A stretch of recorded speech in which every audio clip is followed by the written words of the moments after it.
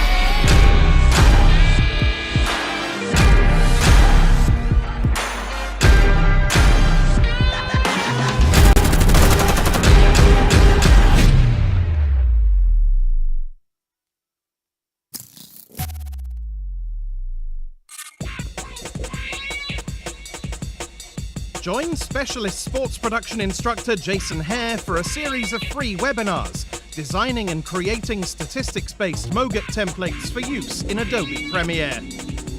Using real-world techniques he developed for the 2018 World Cup and 2019 Rugby World Cup, Jason will show you how to build templates in After Effects, combining Red Giant Universe, custom expressions, essential graphics panel techniques, as well as data-driven graphic workflows. See how to share these templates with Premiere Pro, helping editors achieve more in less time.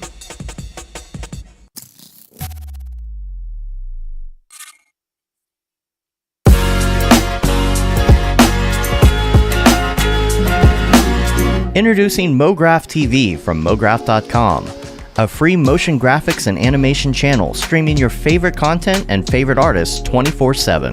MoGraph TV features motion graphics tutorials, talks, tips, inspiration, and replays of popular live shows.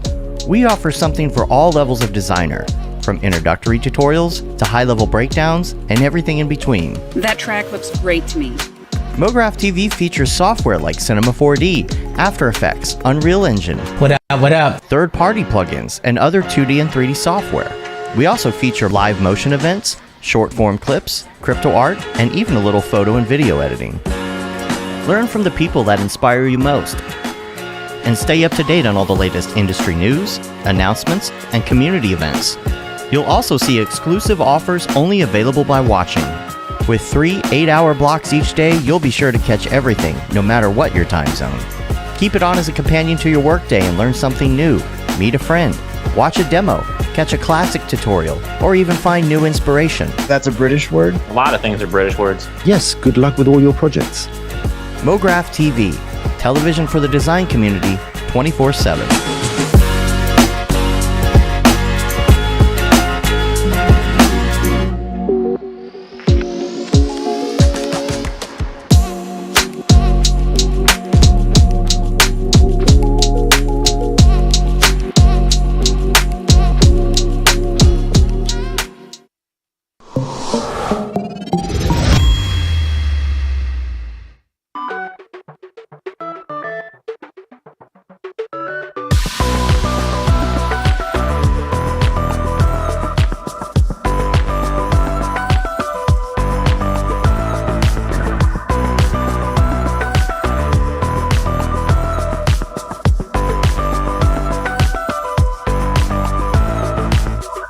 High, low, in stereo.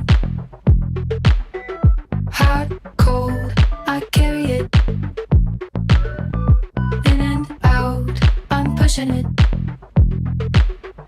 Come on now, we're making it. Haven't you heard that I like it?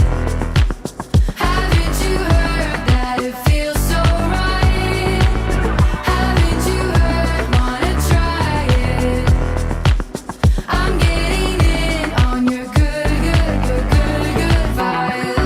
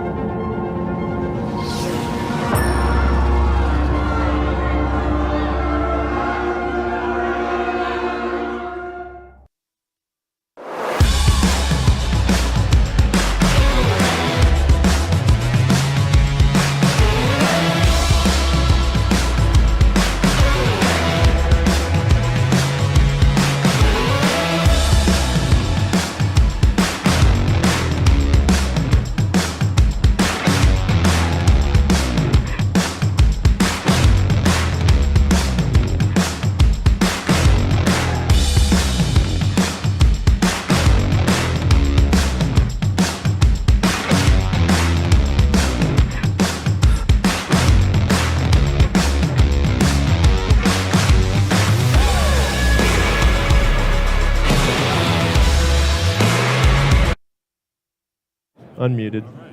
Hello. Hello. Whoa, you're too close Back to up. me, dude. Back up, man. Welcome, ladies and gentlemen, creatives of all ages, to the 3D Motion Show NAB version. For a lot of you who've been tuning in online, we are now back to our live events, and I couldn't be happier to see so many of your faces. I see a lot of people who've been here many, many years ago, and a lot of new ones as well. Hey, brother, good to see you. So we have an amazing lineup as usual, but a little bit unusual is it's, in person, which is super exciting. But we have an amazing lineup of artists, creatives showcasing how they're using Maxon One products in their workflows. And to start it off today, we have the one, the only Travis Ragsdale. Let's give him a big round of applause. All right. Hey, everybody. Thank you for coming out. All right, we're good. So today we're going to be talking about how to create a generative art project using Espresso in Cinema 4D. Before we dive in, I'm Travis Ragsdale, like he said. I'm a 3D artist. I've been using Cinema 4D for about 7 years. I worked with clients like Callaway, Jägermeister, Facebook, Google, some others, and now I'm doing an NFT project full-time. So it's called Alphabot Society, and it's on the Crypto.com platform. So before we jump in, I'm just going to share my reel quickly, and we can watch that from 2021. 2020.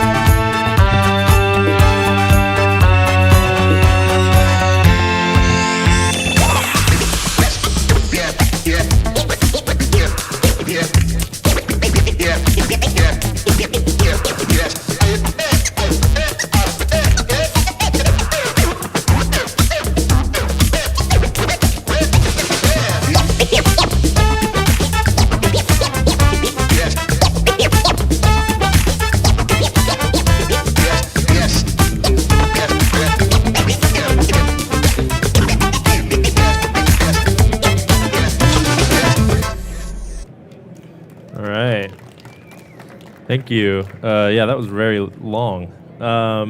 Okay, so what is a generative art project? For those of you that don't know, basically in the NFT space, it's a project where you can create a set number of attributes and then generate a much larger group of final one-of-one NFTs from those attributes. So for my project, Alphabot Society, we had about 130 attributes, and we were able to generate 10,000 unique PFP NFTs. So that is that.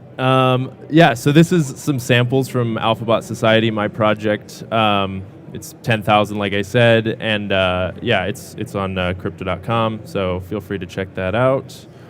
Here's some examples of some popular generative projects you may have seen, like the Bored Apes or the CryptoPunks or the Doodles. This is one that I really like, the Invisible Friends, and then Mechaverse, and then these ones at the bottom are samples from Alphabot Society. So yeah, there's a lot more that kind of goes into generative projects, like community and utility and things like that. But today we're just going to sort of talk about the creative process of making something like this in Cinema 4D. So start off with the planning. That's like pretty much the most important thing to do when you're starting this project, is determine what's the style. You know, how do I want this to look?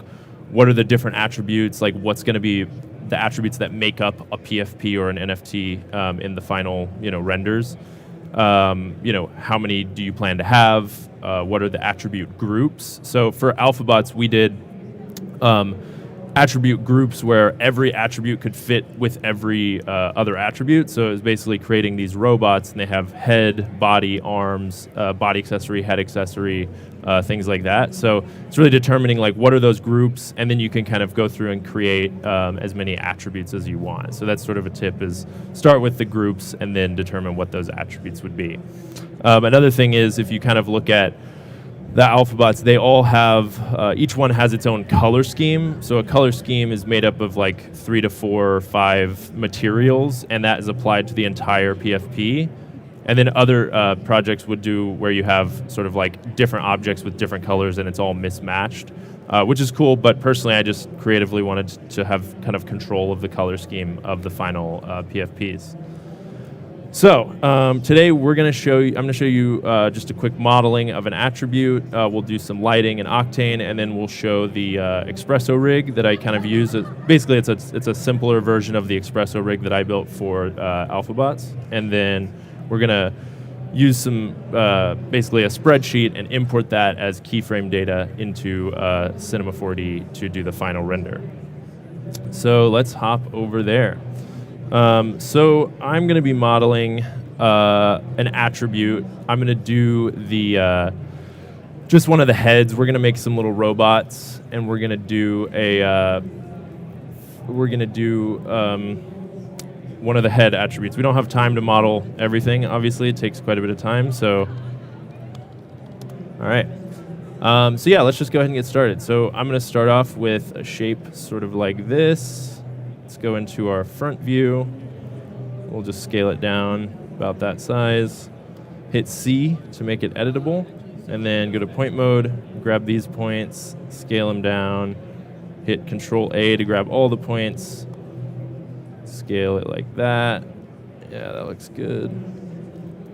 Just trying to make a little hexagon or a, is that parallelogram shape? Okay. Let's go to spline, and we'll chamfer these points so it's a little rounded like that. And then I'm going to, with that selected, hold Alt and put that all into a sweep, and then hold Shift with that sweep selected and drop a rectangle in there. Okay. And this will be like the border of our head. So let's make it a little thicker and add some rounding to it. Okay. All right. And then we're going to take this same rectangle and just Control drag and make a copy. Before we go any further, I want to create a null for all of this so we can group it together. And I'm just going to call this 00_head, since this is going to be the head attribute of the group 00. So that'll make more sense once we see the project file with all the attributes already built. But yeah. All right, so let's hide this border for a second, and let's just create another rectangle make it a lot smaller, hit T for scale. This is going to be like a mouth, so we're going to go to the front view, make this a bit taller, add some rounding like that. And then I'm going to put this in a cloner holding Alt with that selected and just create a couple copies of this. Okay, that looks good. Make a couple more copies, get rid of those. And then for this, I'm just going to make all this editable. So actually, I think this should be a bit smaller. We'll move it down about there. And right-click on the cloner, and then connect objects and delete. So now it just pushed it into one singular spline. I'll put that below the rectangle, and then grab both of those and hit Alt and Control, and it'll put them both into this spline mask. And then we're going to do A subtracts B, so that's going to subtract B from the A spline. And that gives us a sort of spline with a cutout, and we can add that into an extrude, so we get this sort of mouth there. And then I'm just going to move this up like that and give it about 10 in the depth.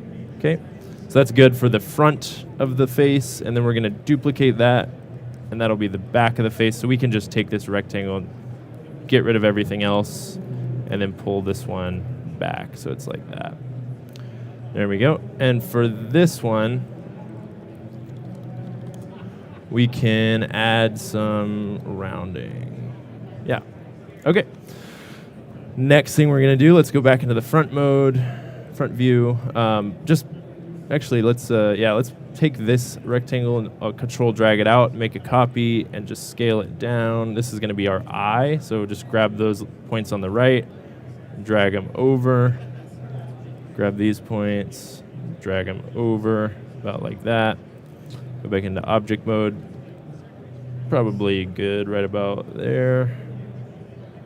And we're going to make another spline for the eye. So this is going to be like a cyclops. So drag, put that in a sweep, holding Alt, holding Shift, put another rectangle, just making a little border for this eye.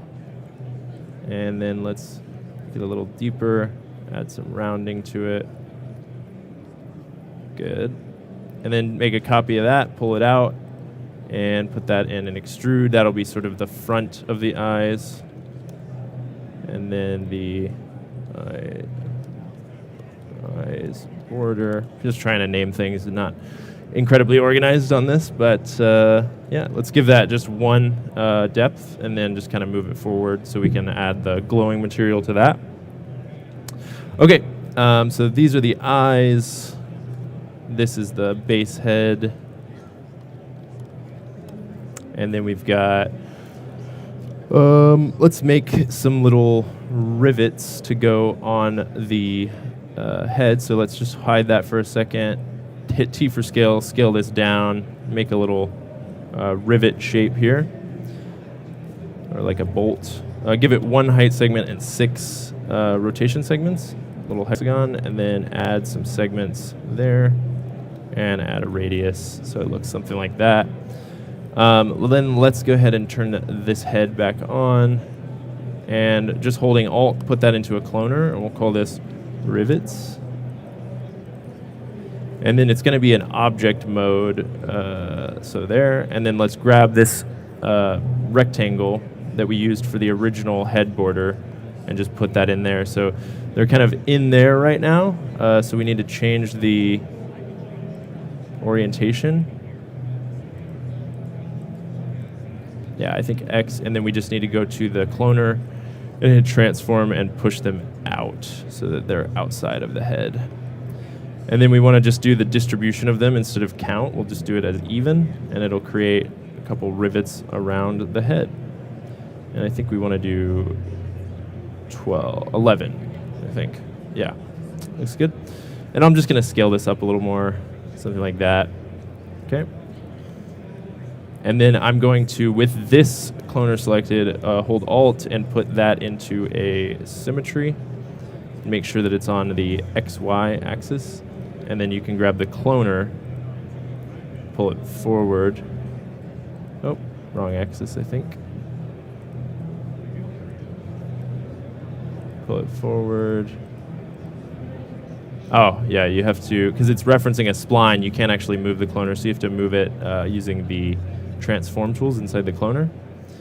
All right, so that looks pretty good. Maybe a little further. All right. Okay, almost done with the head. Let's go ahead and make some antennas, and then we will move on. So I'm just going to start with this sphere, hide the head for just a second, probably about that size. I'm going to just group that right now, call it antenna, put it in here, make sure to name this rivets. Let's just turn that on, and then put a cylinder in here, scale it down, move it up, give it some height, and then let's control drag and create another one and make it a little more short like that. Okay, and grab both of these, and we don't want any height segments, but we'll do 24 rotation segments. And then this top one, I'm just gonna add a little bevel to the edge, something like that. And let's give this sphere 48 segments, smooth it out a bit. Okay, and then I'm gonna just, in this group, hold shift and add a helix. Change the axis, make sure it's going the right direction. T for scale, scale it down. Start it about there. And then let's move the height so that it reaches up to the top. And the radius could probably be 6 and 6. And add some more rotation to it, get a little spring, and then we'll just put that into a sweep with an inside, and then scale that inside down. You could also adjust it right here, maybe make it, let's see, 2. Yep, and then give it a few more segments.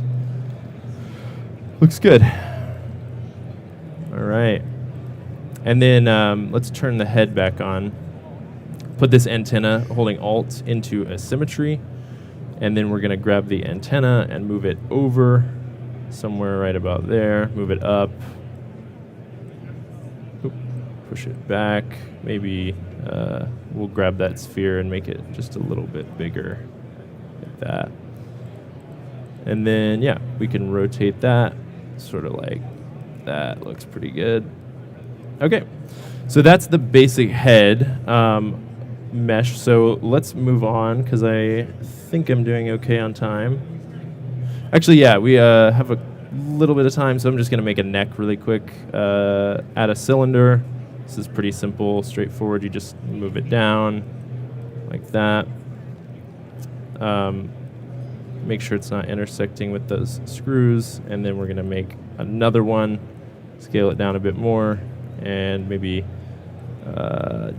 do a cloner. And we'll just do no X and Y clones, just or X and Z, just Y. So we'll do 5 and make them, let's see how far apart. About like that. And then just give both of these cylinders some more rotation segments, no height segments, and add a fillet there. And then we can just group that and call that neck. Okay. So then that is like, just a super basic kind of process modeling a little robot head. I made a couple more, and I'm going to skip over to that project file now so that we can kind of get going on some textures. Let's see, all models. Okay. Oh. There we go. Okay, so basically what is in this project file is unhide everything. We've got 3 heads, 3 arms, 3 bodies, 3 headwears. So you can kind of see like all the different types. Oh, gotta turn that off. All the different types. I've got arms 1, 2, and 3. Got the same thing for the heads and the bodies and the headwear.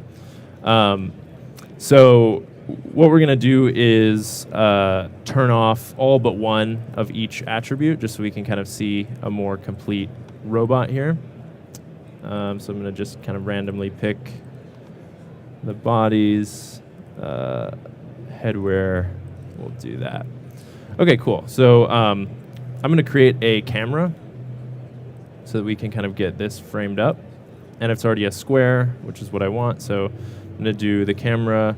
I'll probably like zoom out pretty far and do kind of like an isometric look. So maybe do a super high focal length and zoom out. It gives like a very isometric-y kind of look, which is what I want. So think about like that would probably be good. Let's add a Octane camera tag to that. Oop. Can't seem to get that. Okay. And then, yeah, so I think we're going to do some materials, but before we really dive into that, I'm going to just set up the lighting so that we can kind of see how that interacts with the materials. Uh-oh. Did we... here we go. Okay, don't need that anymore. So I'm just going to start the render. First things first, these settings are not default, but normally this would be direct lighting. And this is Octane render, by the way, for anybody who doesn't know. I set the samples at 540, the GI clamp to 1, and then the adaptive sampling, I just turned it on at default. So just quick settings.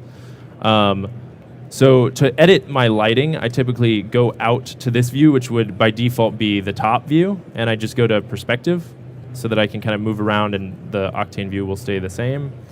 So first thing I'm going to do is add an HDRI environment. And in this, I'm going to put a texture I have loaded up. Okay. C4D. Textures. This is a grayscale gorilla from GSG Plus HDRI, one of their metal HDRIs, which looks really nice. Definitely check out that if you haven't. So I'll probably just put it somewhere like this is kind of the fill light, so put it like an ambient, turn it down to like 0.5 power. And then let's go ahead and create a targeted area light. And I have the Octane Sky selected, and that makes it the target, which I think is just a little cleaner than having another target object since our target's going to be in the center. So this will be our key light. If you know anything about like 3-point lighting setups, that's basically what we're setting up here. The key, the hair rim light, and then the fill light is the sky. So for the key light, I'm just going to have it nice and big to make those soft shadows. Turn it down, probably to around there. When I'm adjusting lighting, sometimes I also turn the other lights completely off so we can just see the influence of this light by itself. So maybe turn that down to like 15, make it a little bit bigger. Okay. And then I'm going to make a copy, holding control, dragging that down. Call this one hair light. Oh, hair light. Okay. And then I'm going to move this one behind the character here. Move it down. And let's turn off that key light so we can just see what this is doing. I'm going to move it back some and probably make it a bit smaller. And then probably more powerful, so like 50. And maybe I'll make it a little taller, actually, a little thinner. Okay, so now we have our hair, our key, and then our fill. So that looks pretty good. Basic 3-point lighting setup with Octane. Cool, so next we're going to create, well, actually, I'll do a little camera adjustment here. So I'm just going to group these lights in a null, call it lights.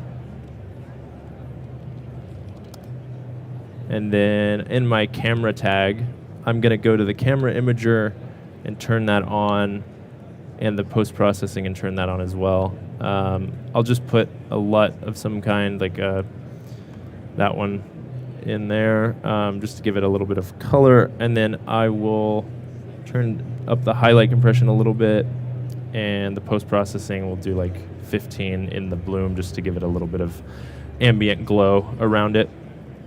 Cool, so that's our lighting and camera done. I'm going to pop open the materials hot corner here and create some new Octane materials. So what we're going to do with the materials is we're going to create 3 materials, which makes up a color scheme in the color scheme attribute group. So let's just start off with one, make 2 copies of it, and call this 00 primary. And the 00 is basically the color scheme. It's color scheme 0, so 00 secondary, and then 00 tertiary. It's really important to like name these things properly so that it stays organized when you go into Espresso and start setting that up. So the primary, I'm just going to give all of these like a random color so we can kind of see which ones they are when we're applying it to the materials. And then I'm going to also create 3 mix materials, so octane mix material. And this is basically going to be the material that actually gets applied to the objects. And then we're going to use this material input to determine like the switching between the different color schemes. So let's just start off by naming these primary, secondary, all right, and then tertiary. Okay, and then let's put these in the respective mix materials. So we're just going to use material 1, and then we're going to grab all 3 of these mix materials and turn the float value to 1. So it's just referencing that material 1 input. Cool, so let's go ahead and just apply this to our objects, and we'll just see, it's basically just applying it to the different parts. So I know all of these, the tertiary I plan to be sort of like a metallic-y kind of material, so I'm going to do all of the like silver parts as that. So all of these inner parts on the arm are going to be that tertiary. This could be, this piece right here could be tertiary.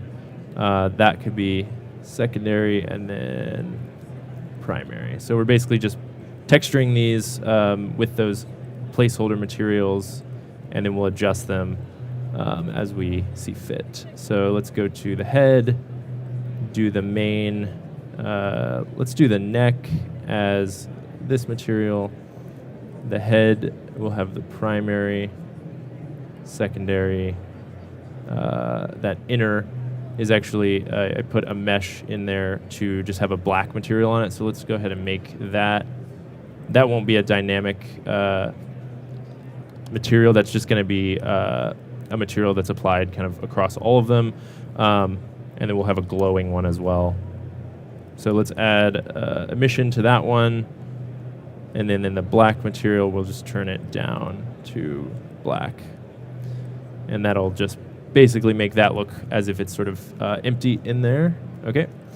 The eyes, we'll do the glow on that part, and that's way too bright, so we can go in there and go to the emission channel and just click surface brightness, and it'll sort of dim that down a bit. And then this sweep, we can just do the secondary. I gotta move that. All right. And again, we're applying these mixed materials, not these materials, to the objects, because these are going to be dynamic. So the rivets could all just be that silver color, and then the antennas will do this inner part as that silver. The sphere can be the primary, secondary, and primary. Okay. So that's our head. And then let's just do the body real quick and the head accessory. So for these bars back here, I'll just do the tertiary. For the ring on the neck, I will do the same. The shoulder, same. This inner part in here, I'll do that as well. And then I will do the primary right there. Or actually, let's do the secondary one. So just drag that over top and replace it. Okay. And then the headwear, we're doing this antenna that I made. So that'll be this base cylinder could be the primary. And then this rounded part right there could be secondary. Then we'll have the little squiggly thing be the tertiary. And then we'll do the glow on the sphere.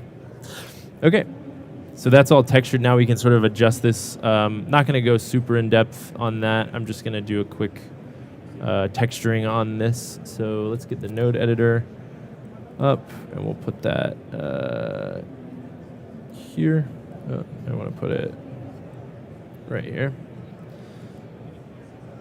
Okay, so I'm just going to jump over there. All right, so for this primary, let's make this like a pinkish red color, just kind of ad-libbing this. We'll add a texture, image texture into the roughness. I just want to use this crust, also from Grayscale Gorilla Plus. So that'll be there. You can kind of see that a little bit if I jump out of my camera and kind of zoom in. It's a little easier to see, potentially. Just adding some roughness to the edge there. Make sure the projection is either triplanar or cubic or box or something like that, because you want to make sure that these materials work on all of the objects that you're creating. So that's another thing to kind of remember, is you're creating generative artwork, so it needs to kind of work regardless of what the model is or the texture is. Kind of everything needs to work together. So let's go ahead and do another texture here, and we'll grab the scratched texture. Cool.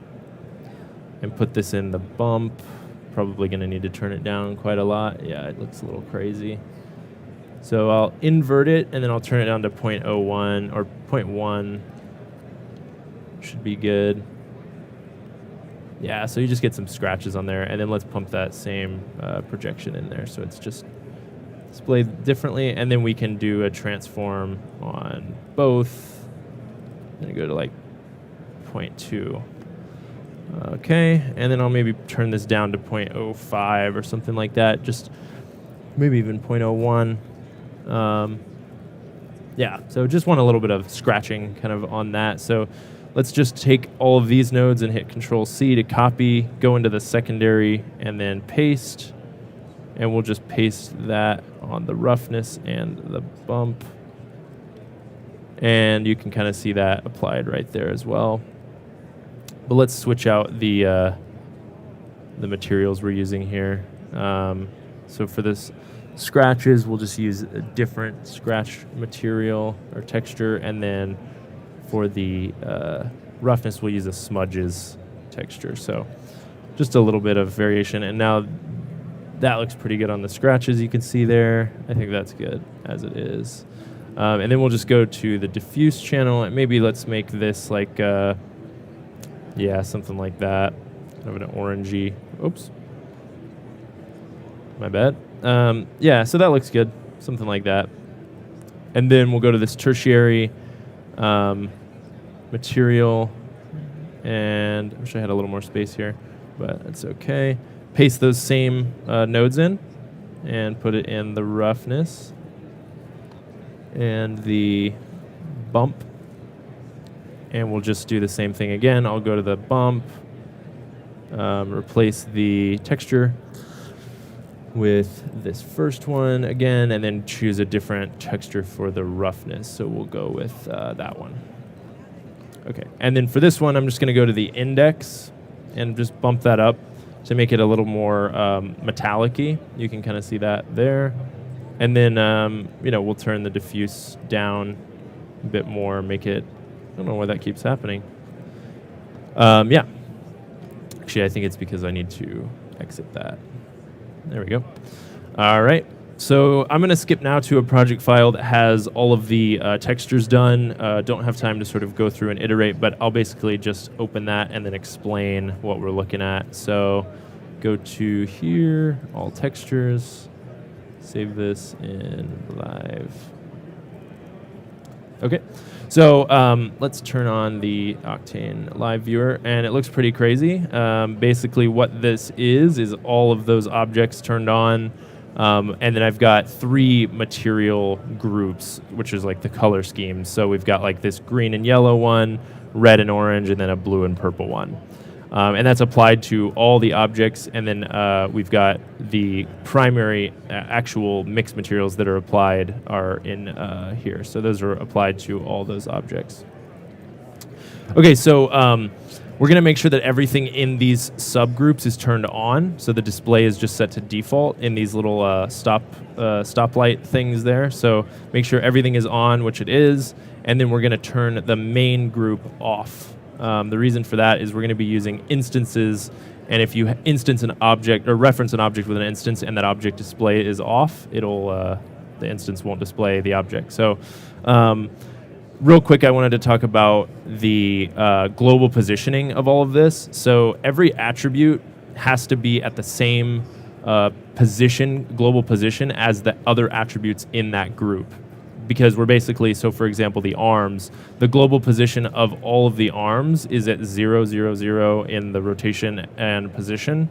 And that's the case for all the arms, because if you're referencing, you're using one instance to reference the arms and they're in different positions, it'll use the position of that instance rather than the position of the original object when referencing it. So just make sure everything is set to the same position as the other attributes in that group and you'll be golden. I'm just doing it at 0, global 0 for position rotation because it's easier to just kind of make sure everything's at 0. So again, let's turn that off, and then we will create an instance. Cool. So the instance, we're going to have four of these. So 1, 2, 3, 4, and we're going to call these arms, head, body, and headwear. Okay, and then grab all of those and just hold Alt-G, put them in a group, and we're going to call this rig. So this is going to be our Espresso rig null. So let's first off start by adding some user data. So we'll click on the null on this little menu here, go to user data, add user data. And they were basically creating 5 outputs or inputs that we can enter the numbers corresponding to those attributes in. So we're going to have 5 data points. This one is going to be arms, and they're all going to be real. So they'll be real numbers, and it'll be a float slider. Makes it a little easier to control. And then it'll have a minimum of 0, maximum of 2, because we have 3 attributes per group. So it's 0 is index 1, and then 1 is index 2, and then, So let's make a couple copies holding control and dragging. When you see that little line, you let go. We need 5 of these. This one's going to be head, body, headwear, and then color scheme. All right. Okay, perfect. So now if you go to that rig null, you'll see this user data input, and you've got these little inputs. And this is actually really useful if you don't know about Espresso or user data. This is nice to have just to be able to control anything you want. So that is good. I think we're moving on to, the Espresso setup. So I'm going to right-click on that rig null and go to Programming Tags and add an Espresso tag.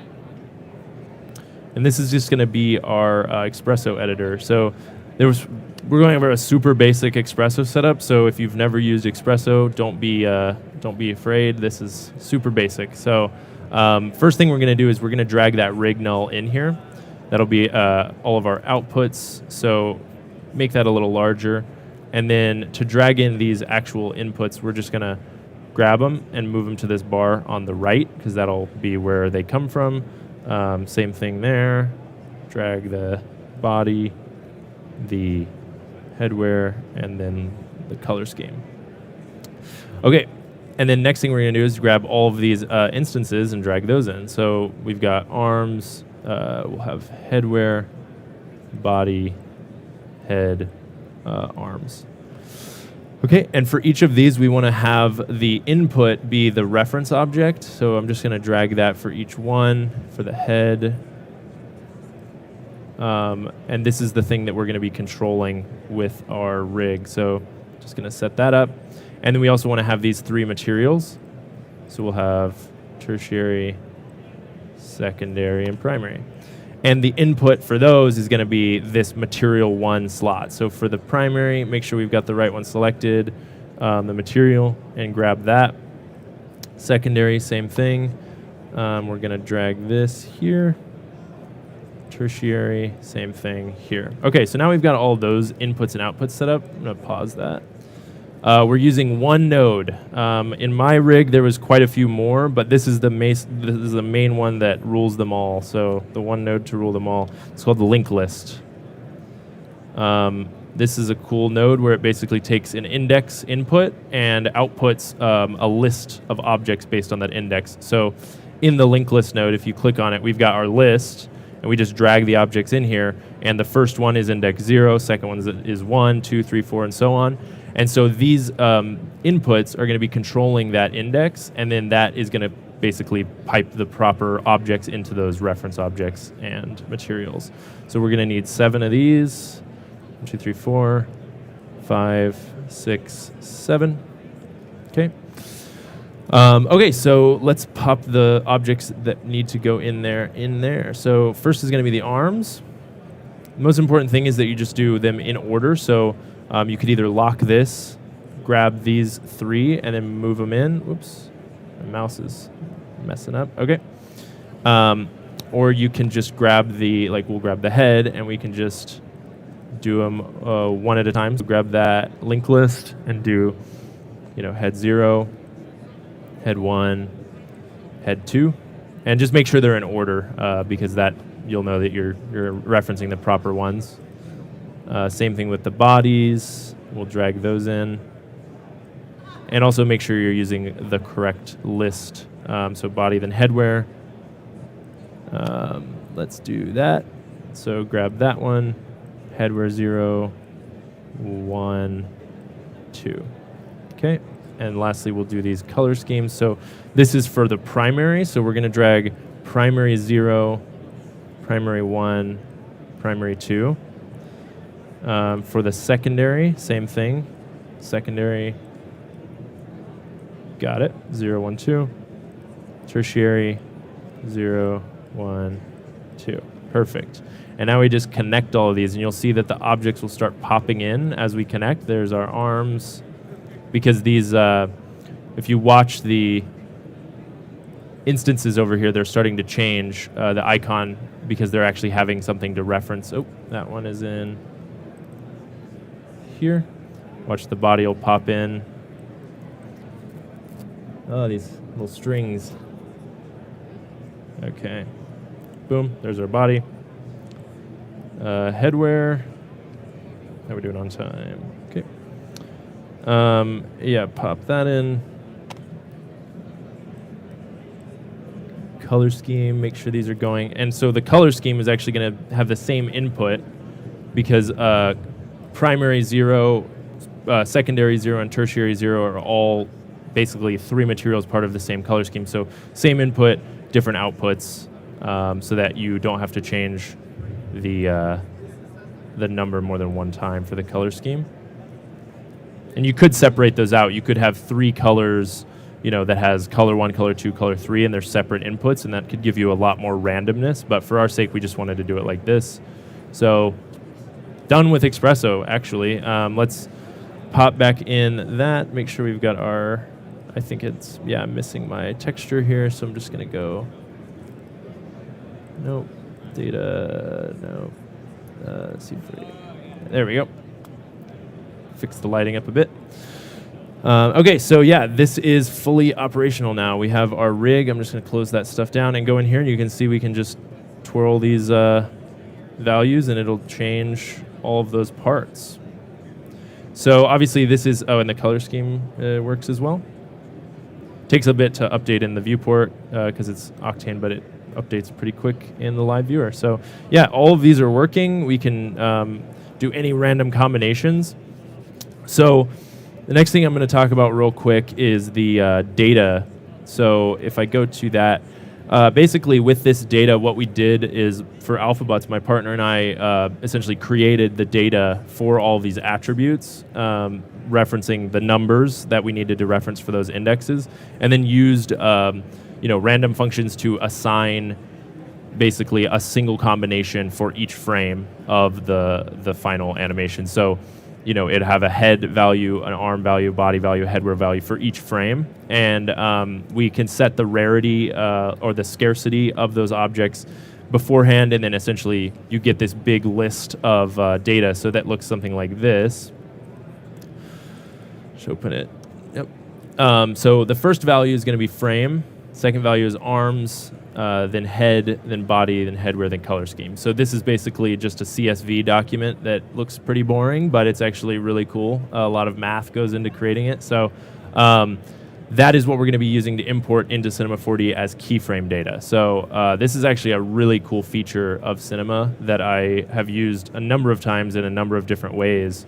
So let's open up the timeline, the dope sheet timeline. Yep.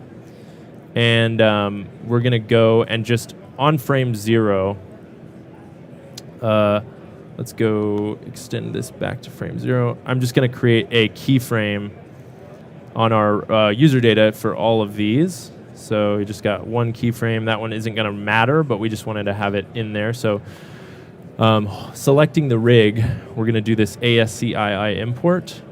So that we will navigate to the data and grab this CSV, and it's a comma separated value CSV document. So do comma, real numbers, and then first value is frame. That's that first column was the frame number, so it knows how to time out the keyframes of the rest of the data. And a little thing with this, every time I do it, I have to do it twice, and then it works. So nothing popped up. I'm going to do it again, exact same way, comma, first value is frame. I know they're working on fixing that bug. And then import was successful. Boom, there's all of our keyframes. And you can kind of visualize what that looks like. It's just a bunch of different values randomly placed for the different attributes. So let's jump back into the dope sheet.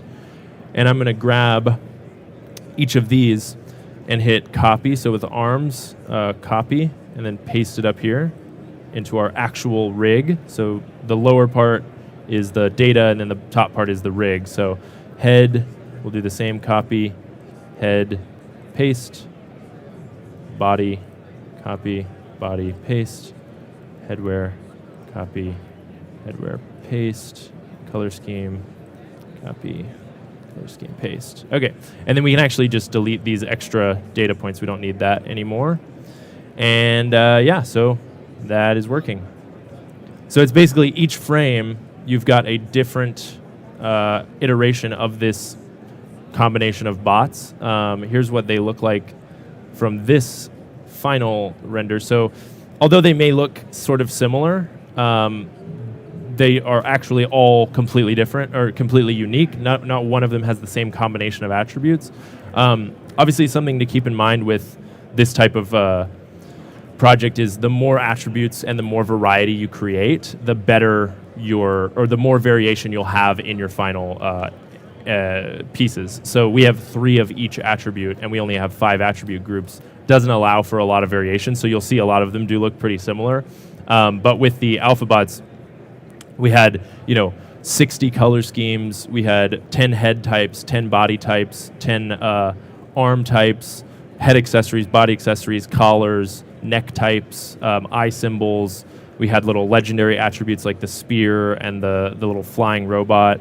So the more variation you create, the more variation, or the more attributes you create, the more variation you'll have in the final render. So just something to keep in mind. Like, we had a very small sample size here, but still ended up looking pretty cool.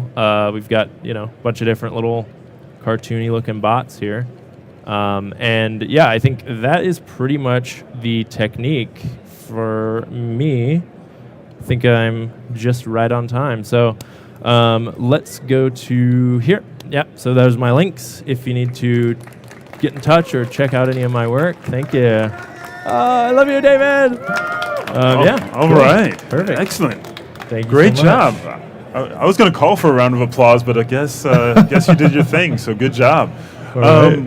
we have a couple questions online, as we do. For those of you who don't know, and this is your first time, interacting with us, we run this whole thing live. So hello, Internet, at the 3dmotionshow.com. So check us out, 3dmotionshow.com. You can see the schedule. Everybody was asking about that. You can see the schedule, as well as we have thousands of dollars of prizes from our sponsors. So go ahead and log in there, and we'll be giving those out, too, at the end of the 3D Motion Show season. So questions from the Internet, and then if you have questions, too, we'll take those as well. But the first question, Internet says, Dear Travis, no. The question is, were the 10K rendered automatically using takes or tokens, or was it brute force? I hope it was automatic. Takes or token? No, so it was basically frames. Like, it was just rendering frames. Like, I set it up that way because they were static, like stills. So Yep. I just, had 10,000 frame project, and it just rendered. So, like that, okay, so just 10,000 frames. yeah, within the same project file. So it was automatic. It wasn't, Yeah. like I wasn't using multiple project files or multiple takes, but yeah, Just one render, still took quite a 10,000 while. frames. Yeah, still took Yeah. quite a while. Yeah. And then somebody was wondering, how did you generate the CSV file?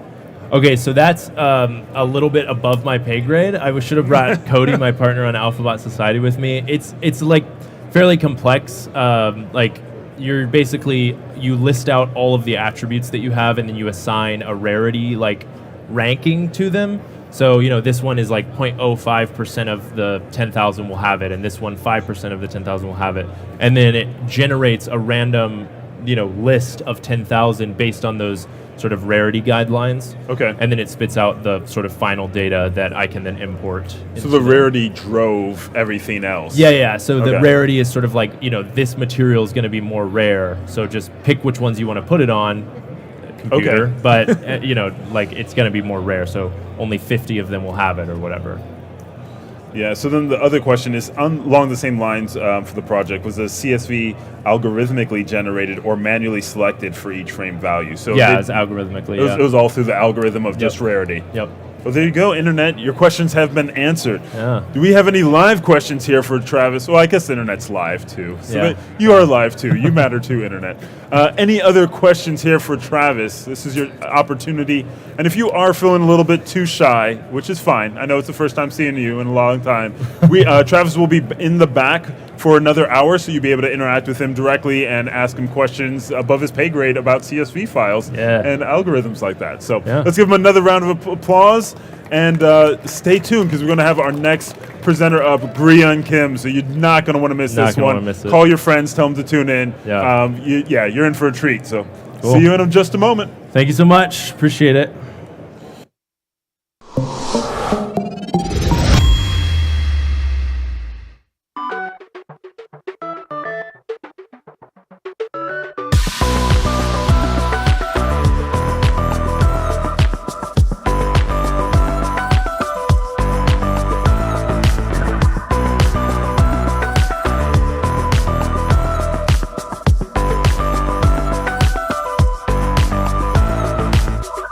High, low, in stereo. Hot, cold, I carry it. In and out, I'm pushing it. Come on now, we're making it. Haven't you heard that I like it? Haven't you heard that it feels so right? Haven't you heard, wanna try it? I'm getting in on your good vibe.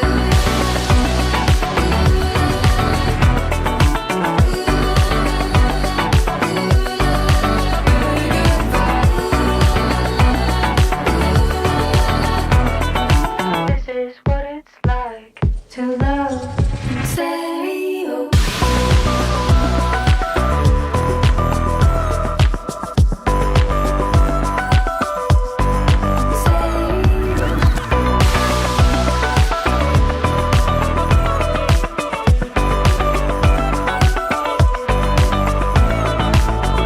Time's slow when you're feeling it. I know you needing it. Touchdown, we're driving in. Come on now, we're making it.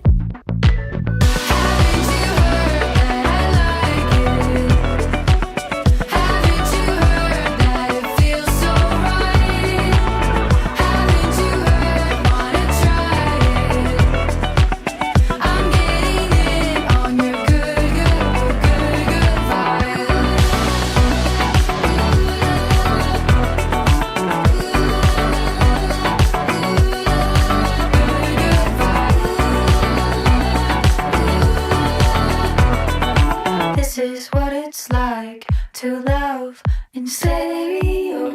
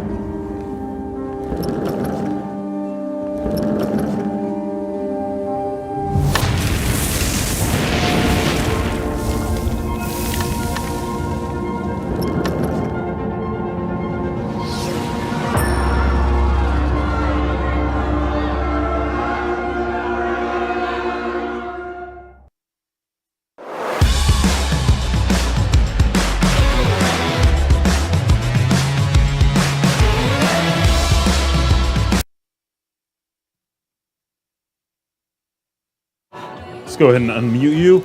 Welcome everyone to NAB Live. I am your host, Matthias, aka Major VFX.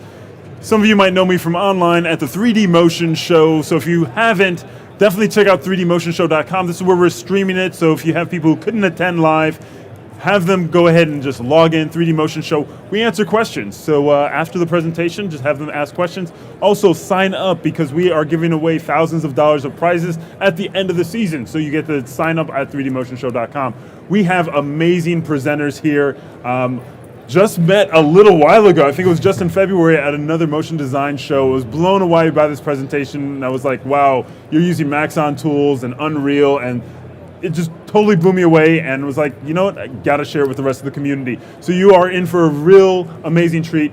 Grian Kim, everyone, let's give him a big, warm welcome. Hello everyone, I'm motion graphic designer Grian Kim.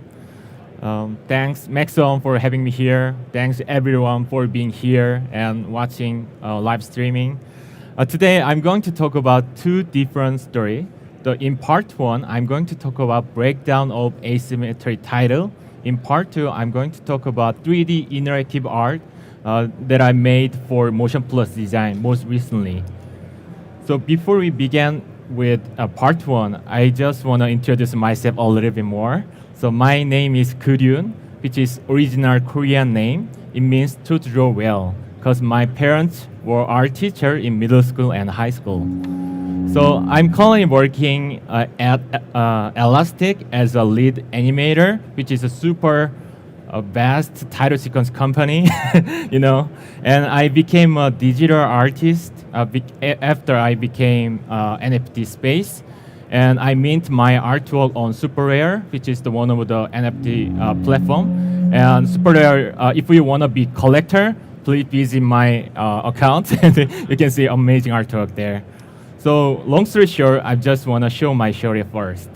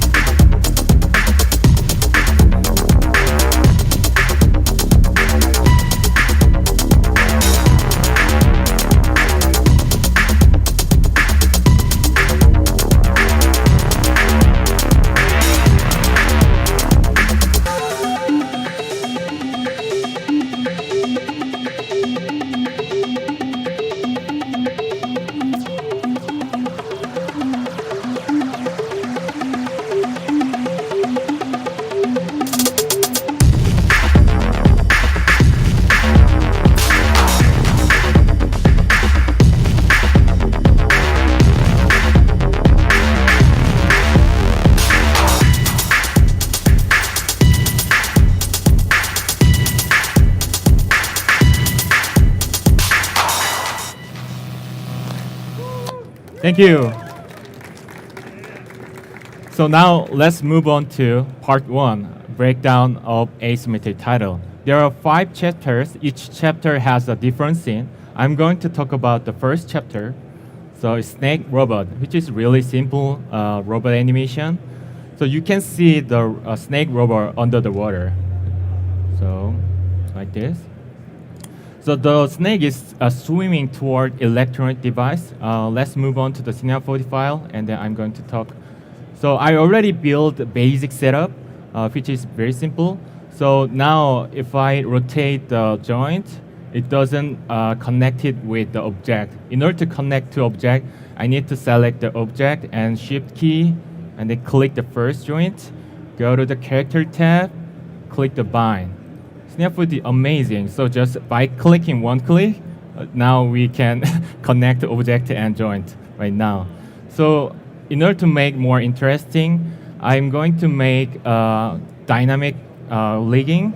So go to the right click on the joint, first joint tab, and go to the linking tab and create IK chain. The thing we're gonna do next is just click the last joint and drop the last joint and drop it on the end. And go to the dynamic tag and check the dynamic. Let's see the result. Now the snake is die. So it is because we need to get rid of the gravity forces. Go to the forces tab and change the gravity 0. Then alive again. So I'm going to animate this root null object by like this. So rather than set a keyframe, I want to introduce a really cool plugin called Signal by Grayscale Gorilla. So right click on the root object and create the Signal plugin.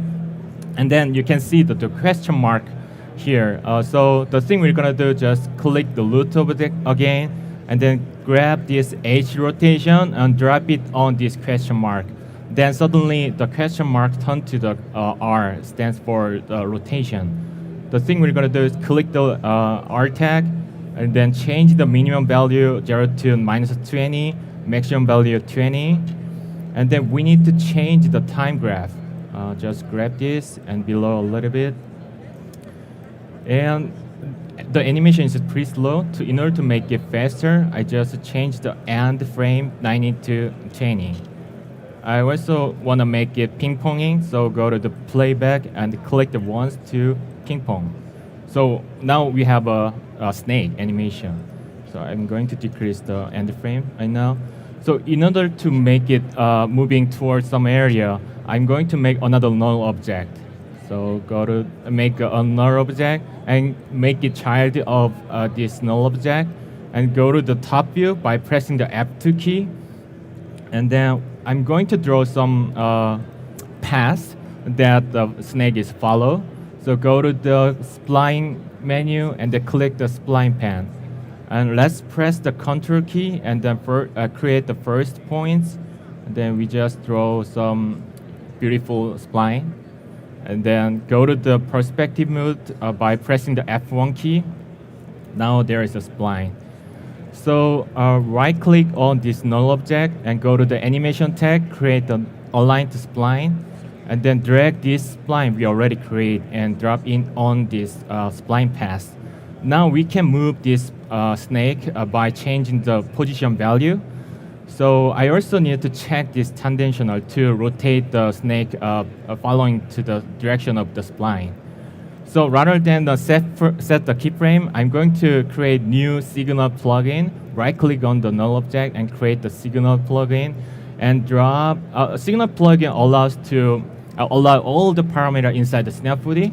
So you just grab this position value and drop it on this question mark, and then I just hit the play button. So I need to change the maximum 0 to 100%. And there's a really a quick button.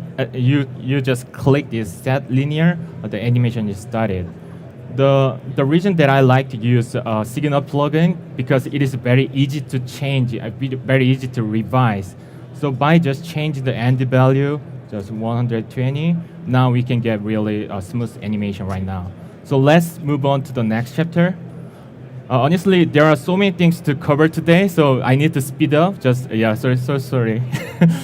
So I'm going to talk about the stretch tree, which is the one of the creator of asymmetry world. So this is the final result I created, and this is one of the simple scene file. I also create a bunch of star frame to get a more inspiration. This is my star frame I already created. I want to make the branch more interesting by adding the digital shape like this. So I also did that kind of star frame. I also did animation test like that. So let's move on to the Snap 4D and then see how I created. So I'm gonna open new scene file, desktop, NAB. Okay, let's go to open it. So there is a tree. I'm going to move it up with the plane effector. Go to the MoGraph tab and go to the effector. I'm going to create the plane effector. And then bring this plane effector into null object. And then I need to change the deformation from off to points. And then we got really weird, ridiculous result because we need to change the transform space node to effector. Then suddenly the modeling goes up. We need to tone down the Y position a little bit more, like this. And then in order to stretch a specific area, I need a fill. So go to the fill tab, create the linear fill. Then I'm going to change the direction Y and then move it up a little bit and change the scale. Go to the scale tab and reduce the Y scale. Then that's all. So now we have a stretch tree, which is very simple. So I got inspiration from those images. So I designed asymmetry logo with this same concept. The asymmetry is a story about the digital world, and this world is growing and expanding infinitely like a tree. So when people see this world, it looks like real world. But when people get into there and they see it closer, and they found out, oh, this is the digital world. So that's why I use this circuit shape on there. When you see the logo far away from, it looks like roots or branch. But when you see it closer, you realize it's a digital circuit shape. So I asked this kind of digital shape to the Houdini artist In Tae-jang, based in Korea, and he made this kind of bunch of random digital shape to me. And then I just copied it on the logo time. So eventually I made this kind of logo time, and this logo is growing slowly. So let's go to the chapter 3, computer flutes, which is the main shot of asymmetry title. This is the final output. I just need to reopen it. Okay. Oh, sorry. Let's go to flutes. And this is the final output. And this is the first start frame I create for the asymmetry title. At the beginning, I just put the tree in the middle of the street, so make it seem more ironic. So, and then adding some color on it. And I also create the monitor hanging on the tree to give it a contrast between nature and digital. So, and then adding green color inside the tree give it a feel more nature and digital are alive. So this is the final animation. So let's move on to chapter 4, GoPro Robot, which is the main character of asymmetry title. And I asked this design to the Hyun-sub An, who is the modeling artist. He created this creature and then leaked by Jung-seok. And it looks like bird. So I just put this robot in the nest. So there is an egg plastic bag. So it looks very ridiculous. And I'm going to let you know how I create this 3D glitch effect on his clothes. So go to the snap footage scene file. And let's open chapter 4. Here is the animation. I'm going to make a 3D glitch effect on this clothes. Click this object and go to the deformer. When I create the deformer, I always press Shift key to make it child of the object you already select. So it's a hierarchy. And then go to the, I'm going to make it deformed by the shader. So I'm going to create noise shader like this. Then we have a really ridiculous result. So that's why I need to change the direction of the deformer from vertex normal to planar. And then go to the shading tab again and change the shape of the noise from noise to sail Voronoi. Then we have a glitch effect. In order to move it, go to the movement tab. I'm going to increase X position 1 centimeter and speed 1%. Then we have a 3D glitch effect. So scale a little bit up. Now that's it. That's very simple. As you know, I didn't do any complex part. I just do the most important thing is ideas for me. So I really try to find a simple solution for it. So let's move to the chapter 5. I'm going to show how I create this creature. So this is the final output I created, and there's a bunch of animation tests like this. So I'm gonna show how I create two parts, the crown and the bottom cable. So let's move on to the Snap for the scene file. Open the chapter 5. And this is the crown. I'm going to let you know how I create this interesting shape. So open the empty file. So the thing, I'm going to create Mo spline by clicking Mo graph and then go to the create the Mo spline, and then you can get this spline. I'm going to change mode simple to total, and then I just want to see it line mode, and then go to the value tab.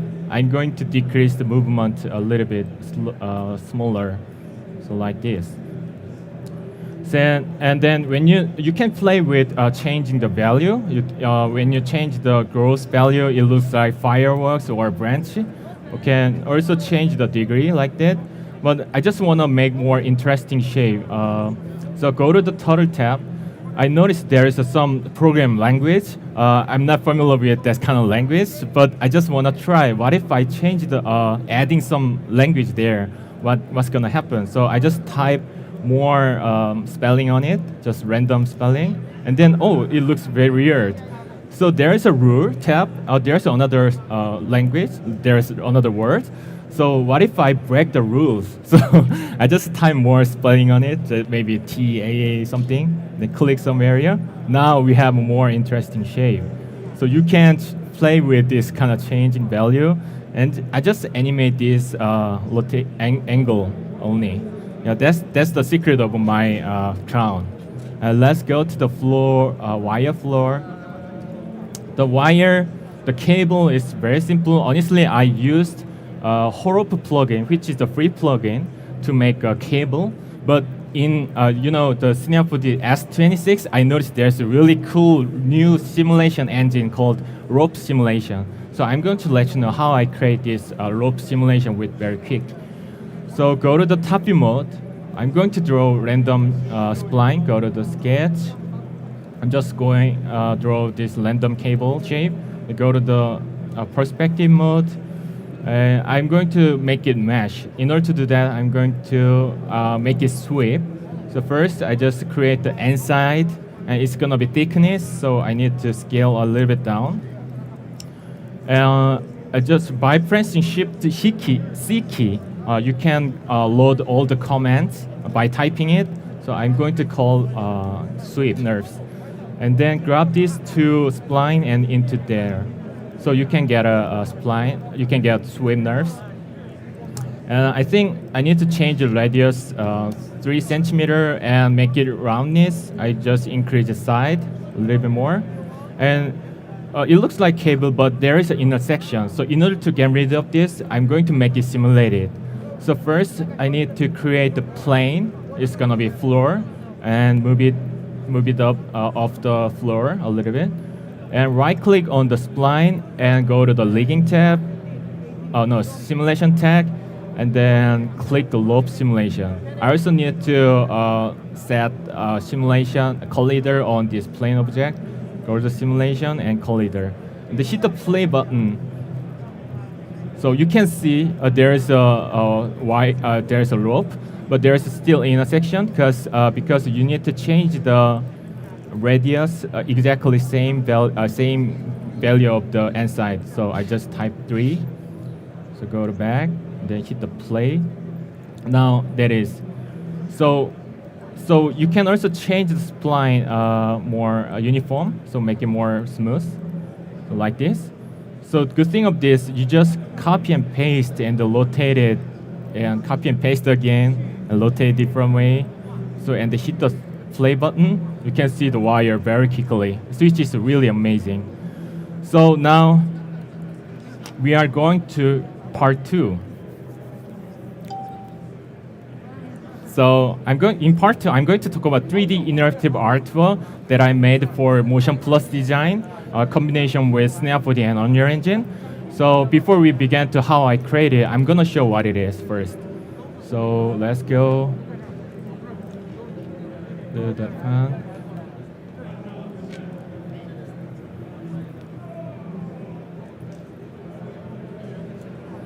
So as I mentioned before, it is for the motion plus design. So I'm really into making new type of the artwork by mixing new technology. So I'm gonna show what it is. Today I'm not telling the story of my life. I'm more focused on the features of this presentation. So at the beginning, I do the parody of iPhone presentation in 2007 by Steve Jobs.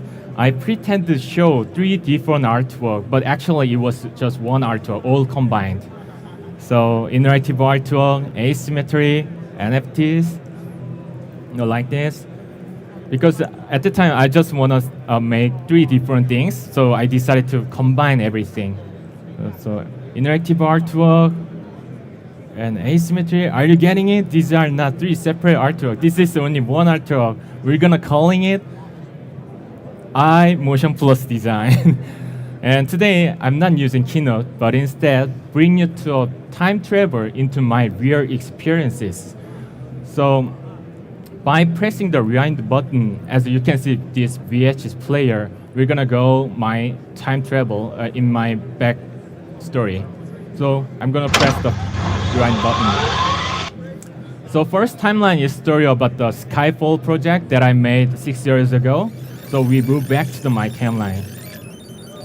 So I'm not going to show all the full version of the Skyfall title, so because we are lack of time. So I'm gonna show a little bit more because I saw your eyes. You wanna see more.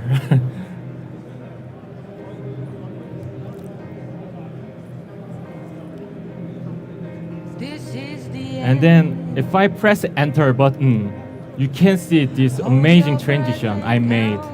So we are zoom out from the television, so that I just want to make the people, now we are get into his experiences. So this is the recreation of asymmetry title. In this place, I can control this character, middle of the presentation. Now we switch to character mode. I can go left, I can go right, I can even jump, like this. So I also add special feature for this event. I press Ctrl Z button, we can fly. We can fly we can see the backstage. There's nothing honestly. So I just focus on this front part. So I'm going to just press G button again. And when the character walk into invisible volume, it switched to camera mode. So I can continue to explain my story with this reference image. And then I press enter button, it goes back. And then I give you guys choices. So there are 2 choices. It depends on your choice. The presentation will be totally changed. So I'm gonna ask you, if you go to the blue road, please raise your hand. Oh, nobody? Oh, okay, 1. If you go to the red road, please raise your hand. Okay. Thank you so much. So I just wanna go there. So when the GoPro character in front of the entrance, it switched to camera mode again. You can see the spotlight also turns to the red light because we choose the red button, red road. So I just continue to talk about my story in terms of my Skyfall project, and we go into this monitor to go to next timeline.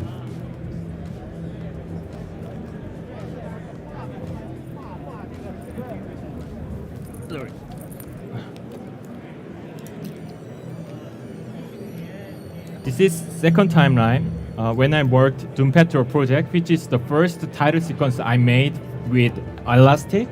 After I did this project, Elastic hired me, and I just talk about how I create this shot. So we're gonna see a little bit more because it's so beautiful.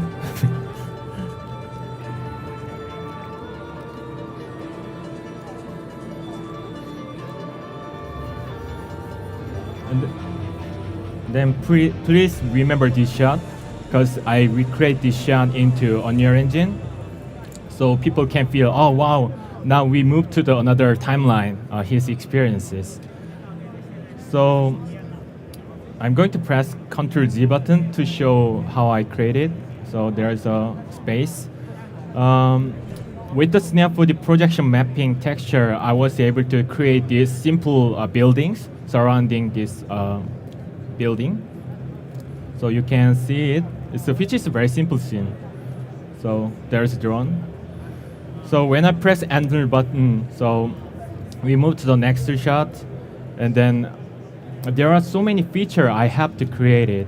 So first, I just want to show the video on the screen. So parody of the, so Matrix. And then I also want to show my reference image or style frame. So I decided to switch the mode, the full screen mode. So inserting this red disk, we switch the full screen mode, so that I can continue to talk about my 12 style frame story. So inserting this, we switch the full screen mode. So it's loading because it's DOS, So 12 style frame. Jeff asked me, who is the director of Elastic, he asked me to create 2 style frame in 2 days, but I create 12 style frames. So beyond his expectation. Those are the style frame I created for him. And Elastic and client all satisfied with my style frame, and they decided to hire me. After that, I became to work at Elastic. So after finishing that, I continued to talk about Jeff's sketch, which is a really fun story. So there's another loading because it's, it's old memory. Jeff's sketch. Jeff also want to create new style frame. He gave me this sketch, and then I create this style frame. And he also want to make some new interesting shot, melting hand shot. So at the time, I haven't used Houdini before, but I studied Houdini for a week, and then I create this simulation. Because of, there's tons of tutorial, and I studied. And this is the final output I created. And after showing the full screen mode, we switch the character mode again so that we can proceed. So in this shot, we can control the character. We can even kick the object here with the physics simulation. So we can dribble this kind of object. So in this shot, I just want to make new transitions. My wife gave me the really great idea. So the drones in front have came us to catch us. So we need to get out of here by falling off this cliff. So I'm going to move to the next timeline. Jump, then falling down. And it smoothly changed to the next timeline, asymmetry title. I'm just gonna skip this title.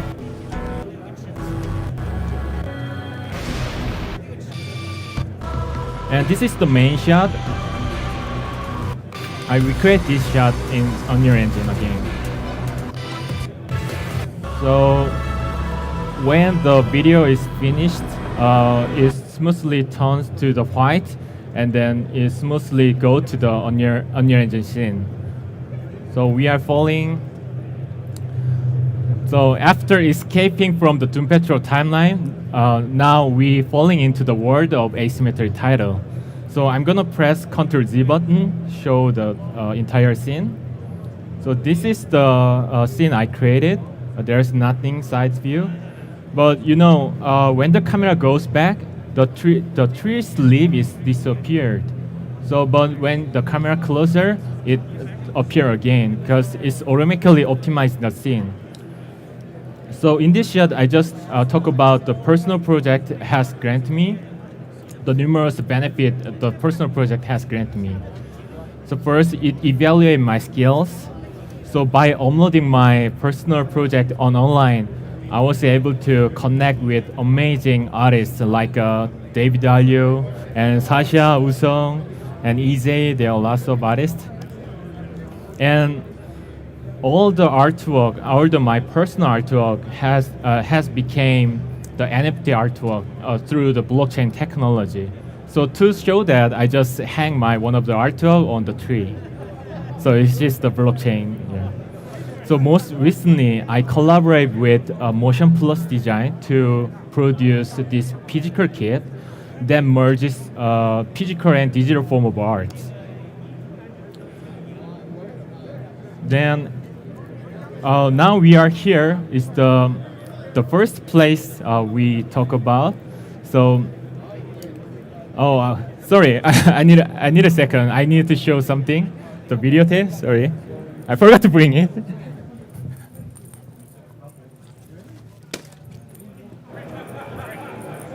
He'll be right back. It's a Really- very because it's really important things. So I'm so sorry. So iMotion Plus Design has all recorded, and now this videotape is right here. So and then I'm gonna make it NFTs and drop it on Super Rare right away, maybe soon, pretty soon. So this is my presentation. So next I'm going to talk about how I created. So there are 4 chapters I'm going to cover. In first chapter I'm going to talk about pipeline. So there are five steps. The first step, I already have a scene in Snap 4D. The thing I need to do is just bring my C4D file into the Unreal Engine. So I had to optimize the scene. The second, I also create new texture with Pixel Mixer. And third, with the scene from the Snap 4D, I decorate and develop the scene in Unreal Engine. Oh, so sorry. Give me a second.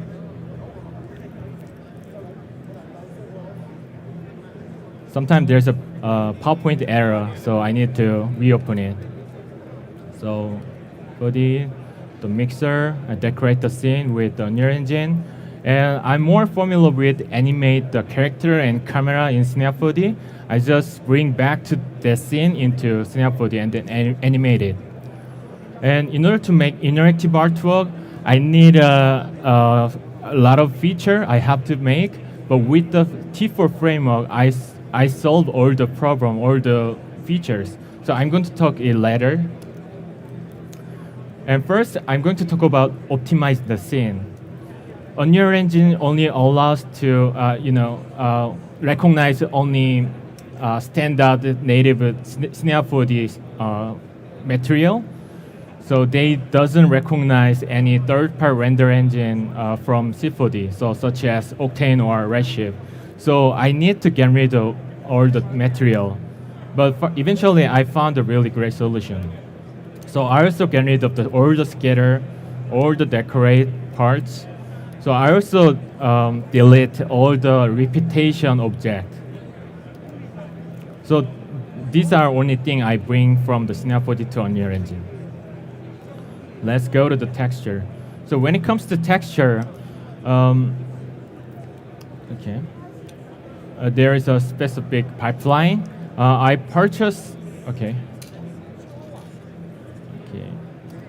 purchased this modeling from CG Trender, and then I just repaint it in Mixer. But Pixel Mixer only allowed to import one FVX file. But in order to texturing on different part, I need a color ID. So with the Snap 4D amazing set selection, I can select and put the different color on it. So and then bake the texture and bring it to the mixer. And then eventually I create this texture the material. Then, so once you bring your scene, import your FBX file with the color ID, you can easily pick the area you want because we already create the color ID. The first, I just browse surface in library in Pixel Mixer. I just tweak a little bit parameter to change it. And then I just pick the area I want to apply. I also use the curvature map, and then it make it more realistic. I just combine with the dirt texture on it. So after that, I also create the fingerprint texture. So specific I just apply this fingerprint on the button area. So eventually, I also mix with displaced texture. The Quixel mixer has a really great function. We can mix with a height map of displaced texture. So let's go to the decoration part, which is a really fun part. I like the most. So in order to decorate the scene, first I just browsing. I just talk about the material first. I just open the Quixel bridge inside the Unreal Engine and then download one of the material. Once you download one of the surface, it automatically generates two different material. One is the material parent, the other one is the material instance. Material parent is more similar with node-based material such as Octane or Redshift. So it's really well organized material node-based, but it's pretty complex. But we don't need to worry about changing this spaghetti. So because we are going to just use material instance. Material instance is like asset based on the material parents. You can only switch this value very easily. So you can change the minimum roughness or maximum roughness too. You can also replace your texture on it.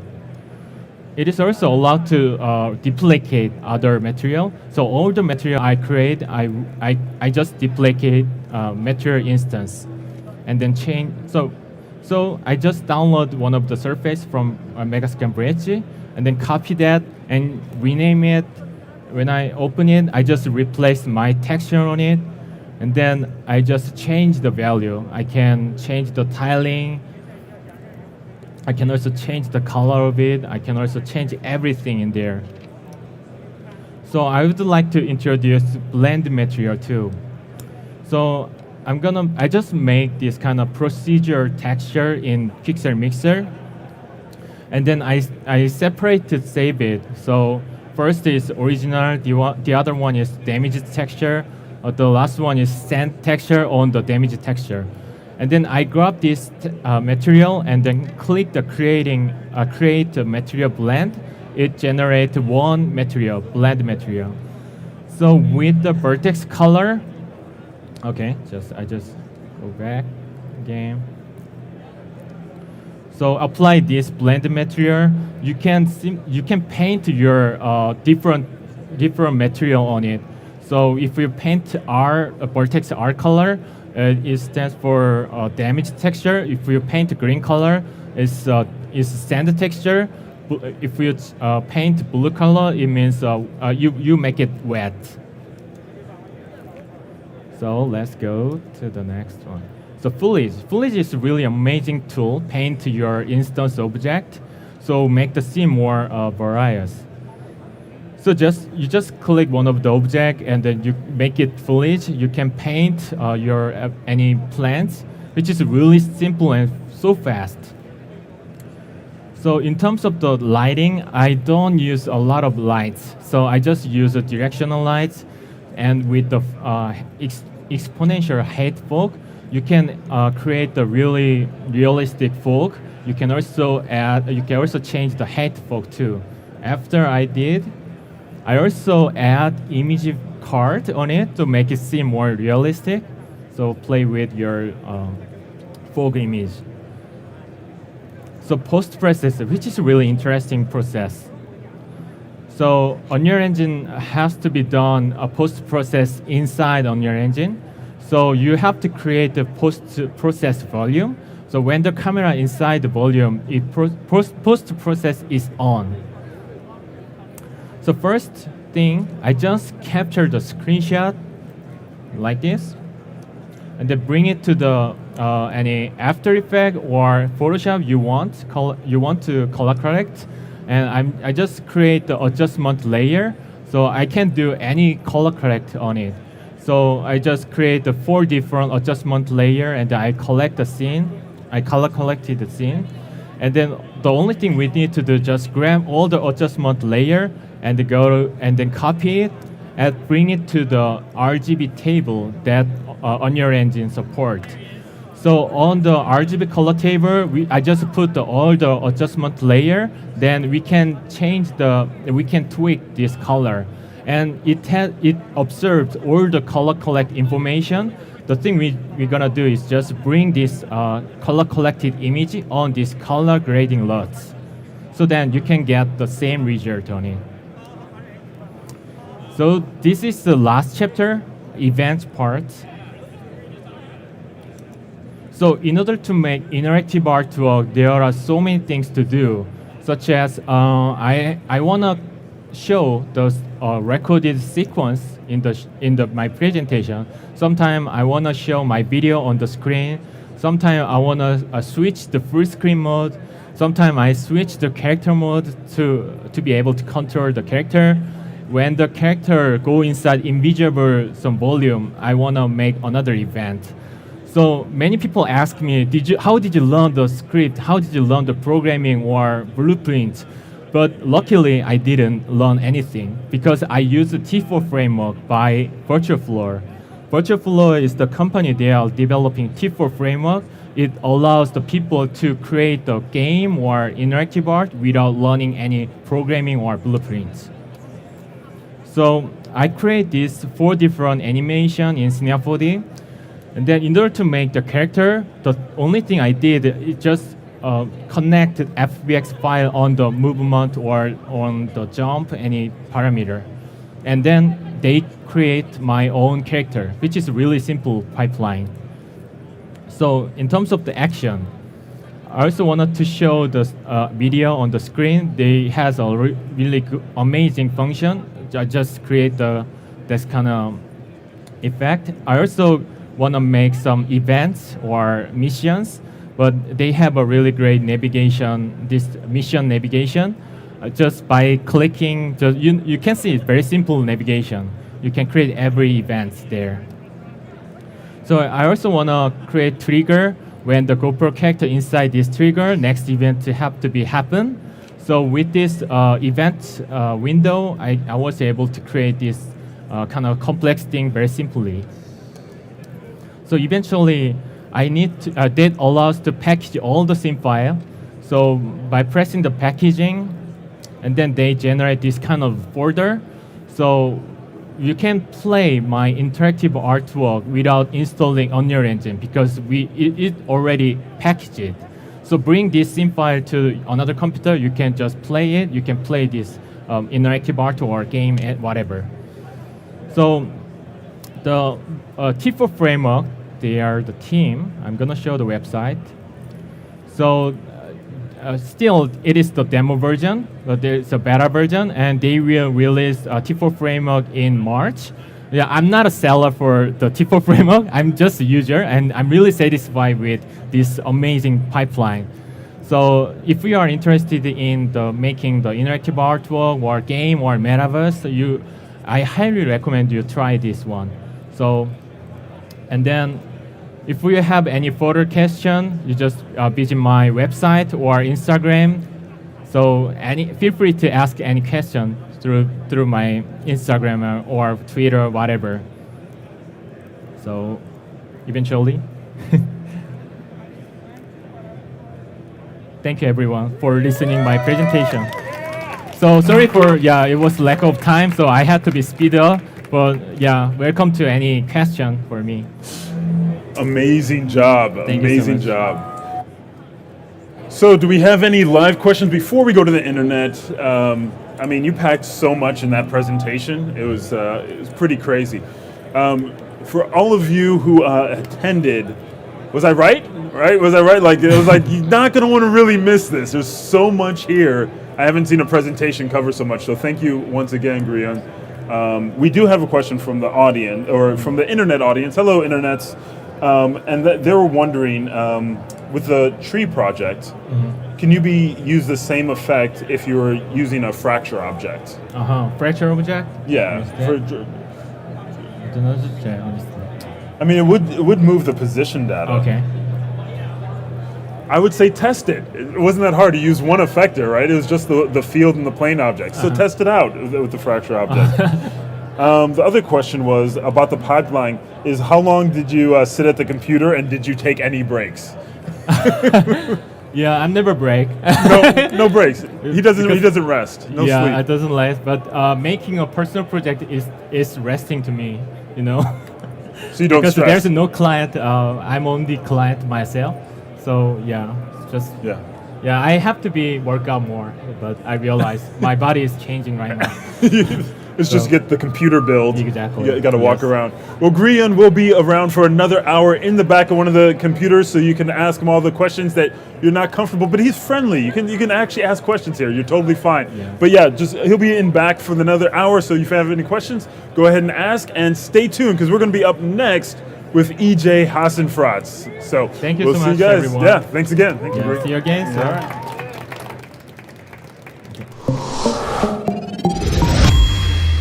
Thank you so much. Covered so much.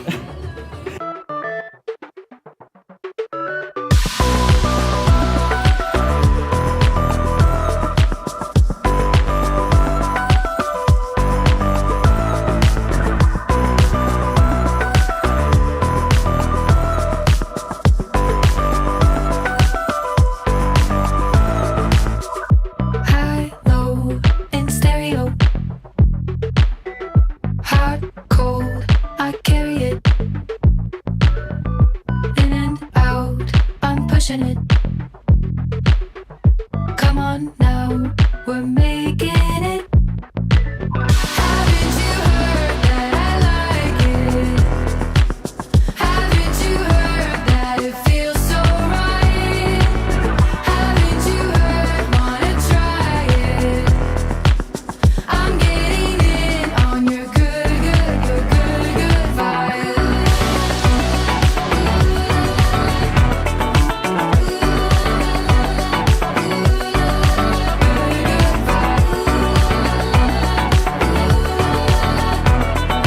This is what it's like to love in stereo.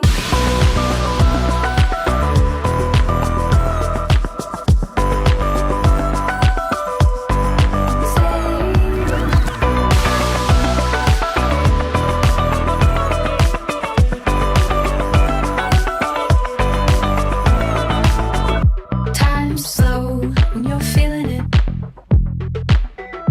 I know you're needing it. Touchdown, we're driving it.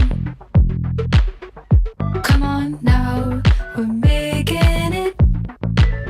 Haven't you heard that I like it? Haven't you heard that it feels so right? Haven't you heard, wanna try it? I'm getting in on your good vibe.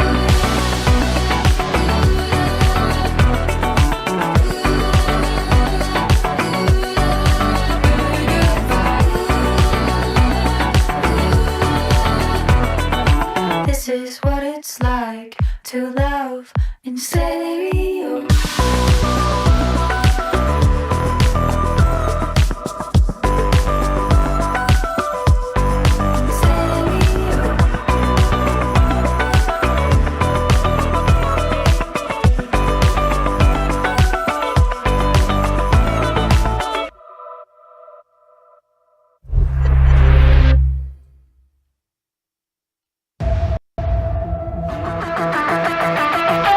Stereo.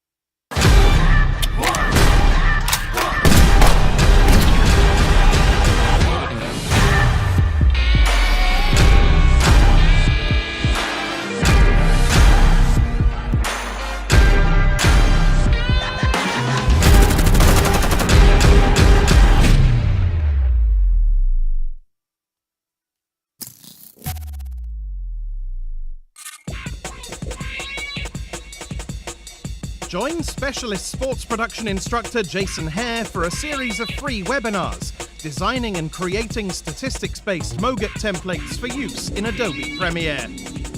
Using real-world techniques he developed for the 2018 World Cup and 2019 Rugby World Cup, Jason will show you how to build templates in After Effects, combining Red Giant Universe, custom expressions, essential graphics panel techniques, as well as data-driven graphic workflows. See how to share these templates with Premiere Pro, helping editors achieve more in less time.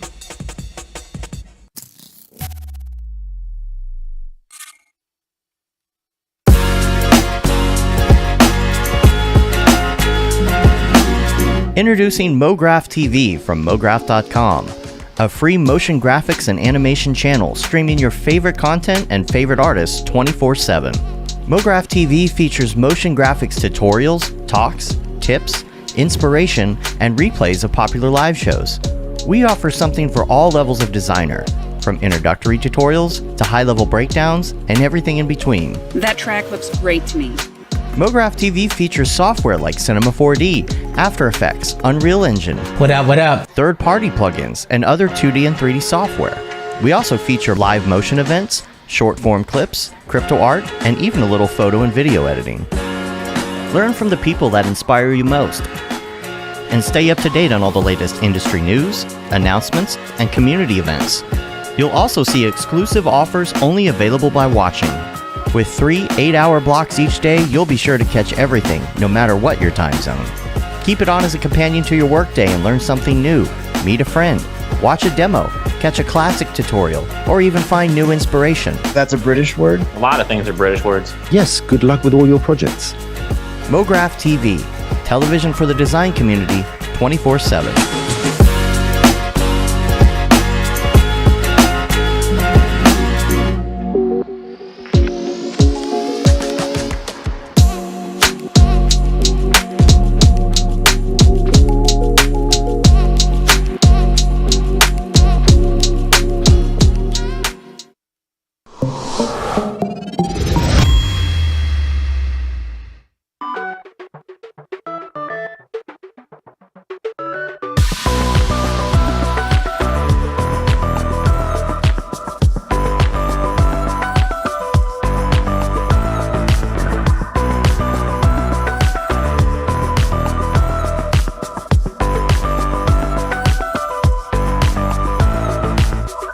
High, low, in stereo. Hot, cold, I carry it. In and out, I'm pushing it. Come on now, we're making it. Haven't you heard that I like it?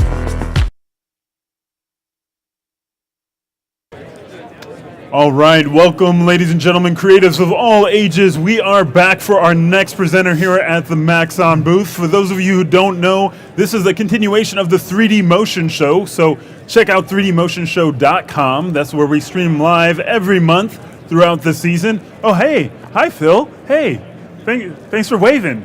Appreciate that. Then don't you feel better now? There's really no one out there. No. People, it's all for the internet. that we- Yeah. This is all AI generated people. Welcome to Yes. MetaHumans with Cinema. No, okay. So we have amazing presenters all throughout the day. A longtime supporter of the community, educator, amazing artist. He makes some of the cutest darn things you'll ever see. Let's give a big round of applause to EJ Hassan for us. Thank you, Matthias. Thank you, Maxon. Thank you, everyone. We are here. We're back. Holy cow! And there's people behind this giant monitor. Thank you for coming out. Everyone on the internet, thank you. For those of you who may not know me, my name is EJ Hassan-Fratz. I'm creative director at School of Motion, where I actually have taught a couple classes about Cinema 4D. So if you're new to Cinema 4D or you've wanted to get into Cinema 4D, learn a little bit more about it, School of Motion has you covered. We basically got like these 2 classes, a bunch of other classes. We have teaching assistants. So if you really want to learn software, this is the place to go. Yeah. So I've been using Cinema 4D for, oh my God, like 12, 13 years now. And the reason why I have done it is because It's just so easy to use. It's very intuitive how it works. It's kind of, I call it an artist tool because it kind of just gets out of your way and lets you create. So that's why I've been loving Cinema 4D. That's why I've been repping it for so long and have been making training content on it for forever. So for those of you who might not know what I do, the type of work I do, like I said, I'm mainly a creative director at School of Motion. I've been doing the whole NFT thing now, doing a lot of personal projects, but I just wanted to show a little bit of my reel to show you what I do. And this is the first time I'm actually using a PC, so a lot's changed in 3 years since we've done this. But so I might screw things up because I'm like totally a Mac person, but here is my reel.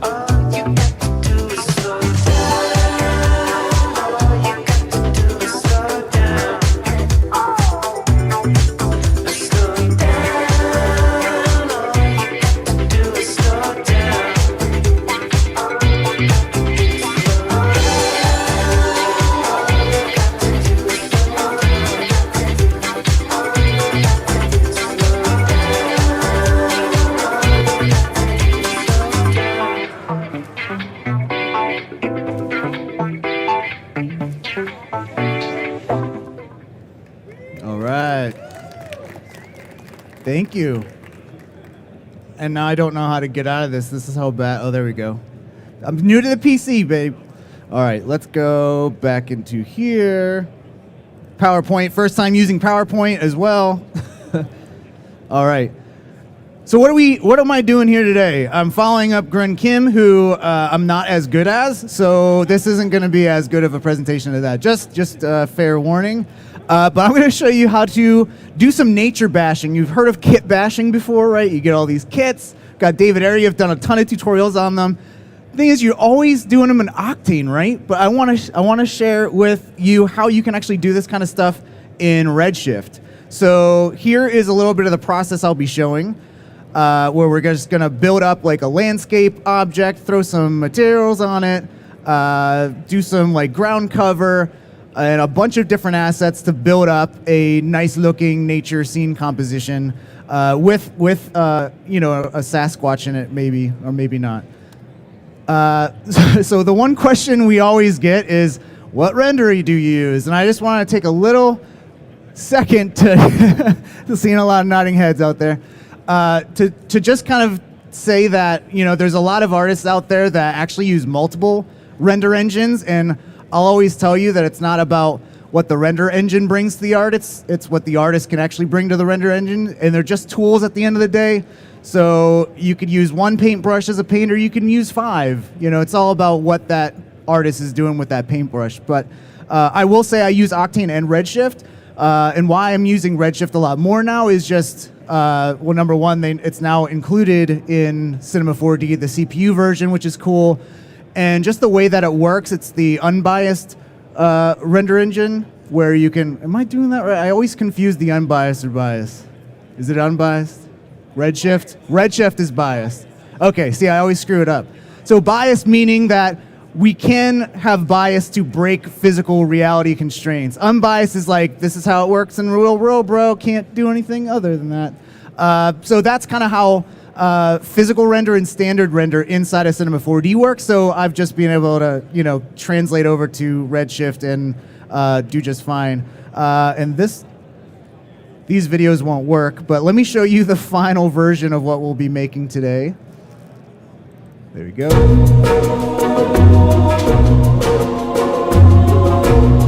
A nice little scene here. Got some animated volumetric lighting. I can't get rid of this bottom bar. Windows. Dang it, Windows. But I'll be showing you how to build up basically everything. Also talk a little bit about lighting, composition, and that kind of good stuff. So that's what we'll be making today. So how I started to create that scene is I always recommend you go on Pinterest or whatever and get a lot of references and mood boards because it can really help you kind of narrow your focus. You know, we always have that imposter syndrome. We freeze if we can just do anything. Like if you're told as an artist, like go create anything you want, you're just going to be like, well, I don't know what to create. There's so many things. So always trying to get references and trying to go and narrow that direction any way you can is great. So, you know, after going through Pinterest a little bit, I found some of these cool like foresty Japanese scenes where you got like temples. We got all this really cool moss. I just love the super saturated green of like the fog in some of these. And I love these little statues, which they're called Jizo statues. And they're Japanese. They're like little baby Buddha people. And they're like super cute. And I was like, yes, okay, I'm going to make something. But I'm going to make a pug version because I'm a pug dad and love pugs. Yeah, give it up for pugs. And so I was like, I'll make that. That'll be kind of the focus, like the hero element of this forest scene. Because you can see that, you know, when you have shots like this, like, yeah, that's pretty, but where are you looking at? Like, there's no hero element, so that's kind of what that is. But yeah, I just love the like super foggy atmospheric vibe of what was going on here. So first I'm going to show you how to like just build up your basic landscape first. And then we'll just kind of move on from there. So let's dive into Cinema 4D, and let's start a new project. And when you're doing nature scenes, and I know I've heard David Ariev here say he doesn't go to scale ever, he doesn't care about it. So I don't know. I think you could probably do that, but I always try to actually have a figure in here, which is actually like based off of the size of a 6-foot person, and then you build out from there. And why that is, like I said, you don't have to do it. But these render engines, they work off of like real world units. So if you want things to look like super realistic, you want to use a light, and the fall off is usually a set distance. And when you have a massive scene, sometimes the values you pump in could be super huge or super small if your scene's super tiny. So I always start with a figure object just to get a sense of scale. And then I'll go ahead and I'll just create a plane object first and just like scale it up. And there's our nature scene right there. See ya tomorrow. No. Let's go and hit N and then B, because that'll bring up our garage shading with lines. You can also do that by just going up here as well. It's always good to like memorize some of these commands here. And you'll see we don't have a lot of geometry. And what I'm ultimately going to be doing is displacing and deforming this plane object. And let's actually rename this ground. And let's just up the segments here. I'll do like 222. 222, or maybe 333, just to get enough of a detail here. And I'll just move this back, because really my camera angle will probably be somewhere like this, so I don't need like all this space back here, right? So I can just push all this back. And then how I'm gonna build up some detail, let's hit N and then A to just go back to our garage shading with outlines. And I'm just gonna grab a displacer. Actually, I'll just do Shift C. Shift C. There we go. That's the commander. I'm just going to go and enter in displacer, hit enter, and then go and place this underneath the as a child of this ground. I didn't even spell ground object, so Grood. I am Grood. And we'll get a displacer, and this will allow us to displace this object. And so what I'm going to do now is go into the shading tab, and I'm just going to load up a noise. And you can see all this kind of janky geometry here. You can choose whatever noise you want. Fun fact, in the newer versions of Cinema 4D, there's actually this little empty area here. There used to be an arrow. I hope they put it back. But if you click on that, you can actually see a visualization of all the different types of noises that you want to use.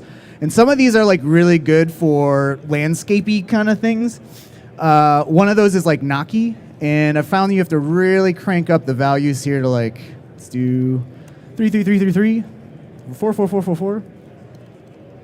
Doing the Chris Schmidt shortcut of just hitting the same key over and over again. And you can see this looks like pretty cool, like organic kind of landscape. We can do this, and this is going to be like our like more low fidelity detail, which means just very broad strokes of landscape. So like low fidelity, or just, you know, low detail. And let's make this even bigger, maybe 5. Okay, and then we'll go into our object tab and just crank this up even more. So something like that. It's getting there. And then what I'm going to do is just command click and drag to duplicate that displacer. And this will be like our higher fidelity detail.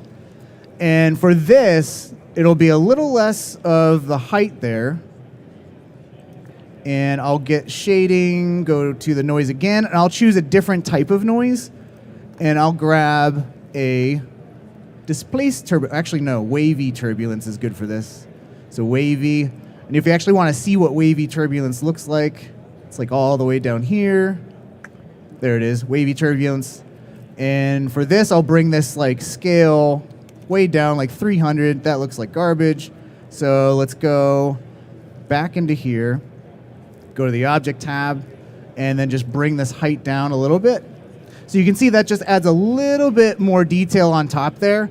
And why this is nice to have these two noises separated out is I don't have to like build a a layer shader or whatever and go into here and adjust all these noises at once. I can go in here and just kind of adjust the height individually, which is nice. And then what I'm going to do is let's add some hills in the background because we don't want to just see our landscape come to an end. Let's build some hills back there. So for that, I'm going to add yet another displacer.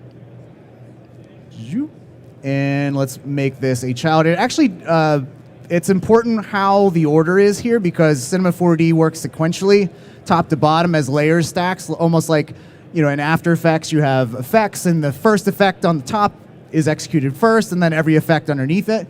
So it'll look different depending on if I have the higher detail on top or the higher detail on the bottom. You can see a little bit of a change there. But this is going to be our hills displacer. And for this, I'm going to go into my shading tab, and I'm going to, instead of loading up a noise, I'm going to load up a color. And what this is going to do is it's like this displacer is full on. So if I move this up, it's just moving everything up. But if I move this super high up, what I can do is actually control this with fields. And fields kind of allow you to define where this displacer is having its effect. And what I'm going to do is let's just grab a spherical field. And you can see we got a little mesa now. But if I make this bigger here, and let's move the inner fall off here down, we can go into this remapping tab and control how that fall off is looking. So instead of having just this straight linear fall off, I'll go and use a curve. And now I can use this curve editor or spline editor and kind of round that out a little bit like that. And now what I can do is just kind of move this back. So maybe in the back here, scale that up, T for scale.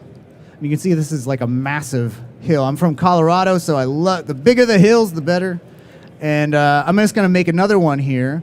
So let's go into displacer again. Let's add another spherical field. And to make this blend on top of it, actually did it automatically, and we're going to set this to max. So it basically is like an add mode on top of this effect. You can think of fields as a black and white mask. So let's go, and this is the second one. Let's scale this up. So super big, and we'll just bring this over here. Now, these are pretty massive hills. The cool thing about this is if you really make the height here massive, you can actually just go into, and say you want a whole bunch of hills and you want to art direct where they are, have this nice leading line or whatever to draw your focus. You can place your hills wherever you want, and then you can go into the fields tab and just control the strength. So it's I'll tone that down, I'll tone this down a little bit, something like that. So you have that flexibility of doing something like that. So always art direct to your heart's content.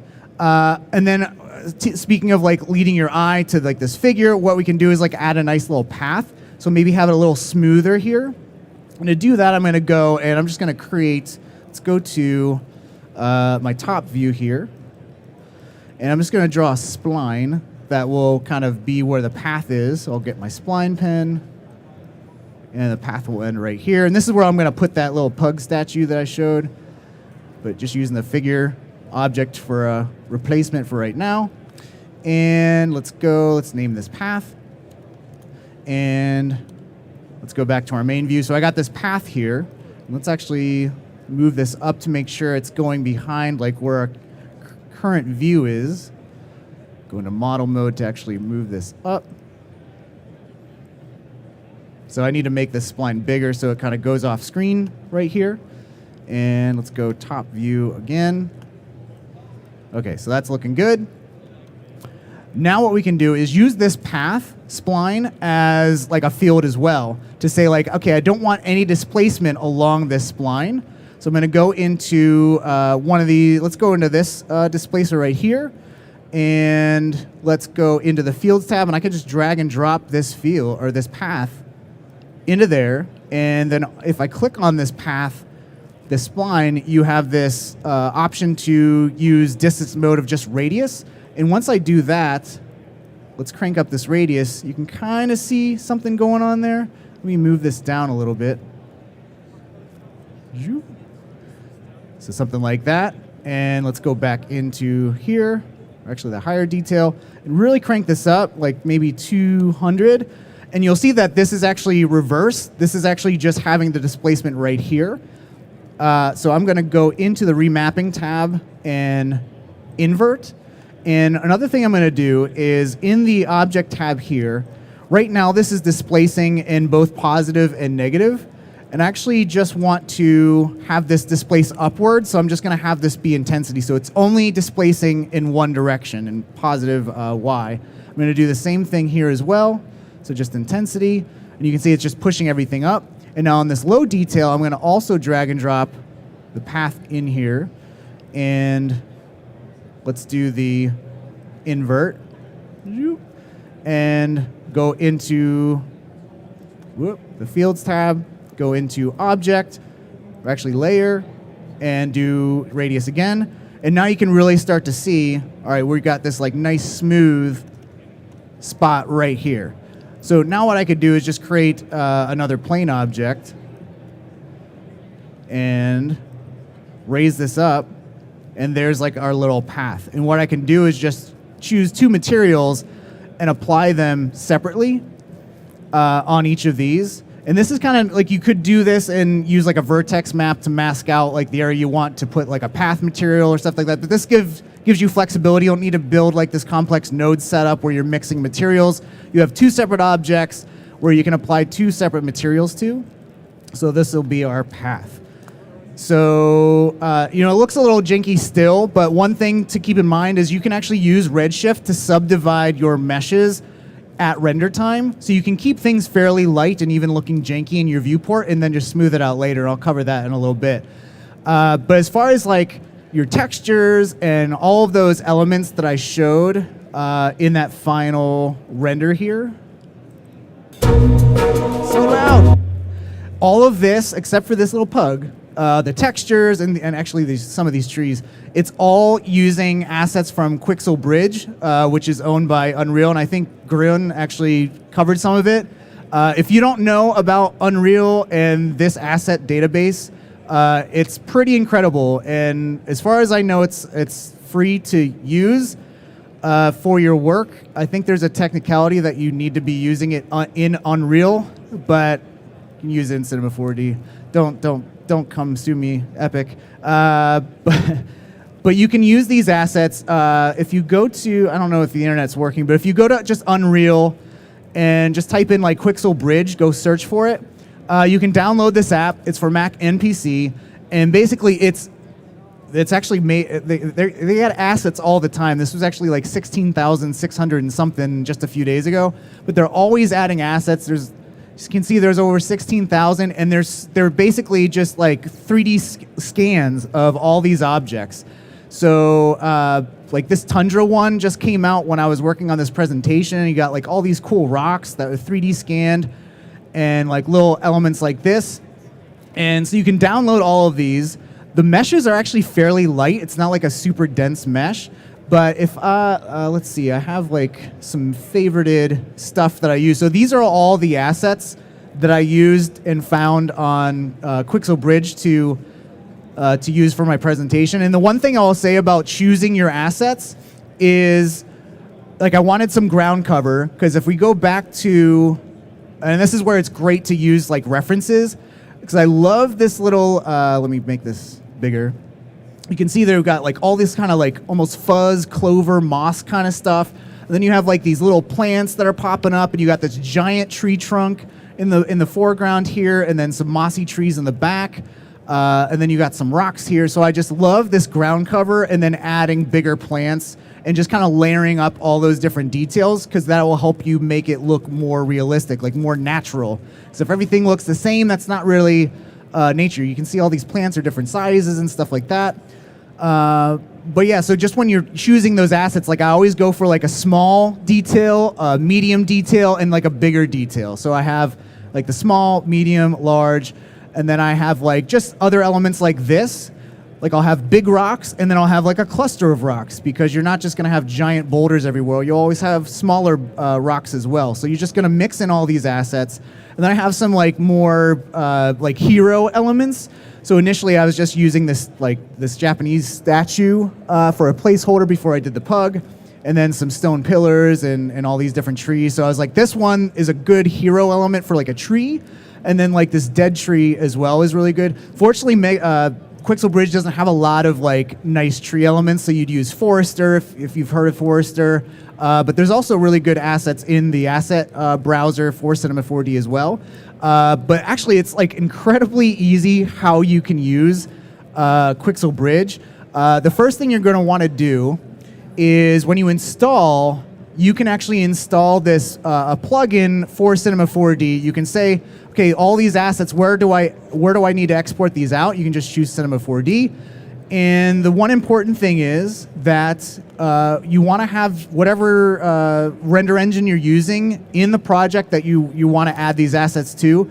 Make sure you set your renderer, because what you can do is actually export out directly out of Bridge, and it will import all of the textures and have it already applied and the node set up very nicely for the render engine that you have set in your project. So if you want to, let's start with some like nice ground color, this wood sorrel.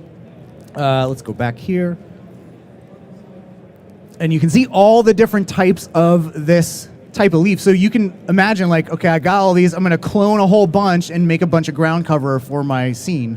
You can see there's a whole bunch of other elements here too. You can see I downloaded it, and if this was set up correctly, I couldn't figure out how to get this like plugin set up, but you could just hit export. You can see it's exporting to Cinema 4D. I didn't install this this thing all correctly, but I do have a video of it actually working nicely. Whoop, accidentally opened another Cinema 4D. Let's see. So we'll go here. And this is like how it's working. So these are all the textures and also materials. So not only 3D models, but you have textures, all types of stuff. Like there's so much stuff. And like I said, it's like it's all free as long as you sign up for an Unreal account. You can check all the different types of texture elements that you can export as well. And then let's go to where I export. Yeah, do that. Set your renderer. Okay, so this is where it shows where it actually exports correctly. It'll bring in this material, and if you double click it, it's a Redshift material, and it's already got everything all set up. So it comes with your albedo texture, it's already plugged in. You have your roughness already plugged in. You have your normal, it's already gonna create a bump map for you. Your transmission, which is, I'll talk a little bit about later. It's got your displacement. It's already set up, so your texture is already done. Like if you go to COO textures, I forget what it's called now, but you would have to manually download each of these different nodes or different like texture files and then rebuild it manually. But with Bridge, it just does it automatically, which is amazing. So let me get out of this and then go back to here. And then I have, let's see. Textures are already added here, and let's fire up Redshift. Hit play. Let's dock this here. And here you can see these textures. Whoa, it went all the way up here. Uh-oh. All right. Well, it's a good thing I opened another Cinema 4D because that's our backup. And okay, let's go to this again. There we go. Let's try this again. Open project. Oh, not that. Let's go here. Let's go. Okay, there's our textures. So you can see I even imported some of these textures that are applied to some of the little small mossy plants as well. And let's go and fire up Redshift again and cross our fingers. All right, I'm going to fire this up, and I'm not going to dock it yet.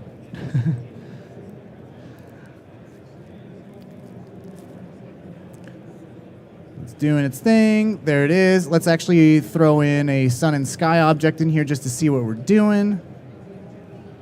Zoop. There we go. And let's really crank up the intensity here. Oh, there we go. There it updated. Okay. One thing to do if you have like a more laggy viewport, or you're using like an older Mac, like I have an older Mac and Redshift actually runs on it now because you have the CPU ability. What I like to do is go into your Redshift render view, go to view, go to IPR undersampling, and this will kind of like, you'll get this lower res preview, but you can now have this like snappy kind of viewport here. So it gets really pixelated at first, and then it clears up. So this is an easier way to like, get a little sense of everything. But it looks super pixelated. Another thing I like to do just to speed things up a little bit as well. Let's go to the advanced. The progressive passes sometimes is like overkill. I don't need this to be constantly calculating. I'll do 72 and bring that down. Cool. So what we can do at this point is, our textures aren't looking all that great because what we can actually do is all these textures, these ground textures have displacement, but the displacement's not added yet. So you can see to get Redshift displacement working, you actually have to add a Redshift render tag or Redshift object tag. And this is where you can actually turn on and activate your displacement. So let's see this clear up here a little bit. And let's see how this is looking. Whoop. Have this clear up. What's going on with this one? Let's just close this. This is what I use all the time since I've used PC. Let's see. Actually, it's not frozen, so that's good. I'll just end that anyways. Life of PC life. Okay, so so let's go in here and these maximum displacement and displacement scale. So you can see a little bit of displacement, but not a ton. What this number is here is like how much displacement can you possibly have? And if you don't have this number high enough, you're gonna get like this plateauing because you don't have enough maximum displacement level. So I'll just like hit 5, and then this displacement scale is actually a modifier or an amplifier for whatever number you have set right here in your displacement node. So right here I have a scale of 1. If I go into this tag and up this displacement scale to 2, we're basically doubling the displacement scale. So now you should see a lot more pronounced displacement here as this is kind of clearing up. We can really, let's do 5, let's do 10, and just really see this displacement. That displacement is going to add that nice extra detail and realism here once this kind of clears up. And another thing I like to do as well is by default, your displacer node will come in, let me reset this. It'll actually come in like this, where you're only, like I was showing you how you can displace in one direction and both directions at the same time, so pushing upwards and displacing downwards. When you, by default, add a Redshift displacement node, you're actually only displacing upwards, but if you want to displace both positive and negative, up and down, what you can do is remap your range of displacement. Instead of just having it 0 to 1, you can actually have -1 to 1, which means you can actually have negative displacement going down. So you always want to check that sometimes, depending on like your displacer here. So there is basically doing the ground. Let's go to ground cover real quick. So let's go and add ground cover. Now Redshift comes with an awesome tool called Redshift Scatter that allows you to scatter like literally you can have like scatter 1 million of like this ground cover. So here is like this sorrel, which is basically your little clover, and scatter it all throughout your scene. So let's do that real quick. I'm going to go to Redshift Objects, Matrix Scatter. And what this allows you to do is if I go into this Redshift object, you can actually clone and use matrices as placeholders in your viewport, and it will render whatever you put in here. So instead of optimized spheres, I want to say actually render custom objects. And what I can do now is this sorrel. You can see all these different types of sorrel models that we got from Quixel. So I'm just going to go and let's lock this view. And let's go up here, and let's grab all of these, and just drop them right in there. And you can actually like randomize how they're selected here. And while we're in here, let's go, instead of creating a grid of matrices, I'm going to say, actually, let's clone matrices onto an object, and that object will be our ground. And let's really crank this up, like 400,000. Why not? So we got a whole bunch of matrix objects or matrices there. And let's move. We don't want these to show up in our scene and clutter up our viewport. So what I can do is just hide these elements, just move it down. Just hide it right below the ground there. And then it doesn't look like anything, but when we go to get our Redshift render view firing up and hit play,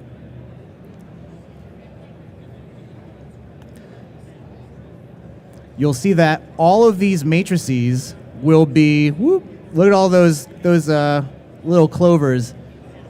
And you can see they're actually all rotated the wrong way. So we can just go into transform, and I think we just need to do like -90 here.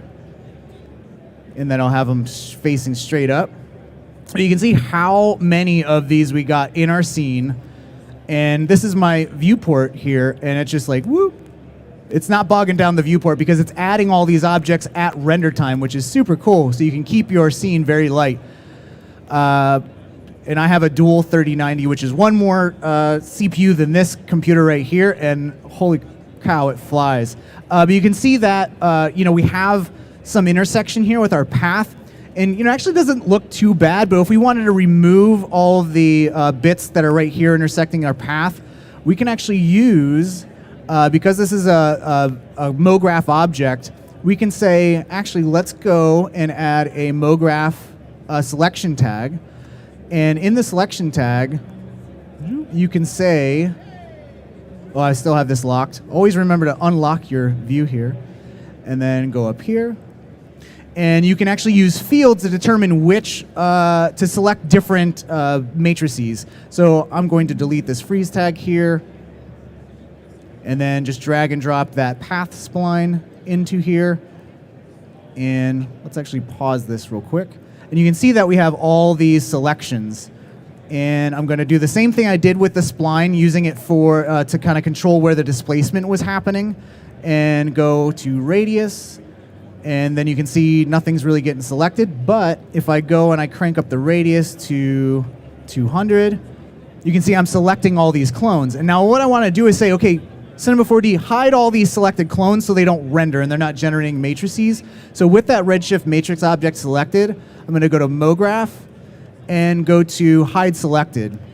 And you can see that just removes some of these matrices here. And it's very linear, right? So what we can do is add a little bit of randomization in here. So we can go to our fields, go to random, and then we can just set this to overlay.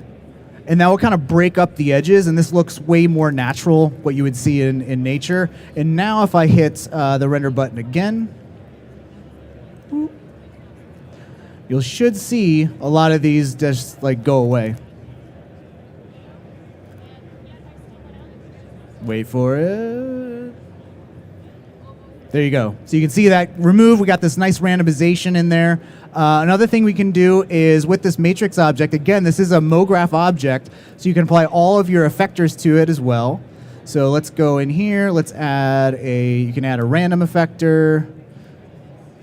And you can randomize. Actually, we don't want this to use that MoGraph selection, so I'll delete that. And what we'll do is we don't want to move the position. We'll adjust the rotation. And I believe, do we rotate like this? Yeah. So we'll add some random rotation in H. Let's go like 360, 3600. And then we can randomize the scale as well. So uniform scale. And so now we'll have, again, you want to mimic nature. Nothing is perfectly the same size. We'll add some random scale in here. This is going to look a lot more realistic, right? So that's basically how you create your ground cover using some MoGraph and matrix, redshift matrix. Again, it's all applied at render time. Let's go here. And so you get your ground cover, right? I just did the same thing for using the different kind of plants, because remember we're using like small plants, medium plants, big plants. So you get that nice detail. Let's get this redshift render view going again. And what I want to do now is bring in some trees. So again, you can use Forester or whatever you want to do, but inside the Cinema 4D asset browser, there's a whole lot of models, and you can just easily search like trees. And you see all these different size plants and stuff like that, looking really nice. In a redshift render view here. And let's just do tree. And you can see all of these different types of trees that you can use. I chose, let's see, where are the trees that I chose?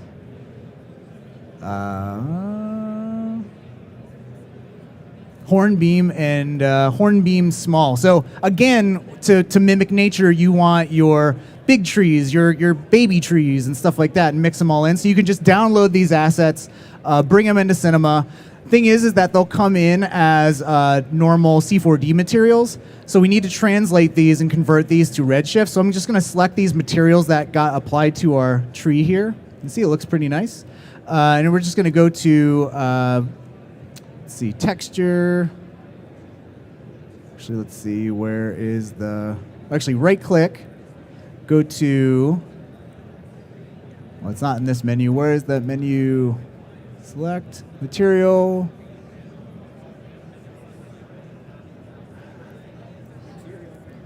Material convert. It's somewhere else in the new version. Material exchanger? Texture. Material channels. Oh, convert. There it is. No, that's not it. All right, well, there is an option here. I think it's someplace else in R26. You can convert. Let me just find where. I'm going to try one more time. Where is it? Here. Sort, remove. Yeah, because this, okay, let me, is this version died. Let me just, because with R26, they actually integrated Redshift into it, so it's in like, the Redshift stuff is actually integrated into those menus, and I'm not sure where it is. We'll just get that out of there. But actually, ooh, it might be in Redshift. There we go. Texture, nope. Materials, utilities, tools. There we go. Convert and replace materials. Woo! It's in that Redshift menu, but in R26, it's actually in this menu here, built into Cinema 4D. So I've just been using R26 for so long, I forgot where the old way was. So utilities, no, tools. Convert and replace. Boom. Open this up. It's already converted everything perfectly, right? So we got the bark, and then one important thing is the leaf. Because one thing we want to do with the leaf, if you'll notice with like the ferns and stuff like that, we actually have some translucency plugged into the translucency color of this backlighting area. And this is actually super important because when light hits a plant, it just doesn't stop. Like light scatters through the plant or paper. Like if you shine a flashlight at a paper, you're going to see it like illuminates, and you can see it's very like a thin object. So we're going to do that with these leaves to make it look a little bit more realistic. So there's our tree. This will update. I'm going to go into this material here. You can see how like dark it is underneath these leaves. So I'm going to go into, we got our redshift shader. That's our leaf texture. I'm going to plug this into our diffuse translucence color. So now nothing happened yet, but if I crank up this weight of the translucency, watch right here. You can see how now it's much more bright and it looks more realistic because the sun's passing through and scattering through and passing through that very thin object. So this is great if you want to render paper and you want a little bit of that light to come through. If I turn this down again, you're going to see how dark that looks. So this just adds that nice leaf and plant leafiness. So that's that. And then once you got that going, we can start scattering trees all throughout this scene. So let's go here. Let's go to...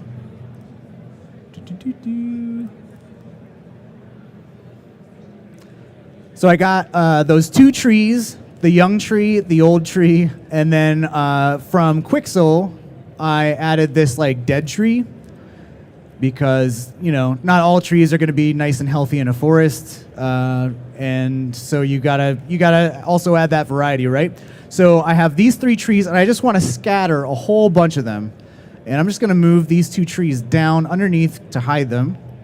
And what I'm going to do is in, I believe, Cinema 4D R24, they added all these really cool like placements tools, scatter tools, and there's a scatter placement tool which allows you to basically, and I know there's something like this in Unreal Engine as well, where you can just use an asset, and I'm actually selecting these three objects that I want to paint with, and what we can do is, so they remain in their original alignment, I'm going to say align to object and not like the surface. You can have it aligned to the surface, but I have those three objects selected. I'm just going to start painting, and Bob Ross will be happy because we're painting all these happy trees.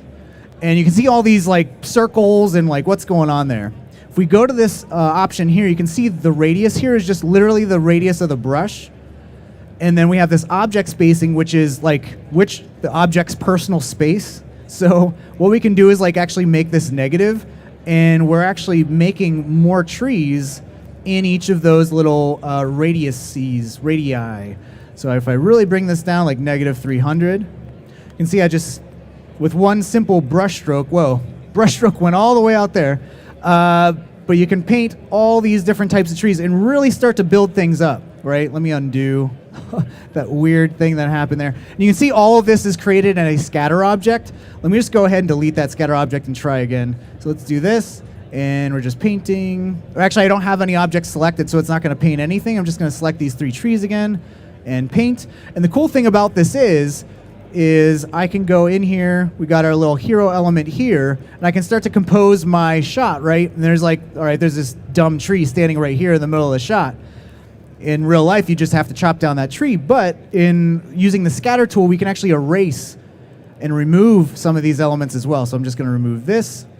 And actually, I think the floor is in the way, so I'll turn off the floor, and I'll say erase this. Let's make this bigger.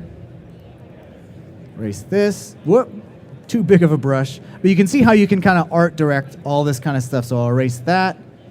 And if I wanted to move a tree, I can literally go in, choose the scatter object, and I'll rename this tree. And I can art direct again, wear the art director hat, and say, okay, actually I want to move this tree over here, and kind of move things around, because the random placement's great, but I can go in here and use the place tool, select this tree, and just kind of move it around. And you can see it's aligning to the surface. I don't actually want that. I want to keep the orientation of the original object. And with all these scatter, I can start to really place these wherever I want. which is really cool. Another thing that's awesome with the scatter pen is while you're scattering elements, and if I go to the scatter tool, you can go in here, and again, like we used MoGraph object or MoGraph effectors to randomize the rotation and the scale. You can actually do this directly in this tool. So I can go and adjust the minimum scale and the maximum scale of the object. I can adjust the rotation, which I don't know what rotation it might be, but you can actually build in that random rotation and scale into when you're painting, which is really cool. And why isn't this working now? But yeah, all right. So scatter a bunch of stuff. Let's go into our scene where I got a whole bunch of other assets. You can see a stump. So again, we want to add that variety in there, add these rocks, add these little cool things to break up like the similar nature of all the assets we have. Because really we have 3 types of trees, 3 types of plants, and then we want to mix it up so it doesn't just look like we're using just 3 types of plants in our scene. So let's go into here.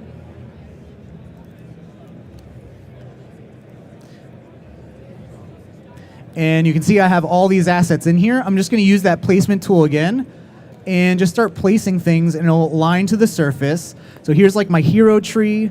I'll kind of move this over here. And the cool thing is, let's actually go and grab our 2 views stacked, and I can actually, have my locked camera view that I want to compose my composition with, and then just move this around here. And you'll see this little gizmo. This is scale. And this is rotation, this little rotation band. So I don't even have to use shortcut keys. It's just like right there in the little placement object. And I can just quickly okay, rock here. Let's actually bring up in our camera, let's get all composition-y. And let's bring up our composition helpers. And I'm gonna have a grid, and I'm gonna have the ye old golden spiral, which is amazing. So I can just compose my shot to have the hero object here, and I can just build these elements and position them along the way to place these assets. And I learned this from David Aryev's Lights, Camera, Render class, all about composition. Woo! So yeah, I'm just building, having leading lines, all that kind of stuff, and you just place your objects, and I can hit Command and Control click, and I can duplicate that, and it's automatically going to add that as an instance, and I can change this to render instance, so I can add all these different types of rocks, and it's already going to be optimized for this scene, which is super cool. So that is basically how I built out the scene, and I'm running out of time, and I haven't gotten over lighting yet, but I am presenting again on Wednesday at 12:30. So in that presentation, I'll cover a little bit more of the lighting. I'll even show you how I modeled and sculpted my little pug model here. So let me just show you a little preview of that. So come on back here on Wednesday, and I'll cover more about lighting and composition and all that kind of stuff, how to get fog, God rays, stuff like that. But that's the basics of how to just use Quixel Bridge, use some of the awesome tools in Cinema 4D, like your placement tools, your scatter tools, using MoGraph to do different things like make a path, because you can always go in here and adjust this path to place wherever you want. So you have that full flexibility, art directability, and that's the great part about Cinema 4D and why I love it, is because all of this is live. All of this you can continue to change and build out a bunch of different landscapes and really create whatever kind of landscape you want and compose to a fixed kind of shot like that. So let me just show the final render again.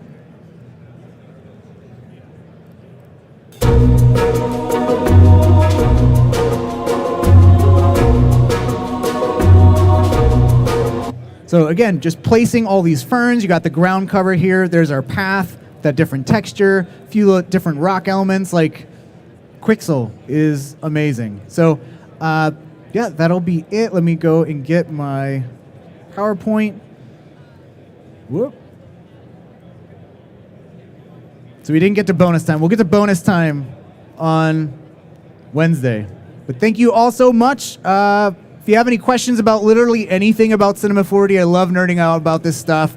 Come see me here on the floor or whatever. Or if you have any questions about literally anything, always hit me up on Twitter, on the Instagrams, on the web, on my YouTubes. But thank you guys so much. All right. Great job as usual. Ooh. Whoa. You got too close to me. Back up, man. Got too close to me. Don't cross the streams. All right. So we have time for some questions. Either you did a thorough job or they're totally intimidated. It was the pug. I know. It's the pug. It's an It is intimidating the pug.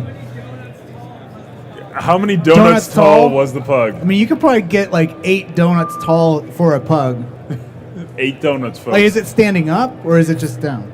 Yeah. Yeah, 8 donuts tall. But the internet is brave. The internet has questions. Yeah. Okay. Don't Ooh, break the mic. This little thing went down. My beard messed it up. Yeah, the beard grips the mic. Beard grip.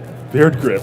All right, so the question is, prehistoric art question. Which tree branch did you use for your brush?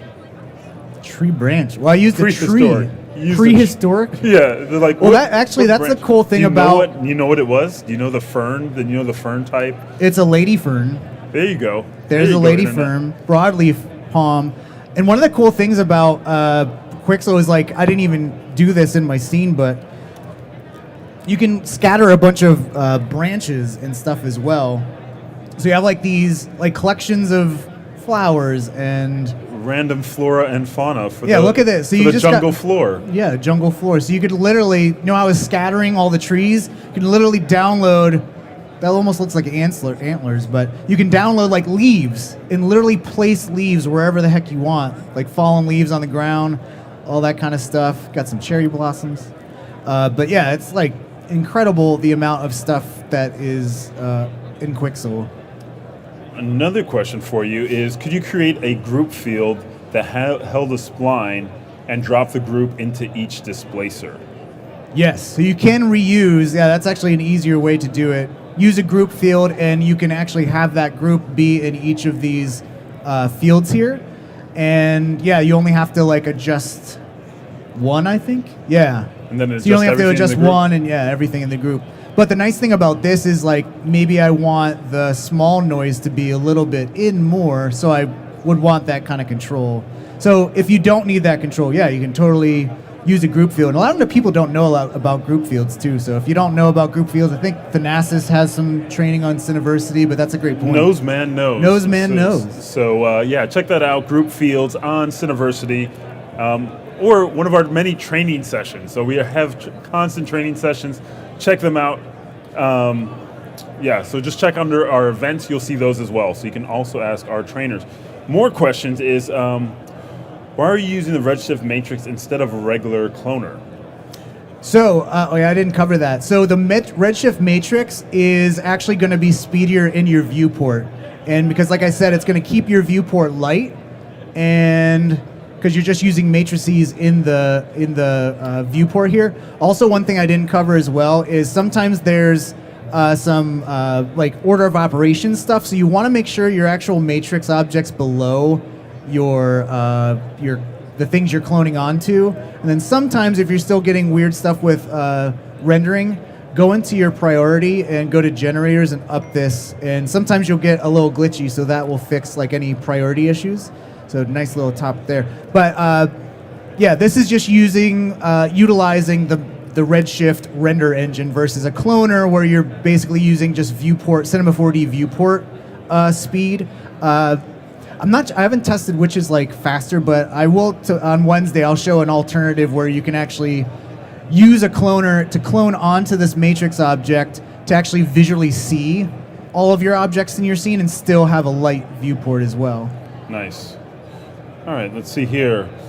The final video feels painterly. How was it achieved? So any special render settings or anything you need? No, so actually I'll cover this on Wednesday. Hey, come back. Look at that. Come back. Oh, I with know, the see, I'm upsell. teasing. Great upsell. Look at that. So it's actually, I mean, you'll have to find out. No, it's Yeah. actually... Next time on EJ Presents. It's all, I'll just give this away. It's all in the Redshift post settings. So yeah, come on back Wednesday. I'll cover that exact thing. Yeah, get that different style. Yeah. Let's see. Do the bloopy blurp sounds come? Do these sounds bloop blurp come from watching? Bloop blurp? What? I don't know. Bloop blurp. Is it an inside thing? Who asked that question? Who asked that question? Mom? Lily? Mom, why would you ask me a bloop blurb? Who is that? Who are you, Internet? All right, awesome. Thanks again, EJ. Thank and you. he'll be back Wednesday, so definitely check it out. He had all those teasers. Another round of applause. And we'll be back here in about 4 or 5 minutes with our next presenter, Sasha Vinogradova. So stay tuned.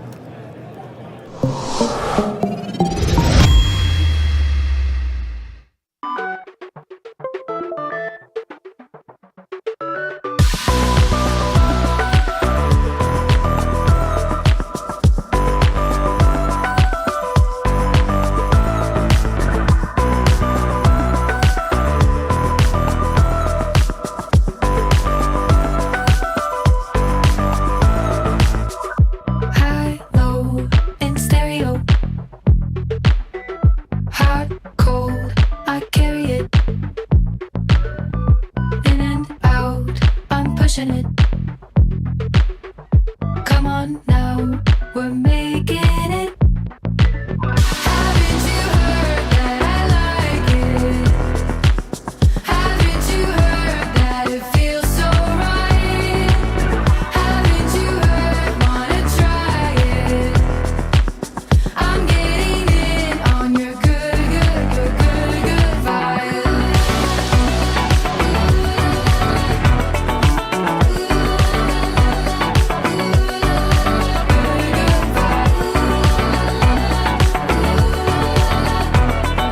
This is what it's like to love in stereo.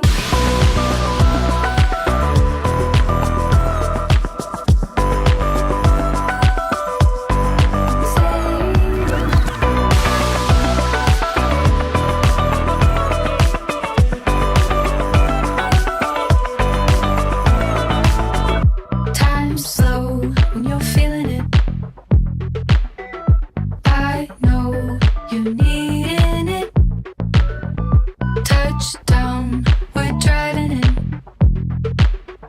Come on now, we're making it. Haven't you heard that I like it? Haven't you heard that it feels so right? Haven't you heard, wanna try it? I'm getting in on your good vibe.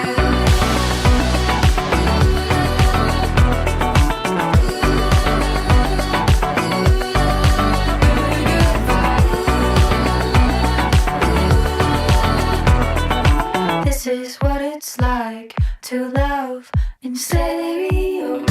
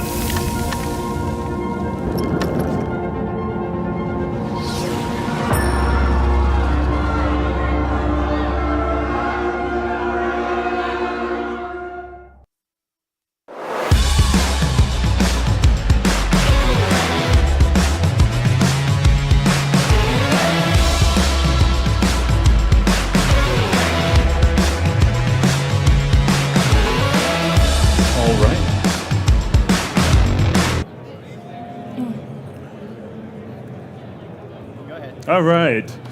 Welcome, ladies and gentlemen, creatives of all ages, to the Maxon booth. I am Matthias, aka Major VFX on all the social stuff.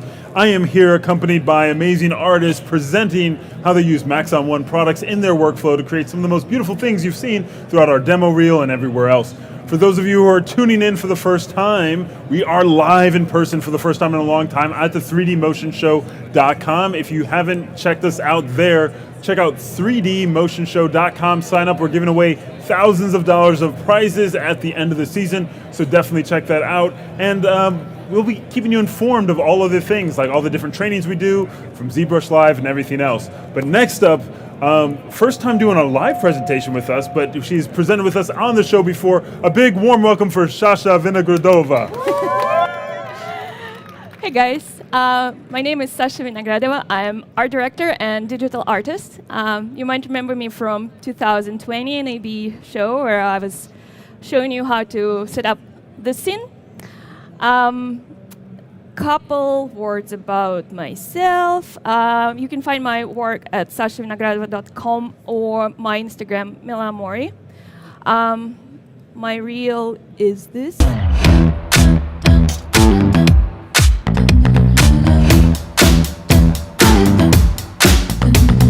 Move with the rhythm, shake it up, stop when the clock hits 13. You've been working, but you're flirting with the weekend. You can freak out.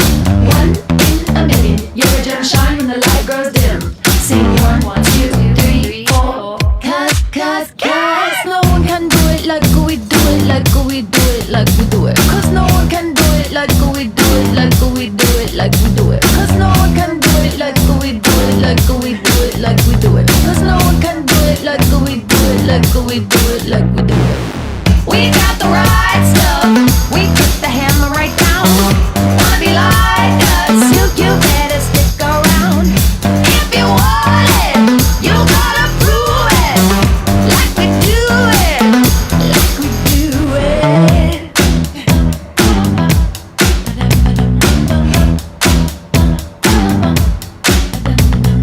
Groove with your hips and break it down. Stop when the clock hits 13. You've been learning and you're earning all of those hours. You can freak out. 1 in a million, gonna shine bright and you never go dim. Sing it 1, 2, 3, 4. Cause no one can do it like we do it, like we do it, like we do it. Cause no one can do it like we do it, like we do it, like we do it, like we do it. Cool. So, as you saw, I do key art for movies and TV shows. I do lots of fantasy book covers. I do motion graphics. One of the most recent and ongoing project is this jewel insect collection. And I used to work full-time in key art. Then I used to work as an art director in Milalay. And then for the last 2 years, I worked at Apple as an art director in their Apple TV department. That was super fun, super cool. But for the last 4 months, I've been working in Parallel NFT, which is a sci-fi card game. This is sort of artwork I do for them, which you can see is mostly character-based sci-fi artwork. And first, when they approached me, I was kind of skeptical because, you know, NFT. But then I spoke to my now creative director, and he shared his vision with me, which was really compelling. We talked about that art should have a strong composition, less is more, negative spaces, cinematic close-ups, crowds and groups, and textures and materials, and it all has to have characters with character. And plus, the lore of the game was very compelling. It's pretty much Earth collapsed, and we are far, far, far ahead in the years, and humans survived by different means and form different parallels, almost like races. And so there are different parallels, Earthen, Cathari, Ogankar, I never can say it right. Markolian, and Shroud. So pretty much that's what I do now. This is my full-time job, which is amazing. And a couple of words about the process, how it works. I get writing from the writers from the game, and this is pretty much, that's it. That's the writing. They do not tell me how it's supposed to look like. It's up to me. So it's full creative freedom visually. And this is some work in progress in terms of how those cards happen to be. And I wanted to share with you my character design workflow breakdown. For this presentation, I created this sort of simplified scene where I go through my process step by step, where I start with DAZ. DAZ is a free software which allows you to create characters, and it's super, super awesome, but sometimes you want to make it more unique, more bespoke, and that's where ZBrush comes along. We will be creating custom morph for that character. Then I'll show you how to prepare that character for Marvelous Designer, how to create animation so you can simulate your fabric and garments to a certain pose. And then I'll walk you through Cinema 4D workflow and how to set up render with Redshift. So let's start. Here's DAZ. It's very awesome software, but UI is kind of like tricky. You never know where things are. So in order to create our character, I go to Content Library, then DAZ Studio, and then I find People. And I'm going to grab Genesis 8 Female, 8.1 Basic Female. So if you never tried DAZ before, it's awesome because it comes completely rigged, and you can do, like, you can pose the character, you can, it's a great base and shortcut for your workflow. So let's restore the character. And for those of you who have been doing CG for quite some time, you probably saw this particular face so many freaking times. So in order to avoid it, let's make it more unique, more bespoke, and we will create a custom morph. So in order to create custom morph, let's delete eyelashes and tear. Let's go to parameters, click on the character, and find our subdivision level, and bring it all the way to 0. Now we're going to export the character. There is actually a bridge to the ZBrush, but sometimes it doesn't work for me, so I'm just going to show the brute force way. You save it as a wireframe object, and here I have it as GF8 base 01. So then you're going to open ZBrush. I love ZBrush, it's great. And you're going to bring this as your new tool. So ZBrush and no, not like tool, not tool. Import as OBJ. So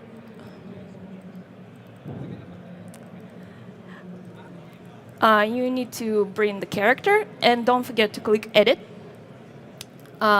I'm moving around holding Alt and left mouse click. Don't forget to turn your symmetry, which is X. So now whatever you do, it's symmetrical. I also recommend using Shift to snap to a certain viewport. And to modify this character, I'm going to use Move Brush, which is you can find by clicking B, which is brushes, and M, move. And I prefer to bring reference for my work, so I'm going to find that reference and put it behind my screen. There is this see-through option, which is awesome. So just going to align my face with my head. I'm so terrified. I think shouldn't place microphone where I did. Okay, so you can control your size of your mouse by like the hotkey of the I don't know how to call this, like the square brackets. And let's start sculpting. So you can just align your character with your reference. I usually have two screens. I like having my reference also on my second screen.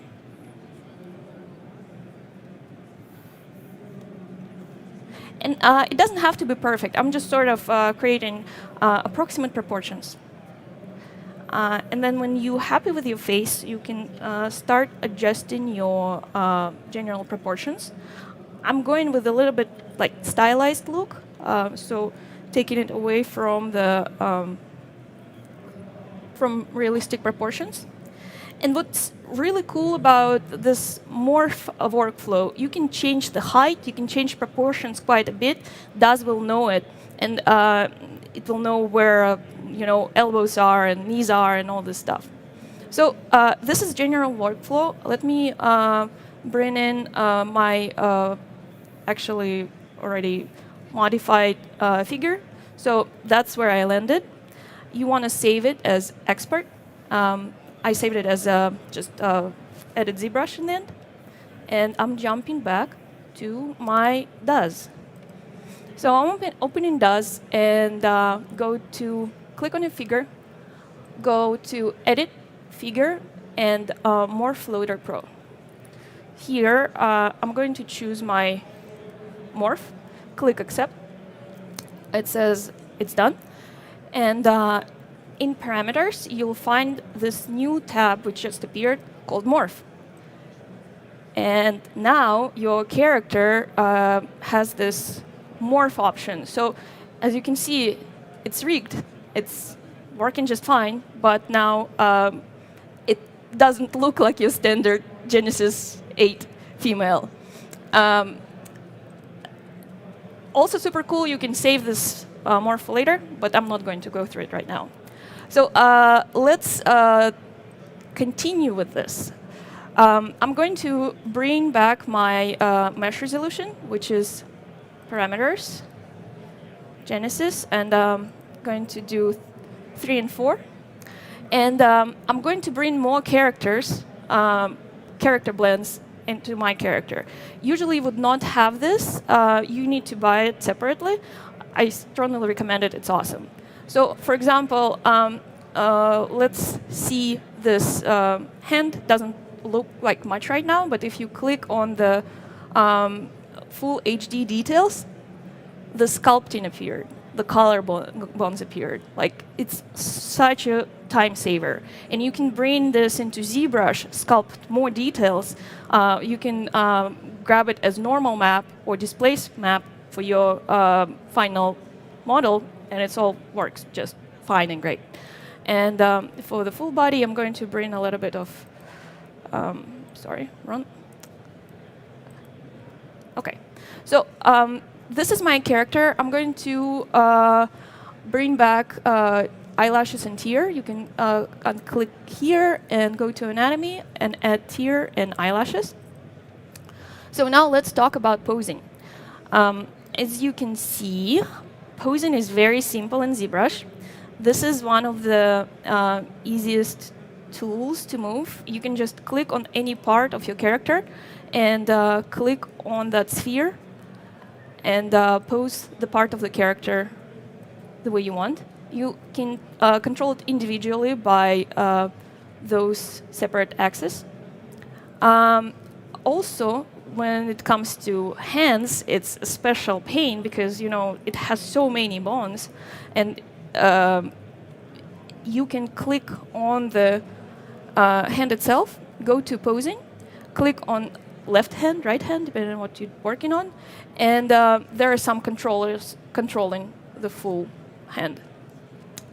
And in order to restore your character, you can click Restore Figure Pose.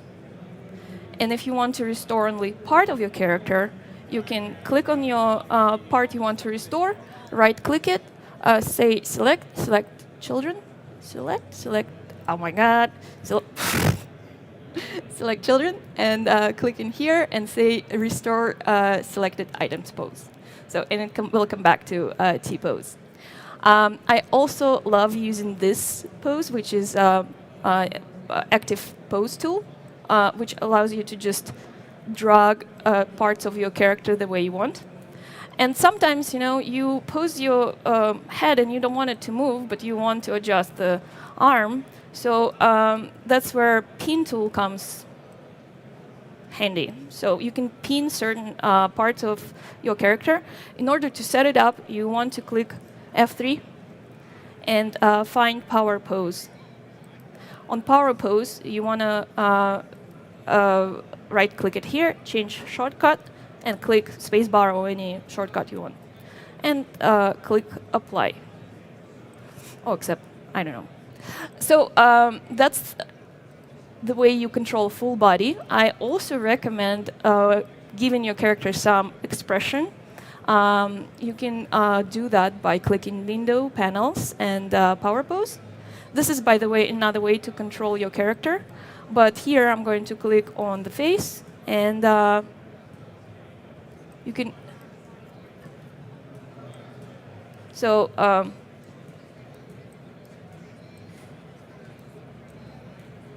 you can adjust your eyes in here.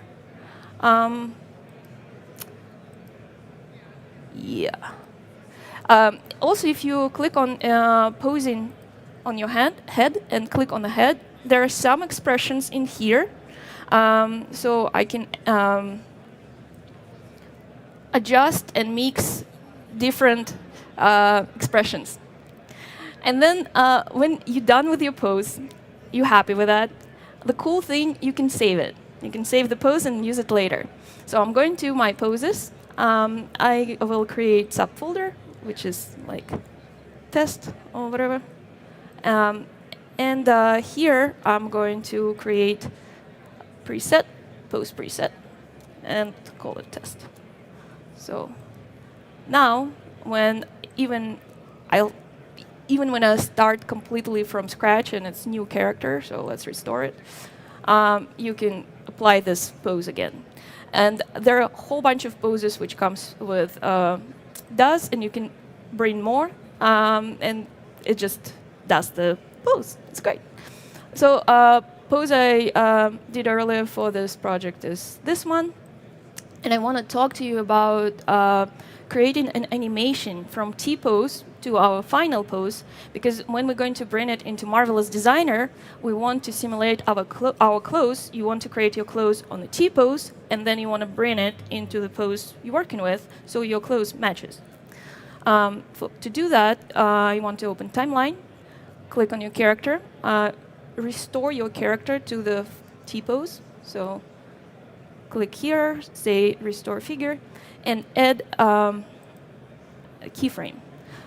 Then you want to bring it to the last frame, click on your pose, and add keyframe.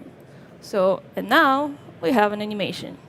So now you can just export it as FBX or Collada, whatever file holds the animation.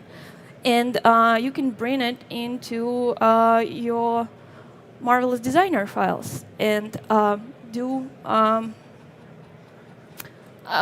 your clothes. So I pre-recorded this part. Pretty much you bring your character. As you see, I created garments on T-pose. It's low resolution garments at this point.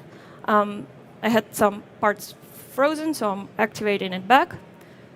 And then I'm going to go to animation mode and clicking play. And so my character moves from T-pose to my final pose. One thing to remember, when you export characters from DOS, FBX always has less details than OBJ, so I would bring this as FBX, but then when my simulation is complete, I'm going to bring OBJ with all the morphs. But when you finally in your character is in the final pose, you can go into more details on your clothes, bring higher resolution, more wrinkles, more details. So yeah, I wish I was that fast in Marvelous Designer. And then when you're done, you export every garment separately, and we will see how to set it up in C4D in a second. So yeah, that's the final garments. Super cool. Marvelous Designer is really fun. Couple more things we need to do with our character before we jump into C4D. So you set up the pose. I'm going to bring hair. I'm going to bring standard DOS hair, but again, there's a huge DOS library. Take advantage of that. And I also have some accessories I bought earlier, glasses, and then I'm going to export it as OBJ. Nothing crazy. As I mentioned earlier, when you bring it as FBX, some morphs, you lose some morphs. Your resolution and details are not as great. So I prefer to save it as FBX as OBJ if I don't need to do any animation on it. Okay, so now we are in Cinema. I'm going to open my file, which is not Travis's files.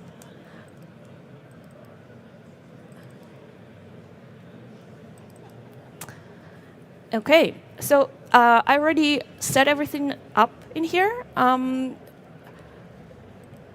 This is where I'm going with this. I'm loading it. We'll wait for a second.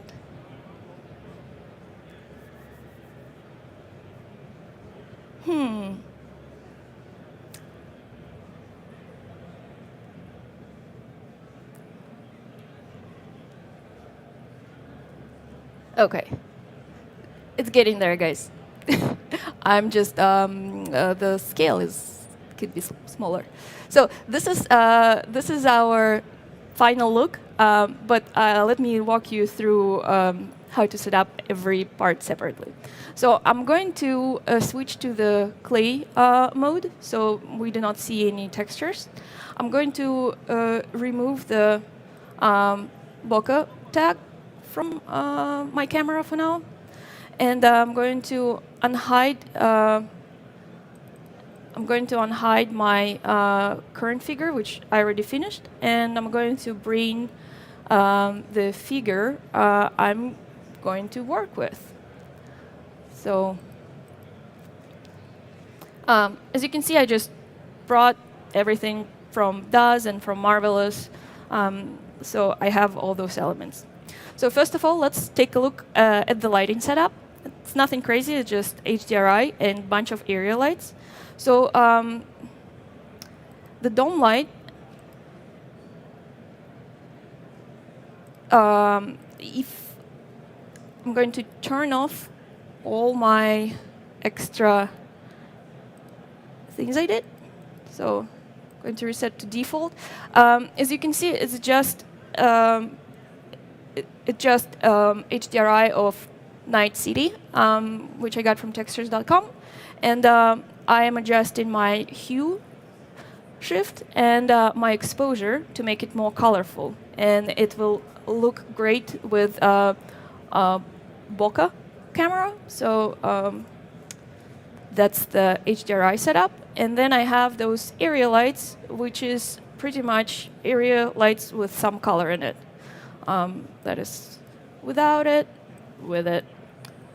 So when you're done with your light, you want to work on your character. So DOS to Cinema is a little tricky. The materials are just nuts. So when you take a look at your character, I'm going to turn off my browser, my render at the moment, and I'm going to switch to I'm going to switch to my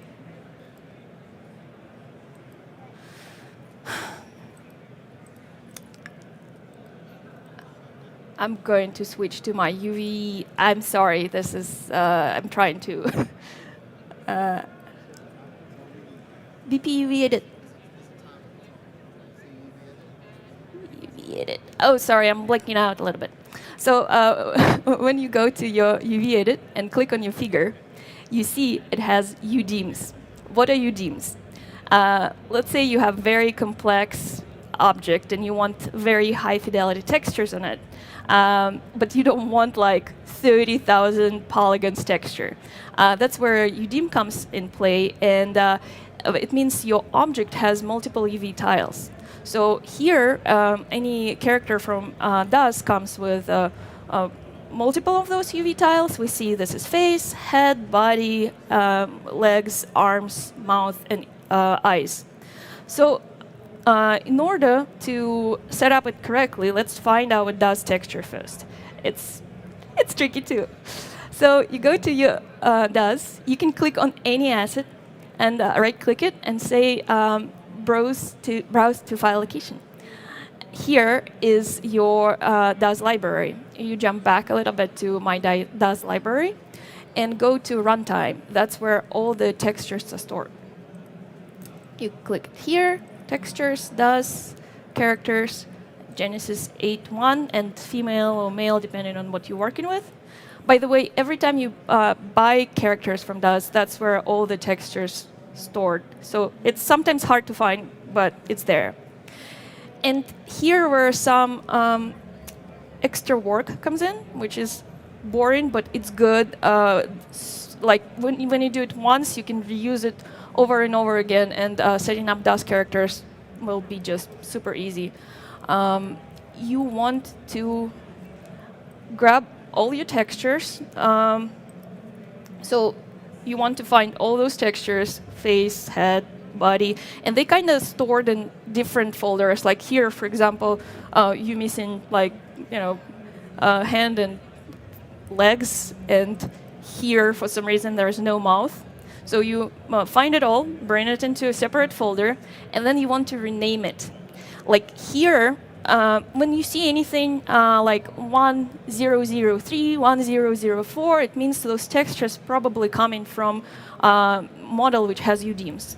But I don't know why. For some reason here, like you see our legs are on the 4th tile, but here our legs is 1003. This is wrong. So this is probably fine the way DAS works, but in order to set it up for Redshift, you want to bring it all in one folder and rename it according to your tiles. And here you see it has to have the same name, so I just rename it into G8 and then 1001, 1002, and so on. And I did the same for my bump textures and for my subsurface textures. So when it's done, this is annoying, but when it's done, you're happy, you can finally set up your materials. So you go to the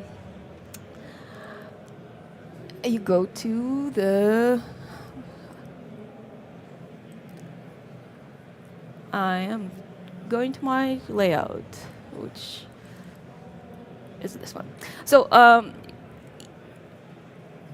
you get to your scene, and you see all this mess of materials. So you right-click it and say delete duplicated materials.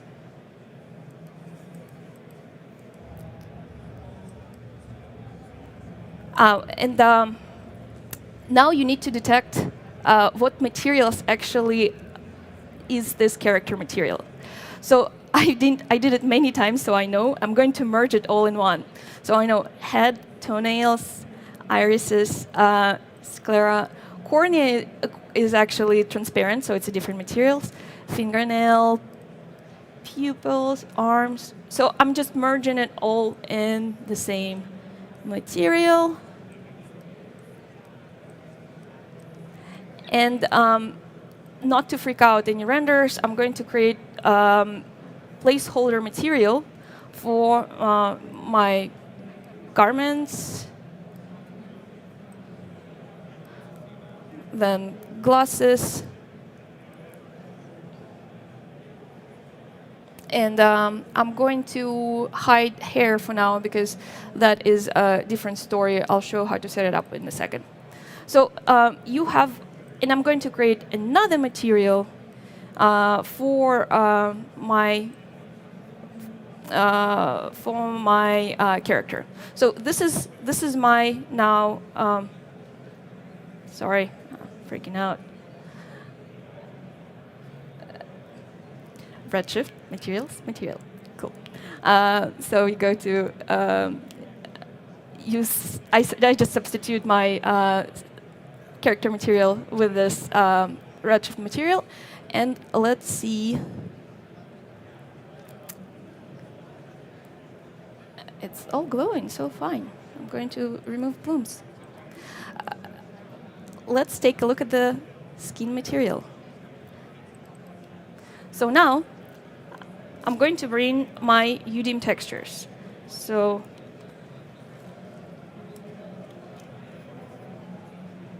going to click on here, texture,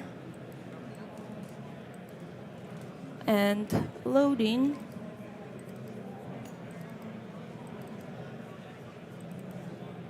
Loading the texture. So bringing it straight to the surface.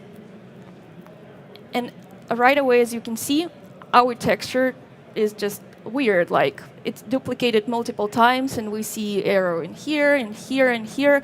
It's just because it doesn't know that it's UDIM yet. So you select the number and type UDIM. Click Enter.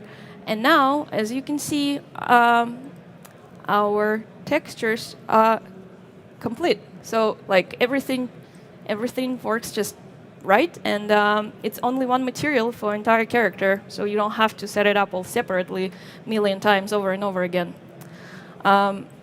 So, I'm going to substitute it with the material I created earlier.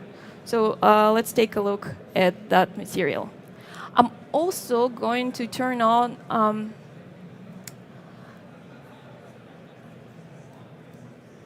actually, it's pretty fast, so it's fine.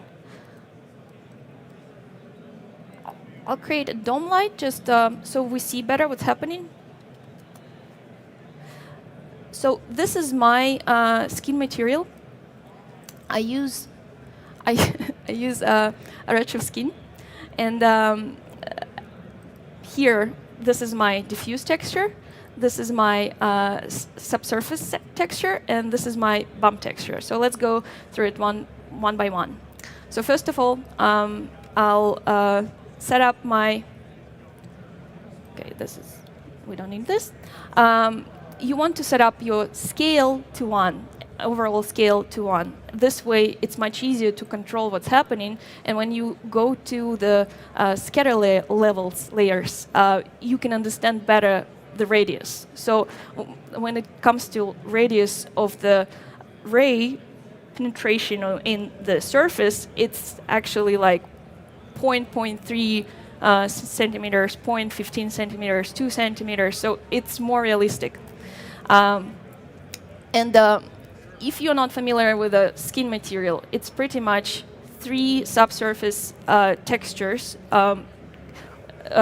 going into a different depth in your material. So this is my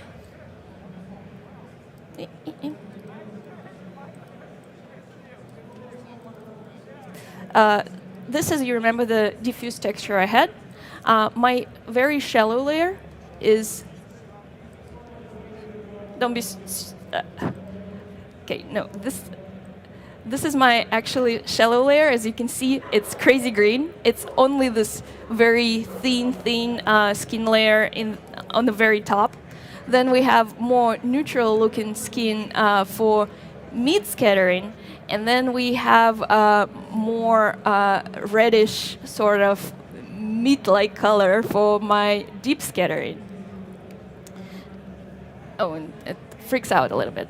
But pretty much, let me show it to you separately. When you turn off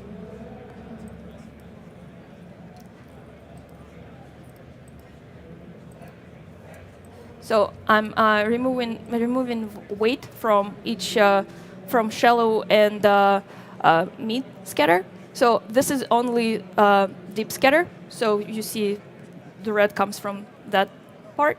And then my meat scatter brings this neutral color.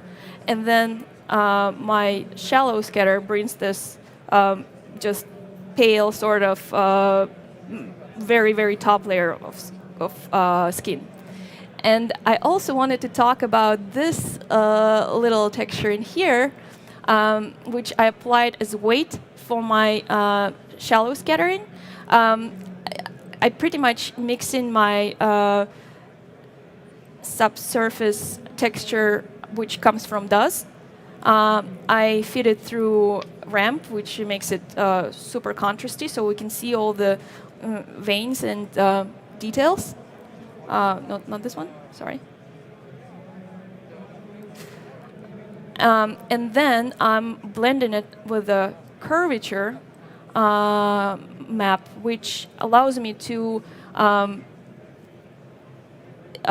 remove ears, nose, lips from my shallow scatter values. So those areas look more red. And just wanted to show you guys this, how my character looks without.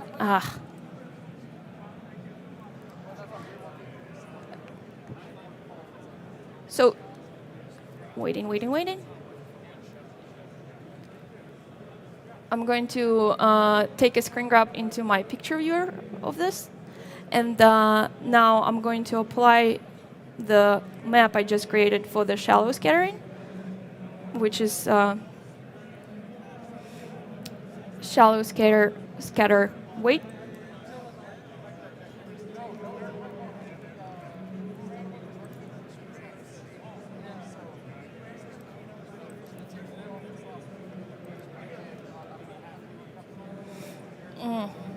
Takes time, sorry.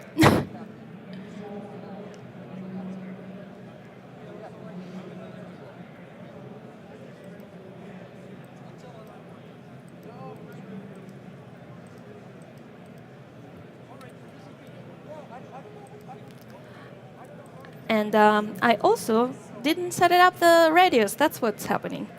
Sorry. Okay, so you immediately see the difference. It's like here you had just more of the same tone everywhere, and here you have a little bit of this splotchiness and realism, and the nose is more red, you have more redness on your cheeks and other parts. So this is how I set up skin material, and when I need to bring new dust character, I just drop this skin material, and it's super easy. So I wanted to talk about the fabrics now. Fabrics were easy to set up. I'm just going to apply, which one is the jacket? This is the jacket. Actually, I'm just going to hide this character at this point and bring back my character I already did.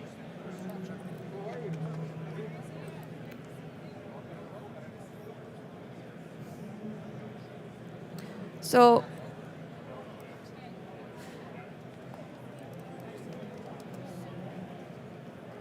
this is the jacket material, which is just the normal texture, normal map texture fed to triplanar, fed to bump map with a tangent space normal, and that creates the nice leather-like bump. And then I have the noise texture, fed into triplanar and fed into input where I control my roughness. So my roughness range jumps from 0.4 to 0.6 roughness. And I feed it into roughness. And this is kind of like, there are many ways to control it, but pretty much anything black was clean and glossy, and everything white is rough. So if I want to make it more extreme, I can switch it from 0 to 1, and you can see the roughness coming through. So I don't need that. I don't need this to be so extreme, so I'm going to bring it back to 0.4 and 0.6. So now let's take a look at the top. Going to go back to my camera.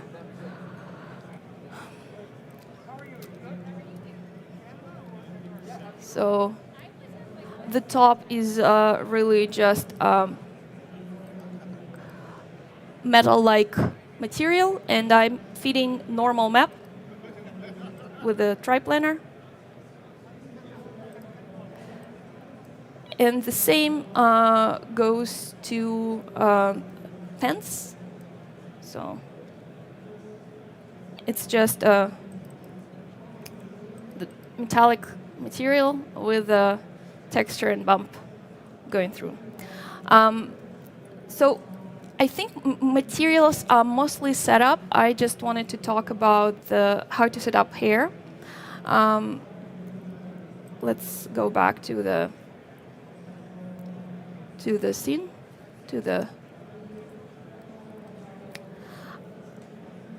So here you already see final result. To set up hair, I'm going to take my hair I brought from DAZ.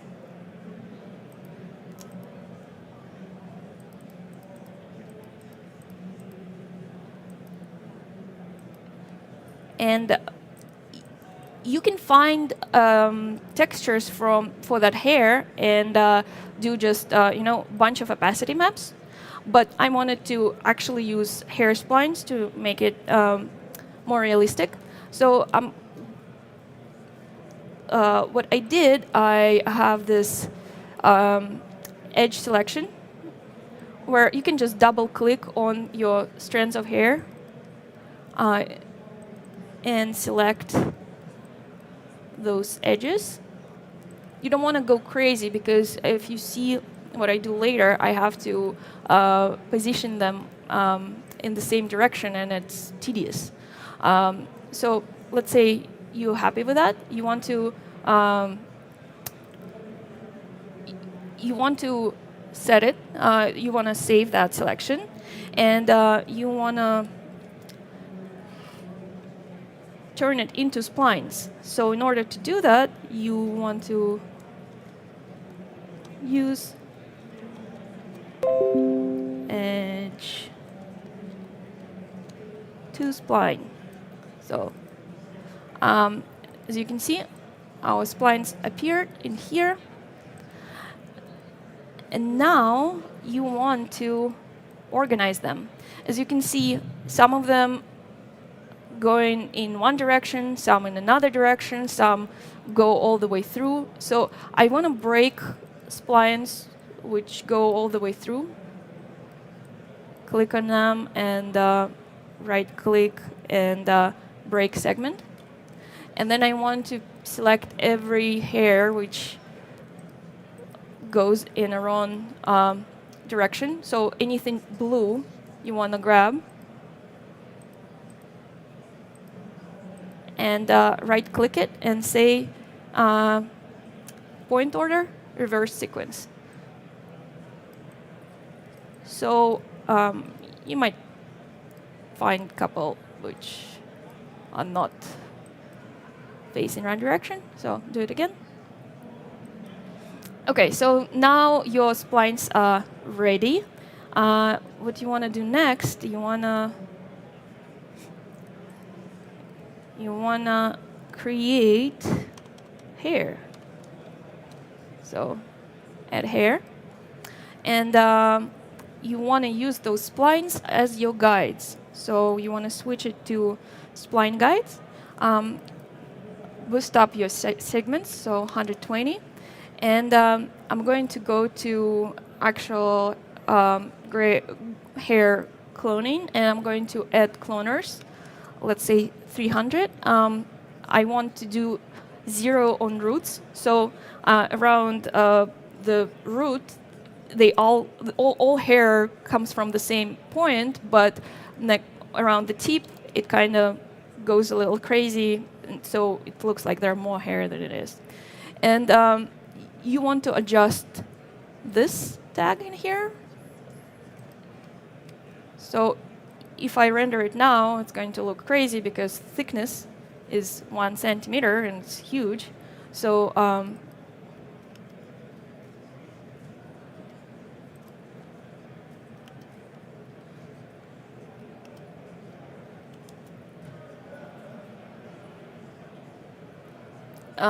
so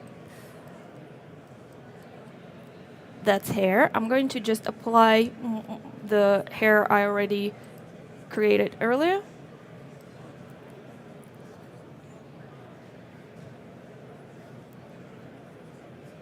So as you can see here, I just added a little bit length variation, kink, clump, bend, curl. And when I'm turning on my light, and actually going to turn on my character,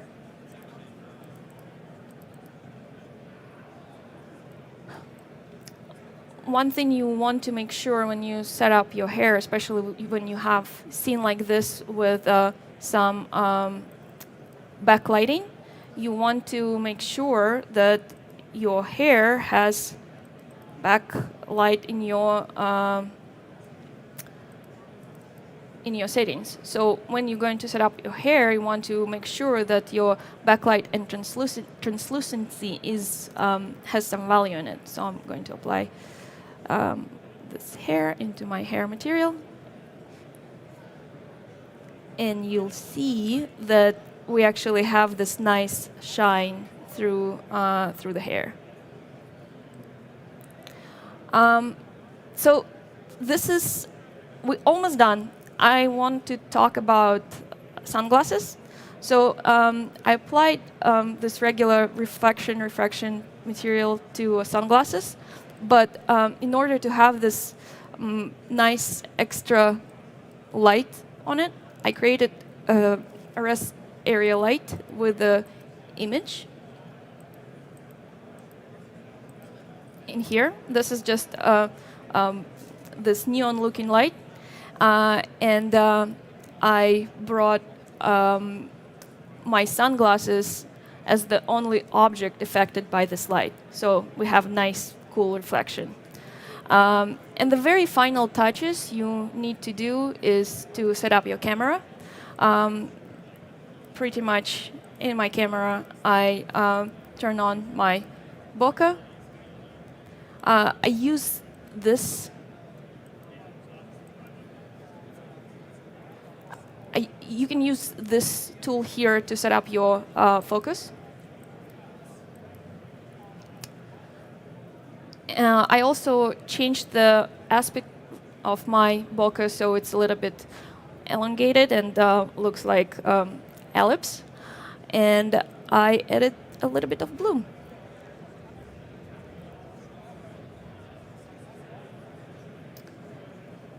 So this is sort of the final render. I'm going to turn on the video of that.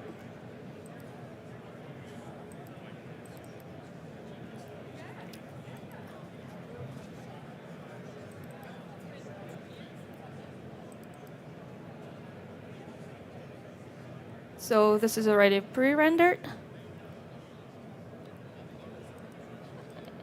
And I also, if it's only static, I like to just paint it over a little bit. So yeah, that is a final setup. I hope you find it helpful.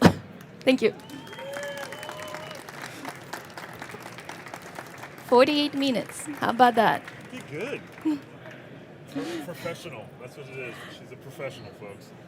So, hey, my mic's back. All right. So, thank you so much. So many good things there. I love the character workflow. We did have some questions, but we prioritized the audience first. So, for everybody here, questions. You did such a good job. Look at that. Everybody's just like, we know it all now. All right. So, I'm expecting to see everybody turn out a character in the next hour. No, because we have another presenter coming up. But we do have some questions online. Somebody was wondering, where do we find all the clothes patterns for Marvelous? So the different patterns, is that all generated? Or what did you do for all the different textures and patterns? There are so many patterns actually on internet. You just find them and you recreate them. Marvelous Designer is very much like making garments in real life. You just play around with shapes till it looks right, or you just literally go and Google pattern for pants, and you just draw it. just build the actual pattern. Yep. Yeah, so just do it like you were going to make the clothes. Yep. That's it. It's the same thing, you're just doing it in 3D. So somebody was wondering about hair from Daz. Does it come in as splines, but you just showed that workflow? So hopefully you paid attention, please. Just pay attention. It's in there. So if not, just rewind it if you missed that. And then once again, the same question is, how do you do the hair? I only see splines in the viewport. So as far as make sure your hair is turned on, as far as in your viewport settings, make sure that's turned on, because you can turn off generators, you can turn off hair, you can do all that. So that's all in the viewport. So yeah, check that out. So, any other questions? If not, Sasha will be around for another hour in the back so you can answer and chat with her on her process or anything else creative, all of her amazing work. And stay tuned. Our next presenter will be up here in the next 5-10 minutes. We have Brian Coleman, so stay tuned. Brian. Yeah, cool. Thank you. Sorry.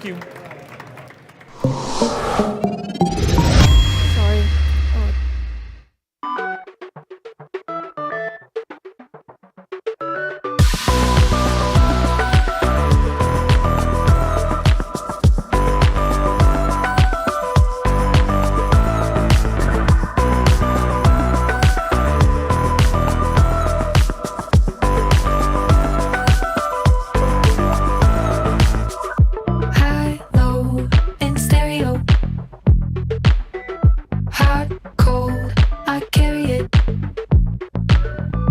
In and out, I'm pushing it. Come on now, we're making it. Haven't you heard that I like it? Haven't you heard that it feels so right? Haven't you heard, wanna try it?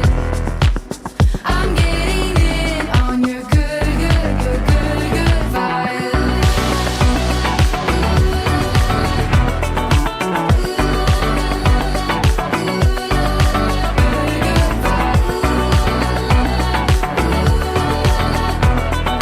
This is what it's like to love in stereo.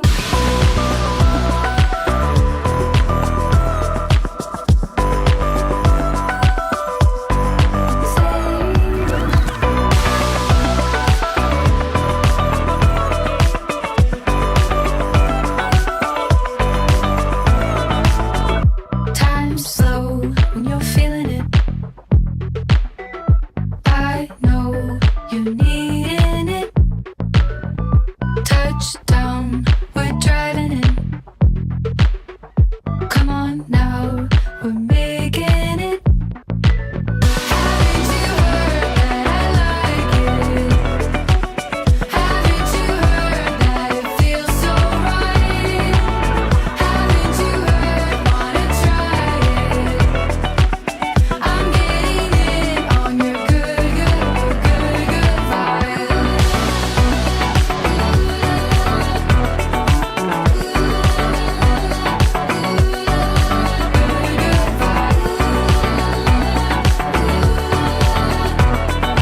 This is what it's like to love in stereo. Stereo.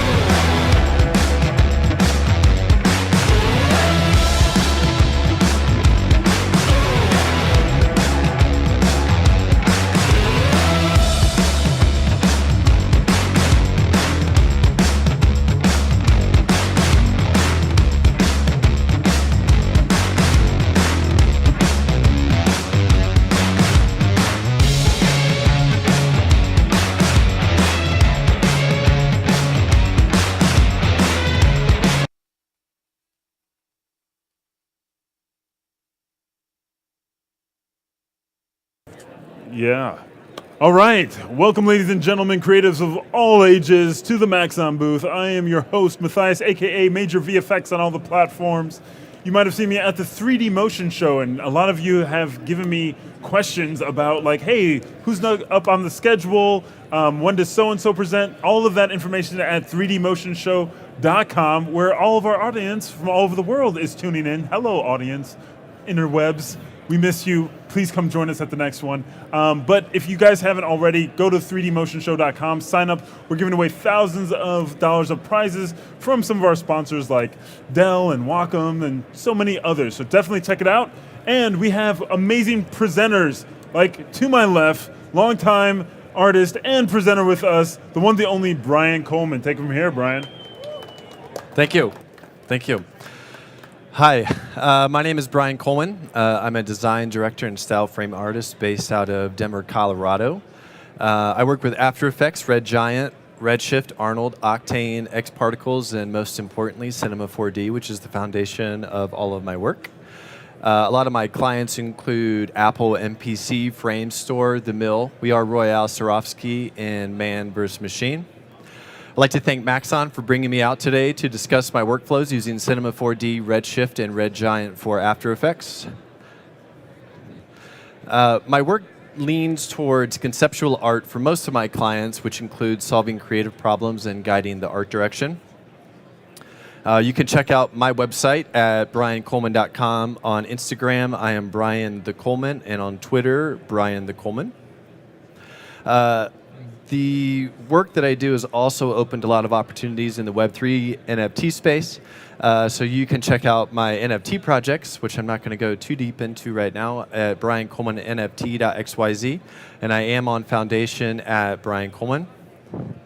And I thought I would just share a little bit of my NFT work, which you can check out here.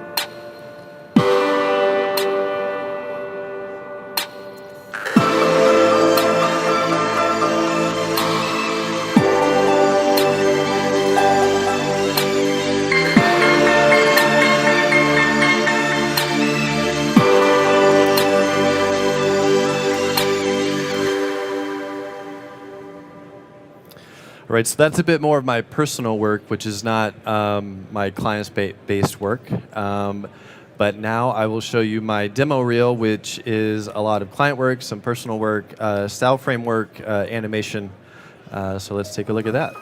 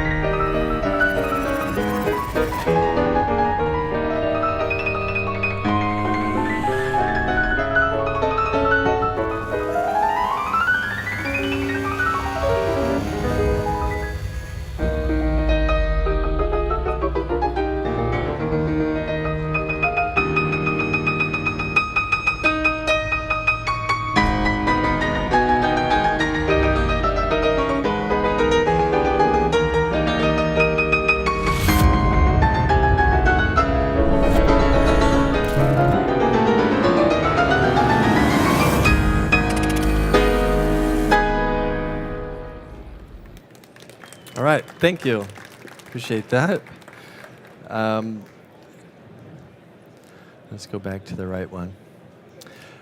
So after looking at my demo reel, so I wanted to discuss a project with you today that I worked on with the client not that long ago. So I'm going to kind of go through the brief that I got from the client. I'll show you the style frames and some of the reference, and then I'm actually going to recreate that style frame that took me maybe 4 days to make in about 1 hour. So hang on, it's going to go fast. So the brief from the client was that the world that the DNA exists in is inside of a computer. The DNA represents a level of intelligent privacy. When the DNA senses a virus inside the computer, it emits a burst of energy outwards. And then the look of the DNA will be a combination of like fiber optics with light emanating from inside. And then the look is a combination of lights, particles, and energy. And then there is like data flowing through the interior of the DNA adding visual strength and stability. So this is some of the reference that I pulled, which you can see is kind of like glass with dispersion. There's some energy bursts, maybe a little glass there, some particles, sound waves. So just a lot of light particle work that I pulled and said, I'm just like, do you like this? Is this direction that you want? And once they kind of give the okay, then that's when I start to go down the path of creating that work. So these are a few of the style frames that I created for that project. So just a few different angles. You can see that the work itself is kind of like a fiber optic piece of DNA. There are these lights inside cloners, different materials that I used, a little bit of electricity feeling, and then of course a variety of particles. And then this is the moment that we were actually going to be talking about today. So it's this hero moment. So you can see we have a very broad view of the DNA from the side. And then we have these bursts of energy that are coming off of the DNA. So if you remember, that's this moment that the DNA has sensed the virus inside of the system, and so now it emits this burst of energy. So again, this is all just a style frame that is designed to tell a story. So I give this to the client, and then they eventually figure out how to animate it. So I don't worry too much about that. I just make stuff look really good. So today, here's what I'm going to be discussing, which is using a cloner object and volume mesher to generate the base DNA strand. To create the interior of the DNA, I'll use spline, cylinders, and cloner objects, and then use redshift materials to give the illusion of lights and electricity. I'll quickly go over render settings for exporting those images and then take them into After Effects. I'll use Red Giant Trapcode Form to create additional details on the DNA and in the After Effects composition. And I'll use Red Giant plugins to create the overall look and glows. And then finally, I'll show you how to use Magic Bullet Looks to get quick color options for style frames. So let's go ahead and jump into Cinema. So the first thing that I need to do is create a cylinder. So I will hold down Shift and hit C and type in cylinder. And I will make that orientation of the cylinder be +Z. The radius will be about 18. And then the height of that will be 2500. And then let's create a cloner object. So Shift-C, type in cloner. And then make that cylinder a child of the cloner. And I'll zoom out a little bit here so we can see what I'm doing. So for the cloner, let's leave it in grid mode. And then for the count, make that 2 in X and 1 in Z. I'll leave the default settings here for the size. So I've already set up the sides of the DNA at this point. And with that said, I'm going to call this sides. I like to label everything. Let's create another cylinder. So Shift-C, type in cylinder. And then let's make that orientation be +X, and the radius is going to be 19. So just a little bit bigger than those side strands. The height of that, we'll leave it 200. And then I'm going to zoom in here a little bit and see if I can't go back to this DNA. So you can see that I've already created the side. I'm going to create the middle, but you can see that there's sort of a pinch in the middle here for each of these, and it gives it just a little bit more of like a natural feel. So I'll show you how I do that really quickly. Go into display and quick shading lines so we can see the lines on this. Duplicate that cylinder. So I'm going to hold down Control and drag. And then let's make that just a little bit bigger than the cylinder that's underneath it. And with that selected, go to Basic and X-Ray. So now I can actually see through that geometry. So the next thing that I want to do is convert this into a polygon object. And then I'm going to use this new cylinder as a mesh deformer for that cylinder that's just a little bit smaller underneath it. So to do that, let's do Shift-C again. And I will use a mesh deformer and make that mesh deformer a child of that cylinder. And then under Object, take that cage or that mesh that we converted to a polygon and drag it down here to where it says cage, and then click Initialize. And now with that cylinder selected, go into point mode, and if I just grab one of those points, I can now drag that up and down. And you can see that it will deform anything underneath it. One thing I do want to point out, though, is that if I make any adjustments to this base cylinder, let's say increase the height segments, rotation segments, and then go back into that cylinder, with that point selected and try to move it, it doesn't work. And I was trying to figure that out for a long time until I realized that all you have to do is go back into the mesh deformer and click initialize. And now it takes into account the changes that you made. So just want to point that out in case any of you run into that while you're working on this, because it would drive me insane. Let's grab the rectangle selection and grab those group of points there in the middle. And let's just scale that down a touch. And then scale the middle down a little bit more. So we have just like a nice little pinch inside there. And let's group that together. So I'll do Alt-G on a PC, so it's now in its own group. And then let's create another cloner object. So Shift-C and type in cloner. And I will call this middle. I just like to label everything. Take that null and make it a child of the middle. Zoom out here. And then with that cloner selected, we want to leave it on grid. And then for the count of X, make that 1. For the count of Z, make that 21. And let's take the size of Z down to 121. So now we have about 21 of those middle strands in there. And it's just a little, or the DNA connectors, I guess. I'm not even really sure what you actually call those. I should have looked that up before I did this. So we have a variety of those in the middle there, so it's just a little bit smaller than our DNA. So the next thing I want to do is just, let's group these together, and I want to call this base. And now is when I start to get really meticulous about how I organize things, so I will create a new layer, so go into your Layers tab, and you can double-click here, and that will create a new layer, and I will call this base, and with Control selected, drag and drop that onto the base. So now everything in there, all the children, are part of that base group. And I can turn the visibility of that off. And when I'm rendering, I can turn that off too. So for right now, let's just turn both of those off because I don't need to see them. And let's create a volume builder. So type in volume builder. And let's create a volume mesher as well. So with that builder selected, go to the attributes and drag that base group in there. And so now that base group has been converted into voxels. So for the voxel size, take that down to 4. And then add an SDF smooth in here. So that's going to actually smooth everything out just a little bit. And then take the voxel distance of that to about 1. So the 1 is going to help retain that original sizing that we had created, but then also smooth things out and make that volume builder be a child of the mesher. And now you can see that we have that strand of DNA. Let me just turn on quick shading. And so you can see now that if I zoom in here, if you recall, I made those the middle radius of these be just a little bit bigger than the edge. And I did that so that it's a bit more organic feeling. Plus now it has that little pinch in the middle, and it's now one cohesive piece of geometry.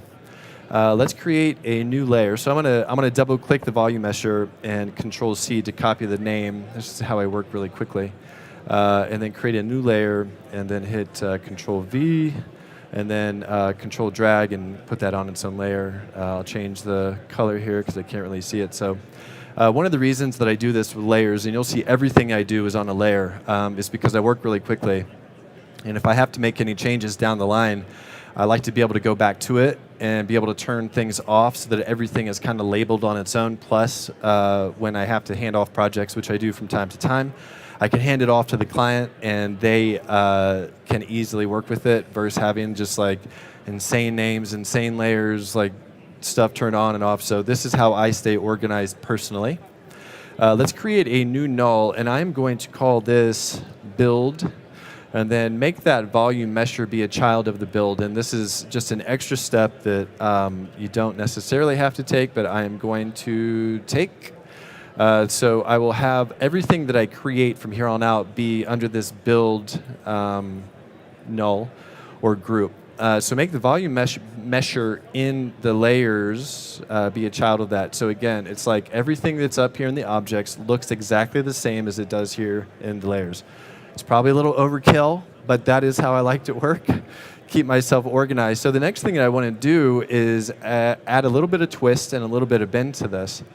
So zoom out just a touch, and I will create a new twist deformer. So you could go in here to the deformers menu, but I like to work a little more quickly than that, though that's not the slow way to do it. But Shift-C, type in twist, and make that be a child of the build. Rotate that around by -90 degrees, and then go into the attributes, and under the angle, if I start to twist this around, it starts to bend that entire DNA, but it's only bending a portion of it, not the entire thing. So how you fix that is go to mode. Instead of using limited, use unlimited, and so now I have a twist over that entire length. I ended up using something around like 50 on this, and then I could even move this along that DNA and it rotates the entire thing. I think I ended up using something like that. So the next thing I want to do is just give this entire structure a little bit of curvature. So I will use a bend deformer. Once again, let's rotate this by about 90 degrees. And for the height of Y, or the size of Y, make that be about the same size as our side structure. So it's 2,500 centimeters, if you remember that. And now I will go into strength, and I will start to bend this, but you can see that we have run into a problem. It is bending it, but it is bending it in a weird way, and that is an order of operations issue. So you just want to take the twist and put that on top of the bend, and now it is bending perfectly. And then I also want to use keep length, so just check that. So now I have that base DNA structure that is right here. So now we're going to start to build some of the interior of that as well. I may as well set up a camera while I'm at it. So let's turn the visibility of these deformers off and just zoom in here to get a little bit closer to everything. Maybe just make it somewhat symmetrical, I suppose, though you want it to feel a little natural. So with my perspective set up, I will just click the camera, and it creates a new camera in the exact place that my perspective viewport is at. So make sure that you are looking through that. So I know that I want this sort of angle, but I also know that I want to make an adjustment to the focal length. So I want to flatten the entire scene out. So I will put a focal length of 200 millimeters, which will zoom us in a little bit. And I'm not sure if you can tell the difference, but it flattens things out, which is good in this scenario because it gives you a better opportunity to see the twist throughout. If I was getting really close in here to this, I might use a much smaller focal length, and it would be a little bit more dramatic. But for this shot, let's keep it just like it is. And then I want to leave that camera exactly where it's at. So let's put a protection tag on that. So it's going to hold the position, rotation, and scale, so it's not going to move it. Though I'm seeing that I maybe want this over a little further. It's just being meticulous. Okay. So the next thing I want to do is start to create the interior of this. So I'm going to do most of the build first, and then I will start to do the materials on the inside to light this thing. So let's go ahead and create the interior. So I have my volume mesher here on this layer, so I can turn the visibility on or off if I want. Let's grab this side underneath the base, the original build that we had been doing, and let's put that in its own group. And I am going to call this, let's see, what did I even grab? Let's call this side lights. Okay. Create a new layer and call that side lights. Make that a child of this, and again, control drag and drop, and now that is on its own layer. But you see that we're having a little bit of a problem here because I do not have enough lines or adaptive points on here. So one of the ways to fix that is to click on the cylinder, and under attributes, just increase the height segment. So a number that I use is 96. I don't know why. It's just a number that feels good to me, and I always use it. It could be 100, but I don't know why it's 96. Let's take the radius down to 1. So we're going to make it really thin. And then we are going to do the exact same thing for the middle. So let's put that on its own layer, or own group, and call this middle lights. Create a new layer, call that middle lights. And make that a child. Drag and drop. Everything in there is its own layer. Grab the, what I really want to do is just grab this cylinder without any deformation on it. So let's just delete everything else that's in there. So I just have that original cylinder, and then under attributes, make that radius be 1. So now you can see that we have that internal structure, which I will then turn these into lights using materials. So the next thing I want to do is just set up, if we look really closely in here, you can see that I have these little splines in here, which the idea was sort of like electricity, so it's like, how do you convey the idea of electricity in a style frame? And so I'll show you how I set that up really quickly. So with that middle lights selected, let's control drag, and I will duplicate that. And let's call that middle splines. And a new layer, call that middle splines. And then put that on its own layer. And I will delete that cylinder that's in there. And then I want to create a straight line. So one of the easiest ways that I have sort of grown accustomed to creating a straight line is to use an inside. And so it creates a spline that has 6 sides. So I will just take that down to 2, and now I miraculously have a straight line. Make that inside, which I am going to rename electric, just because I don't want to keep saying inside. Electric sounds cooler. Make the height or the radius of that be 100. And now I have splines running the entire length of that middle area as well. So now I need to sort of create this like little deformation in there, and I'll do that with a deformer. So do Shift-C and type in displacement or displacer for a displacer deformer. Make that a child of the electric, and under attributes, go to shading and click noise. So I don't know if you saw that, it moved a little bit, but not a lot. And the reason is because I need to increase the intermediate points on this. So I will choose natural, and can anybody guess the number that I might use? 96. So now if I zoom in, we have just a little bit of movement across that. And it's all fairly much the same, which maybe that doesn't matter a whole lot. To me, it kind of does in this moment. So if you use, I think it's world, it will make each of those have a little bit of a different deformation on that. And then you notice in the style frame that I actually have 3 of those running through there. Maybe you don't notice that, but I did. So I will just duplicate that. And one really quick, easy way to make a new one would just be to go into the noise, and for the seed, let's just go down to like 664. So now I have a variety of different splines in there with different deformations on there. And then I might just turn the object height displacement down to like 5, just so it's not so severe. So at this point, we have like the main structure already built. So I could keep going with this. I could show you a few other things with cloners, but I'm giving you the foundation of what to go on right now. So let's start to light this scene. I'll turn the visibility of everything back on, and then let's create. Let's grab our material manager. Let's grab that, and I like to have it be down here. Though it's always tricky with the new layout. And I even practiced this earlier so that I wouldn't make a mistake, and here I am.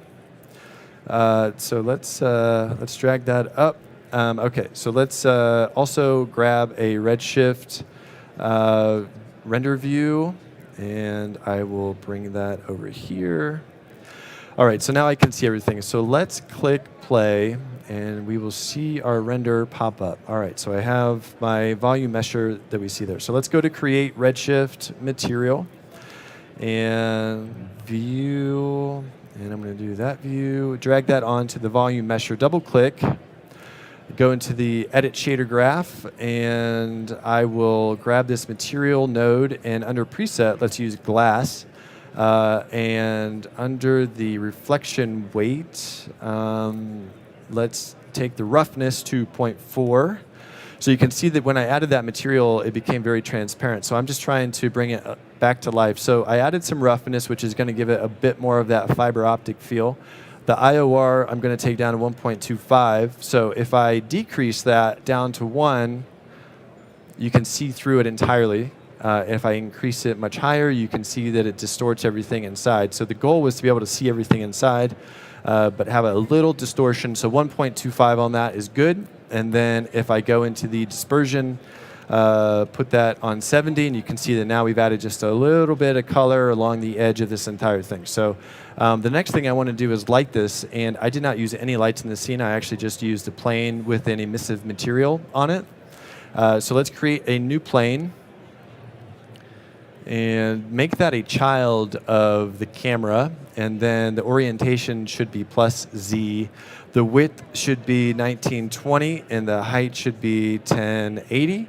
And then let's go into the coordinates and zero everything out except for Z. I'm sure someone out there is like, why don't you just use this function to do that? But that's how I do it. So I'll just make it about that size, create a new material, redshift material, and drag and drop that onto that plane. Double click the material tag to go into the edit shader graph. And then type in texture to create a new texture node. And then under general, I'm going to have to find my texture really quickly, which I think should be right there. So I have this backplate that I use to light it, which is also the base of my After Effects comp. So I'm using the same thing, and you'll see that in just a moment. So I'll use go to overall emission color, and then let's grab that material node, and then take the diffuse down to 0, the reflection down to 0, and then the overall emission weight, let's take that up to like 6. So now you can see that we have that material that is emissive in the background there, which is now lighting our piece of glass. So let's turn the visibility of that backplate off by hitting Shift-C. With the plane selected, let's type in redshift, and let's grab an object tag. You could also just go to tags, redshift object, and then with that tag selected, go to visibility, override, and turn off the primary ray visibility. Turn all these off as well because I don't really need it to cast shadows or anything. So just trying to limit the amount of work that the renderer has to do, because if that stuff isn't used, then why even have it in there? So you can see now that my material, or my plane back there, is lighting this entire structure. So we have some nice oranges and greens and blues and purples.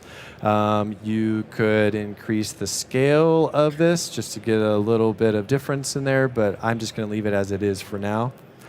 So the next thing I want to do is just jump in here and start to add a little bit of flavor to some of these cylinders in there to make it look like lights that are traveling along the inside. And I do that with a material.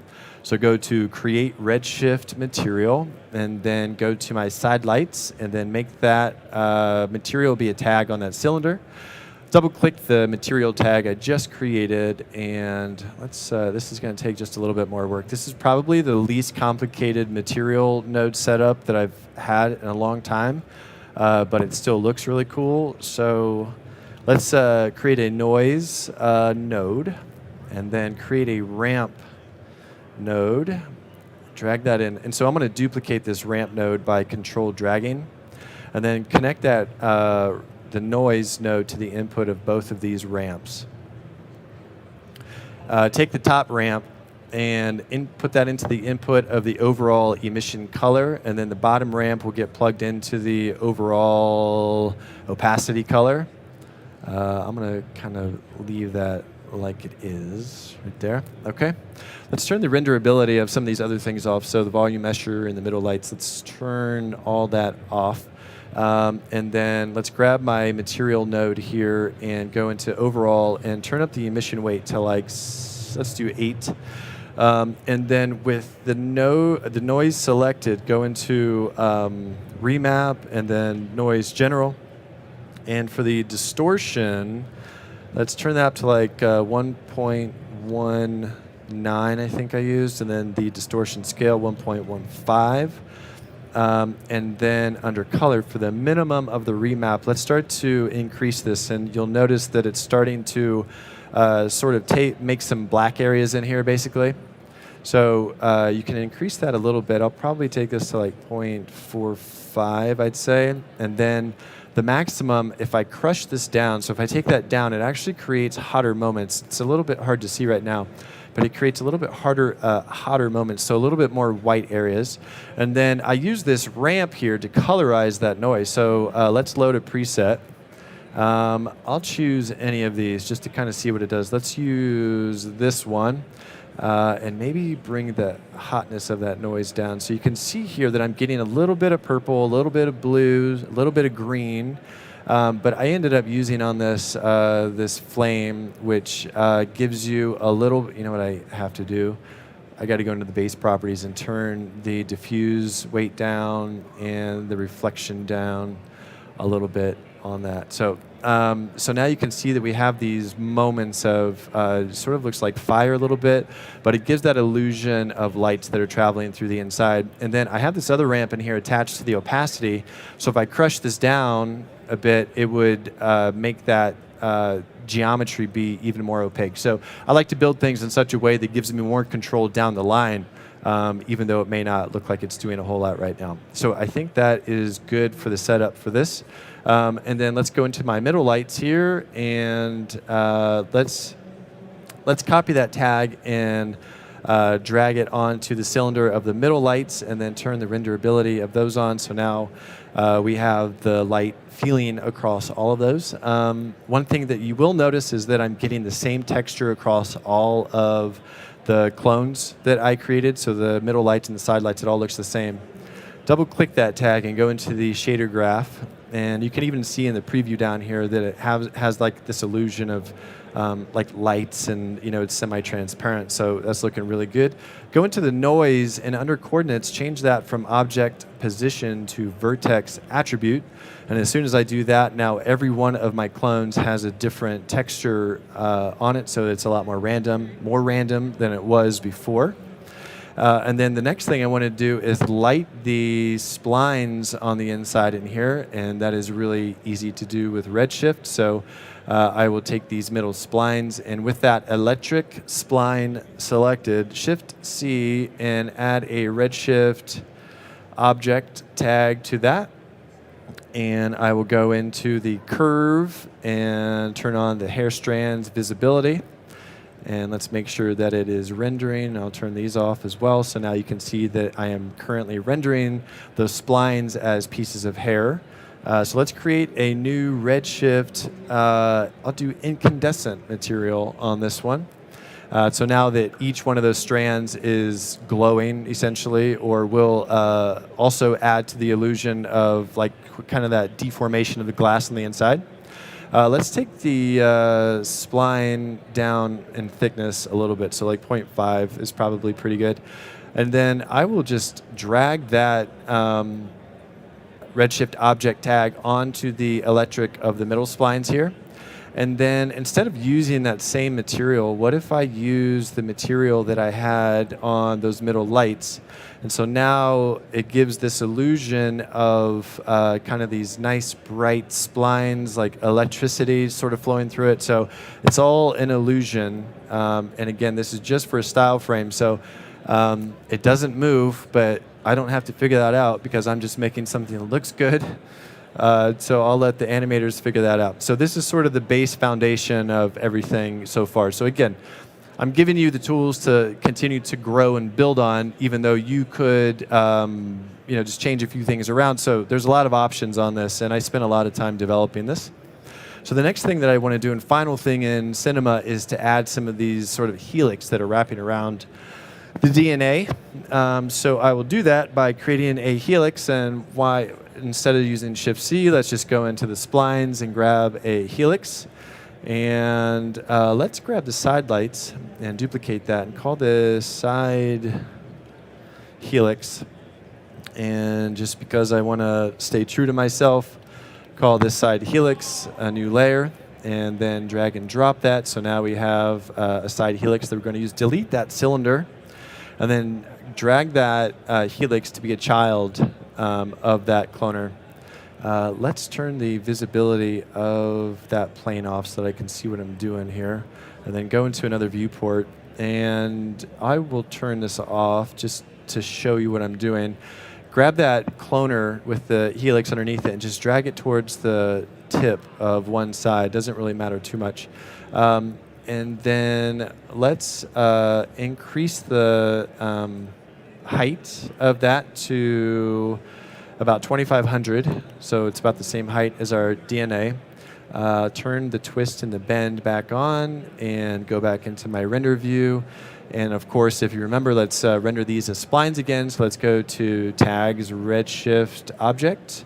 For the mode, turn that on to hair strands, and then let's go into the object again. Take the start radius down to like 125 and the end radius down to like 125. And then the end angle, let's just decrease that. So kind of giving the illusion of movement over the DNA. And then kind of to further that point is that the next shot in this particular moment was a sound wave.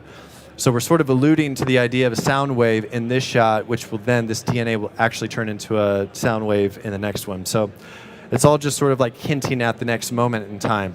So I will render these out as separate passes, but I'm not going to show you exactly how I broke everything out. However, I will do a really quick example on some of my render settings, which for the renderer, choose redshift. Go to advanced mode and then click on the redshift tab here. Go to globals, increase the reflection, refraction, and combine to 16. And just through some experience with a lot of glassy materials recently, I learned that these settings were some of the best to be using. And then go into sampling, and under unified sampling, automatic sampling, take the samples minimum to like 16 and the max to like 512. So that's the overall scene sampling, so that everything will have that samples in it. But I probably want to increase the samples specifically for the reflections and refractions. And so instead of increasing the samples for the entire scene, let's do an override here and increase that to, I don't know, let's say like 2048. I worked on something recently where I was at like 8K for samples, and the render itself was like 8K.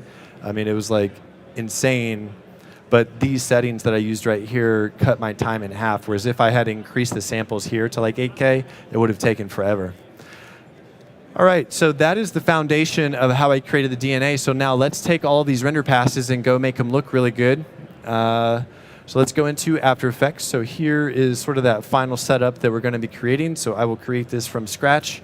So let's grab that backplate that I had used. So under the assets that I have this backplate, which again is the same emissive backplate that was lighting the glass. And then I will hit Control Y. And I'm just going to label this just for my own sake. And let's take that down to 75%. So I'm just darkening the background a little bit. There's a few ways to do this. That is how I did it. Grab the DNA main, and that is our render. So I did a little bit more work on it. So I have, a few more of those cloners in there. I played with the lights a little bit more electricity. Even have some of these finer cloners in there. So everything that I showed you in Cinema, you could now recreate this. So I just went a little bit further down the line on it. And so I also broke these out into some different passes. So I actually did a render pass, which I was only using the lights on the inside. So I'm going to use that to add it back on top of the DNA itself. So add that back on top, and if I toggle it, you can see it just does a little bit, not a lot. If I solo that out though, let's add a levels to it. And let's crush this down a touch so that I'm only getting most of the highlights. However, you notice that as I crush it down, I'm only getting these really dark red colors. So let's add a hue saturation just to desaturate it a touch. Take that down a little bit. And then I want to add a glow to this. So I normally would just use glow that's built in, but I've been using Red Giant quite a bit lately, and that stuff is really cool. And I like optical glow a lot, and I will turn the amount up to 75, so it's a little bit brighter. And then for the uniform size, make that 16 and the Y be 32. So I'm making it a bit more anamorphic there, and let's unsolo that. And then for the vibrance, I could increase this if I wanted to, which maybe you do, depends on the moment. I'll leave it like that right now. So it just kind of brightens things up, adds a little bit more color to it. So this is already starting to take shape. The next thing I want to do is grab that helix that I had just created right before I got out of Cinema. Let's put that on add mode and take the opacity down to like 25%, something like that. So in the process of making this, my client was like, hey, we like those splines, but we want to add a little bit of detail to it just to make it look a little bit more like data. So instead of going back into Cinema to like add cloners and kind of redo that whole thing, I was like, well, let me just get the idea across and then we can go back to it to see if you actually like it. So one thing that I use to get that across really quickly is just use trapcode form. So I will create a new solid. So hit Control Y on a PC, and let's call this helix form, just so I know what I'm doing. And let's type in form, trapcode, red giant trapcode form on effects and presets. And then under the base form, let's make that, for the base form size, do XYZ individual, and the base form X is 1920 and Y is 1080. So we were actually just making that the size of the comp that we're working in. Take the particles in Z down to 1 and the particles in X. Let's increase that to 640. And I know you think I'm going to say 480, but I'm not. I'm going to say 400. And let's go to my particle and take the sphere feather down to 0. Size random goes up to 100%. Opacity random goes up to 100%. Go down to layer maps here. And under color and alpha for the layer, choose our helix layer that we rendered out. And then do functionality is lightness to alpha. So and I'll explain this in just a moment. So map over X, Y. So what I'm doing with trapcode form is basically saying that anywhere that this line is, so that is where the white is, to put dots on that or put form on that. So you maybe would notice, but basically I rendered that spline or that helix out on black. So it uses the black and white to emit the particles specifically on those lines. So because I added a little bit of differentiation across here, we just have like these little nice moments of the cloner. It kind of looks like some particles, some data. So again, if the client really likes it and they want it in 3D, I can go back, but this is kind of the idea that I wanted to sell to them. So with the, I used optical glow on the lights, and I want to grab that and actually just copy that and add it to the helix form. And it's going to get really bright, but I'll put that on add and go down to that effect and take the amount down to like 25%. And then maybe decrease the vibrance a little bit, just a touch. And then for our particles themselves in form, make the color be slightly orange, just to kind of take it into the world that we're working in. And then a lot of times, just to make it not feel too digital, I guess, maybe a little bit more organic, I like to increase the color random. So that will make the lights be a little bit more random. And if you were, I don't know, making something for the holidays, you could increase that to 100%. I'll add just a little bit of color to it, so it just gives a little bit more of a natural feeling in there. So that is kind of the base setup that we're going to start to work from. I also have 2 more helix layers that I rendered out. I'll put both of those on add, so you can see that I have 2 that now wrap around that a little bit more. So I'm just adding a little bit more detail along that cloner. So again, I showed you how to do the helix really big, but you could wrap it really tight, and then it gets around that DNA. So it's really just adding some more layers to it just to get the idea across. So the next thing that I want to start to do is add some highlights and just kind of like start to fill this frame out. So let's create a new solid. Control Y, and I will call this highlight right. And I will add a fill to this. Drag and drop. Let's make that like a kind of like a pink, really light fuchsia color. Create just a really quick garbage mat along the side over here. Feather that out ton. Put it on add mode, and then take the transparency of it like way down. So I'm just kind of creating this illusion that there's something happening off screen. So instead of it just being kind of this flat on view, I have just the illusion that something is starting to happen off screen. So let's do that for the left side. So I'm going to call this highlight left. Very easy. And then add a fill. And you might be asking, why don't I just make the solid that color that I want it to be? But I want to do a fill because maybe blue works better, but maybe green works better. So it just gives me the flexibility to kind of try out some different colors really, really quickly versus having to change the actual solid color. So I'm going to make this kind of a light blue. And again, just make kind of a quick garbage mat over here. Doesn't have to be too perfect. Feather that out a ton. Even change it up so that it goes up a little bit higher, something like that. And then take the opacity way down. So now I've got a little bit of blue on the left and a little bit of a pink or warmer color on the right. So I'm just kind of creating a little bit of movement to go across this entire thing. All right, the next thing I want to do is start to add a few more layers in here. So when I'm working with style frames, I don't always create everything from scratch. I like to maybe use reference images and throw those in there. So again, it's just creating the look for the client. It's not solving problems for them because I'm the one who creates the problems for them. So I create the style frames, they solve the problem. So let's add this layer in here called VFX. So I created this a while back. It may have even been found imagery. I kind of can't remember, but I liked it, and it worked in this moment. So this is a pre-made asset. I could probably remake this, but it would take too much time, so I'm not going to do that.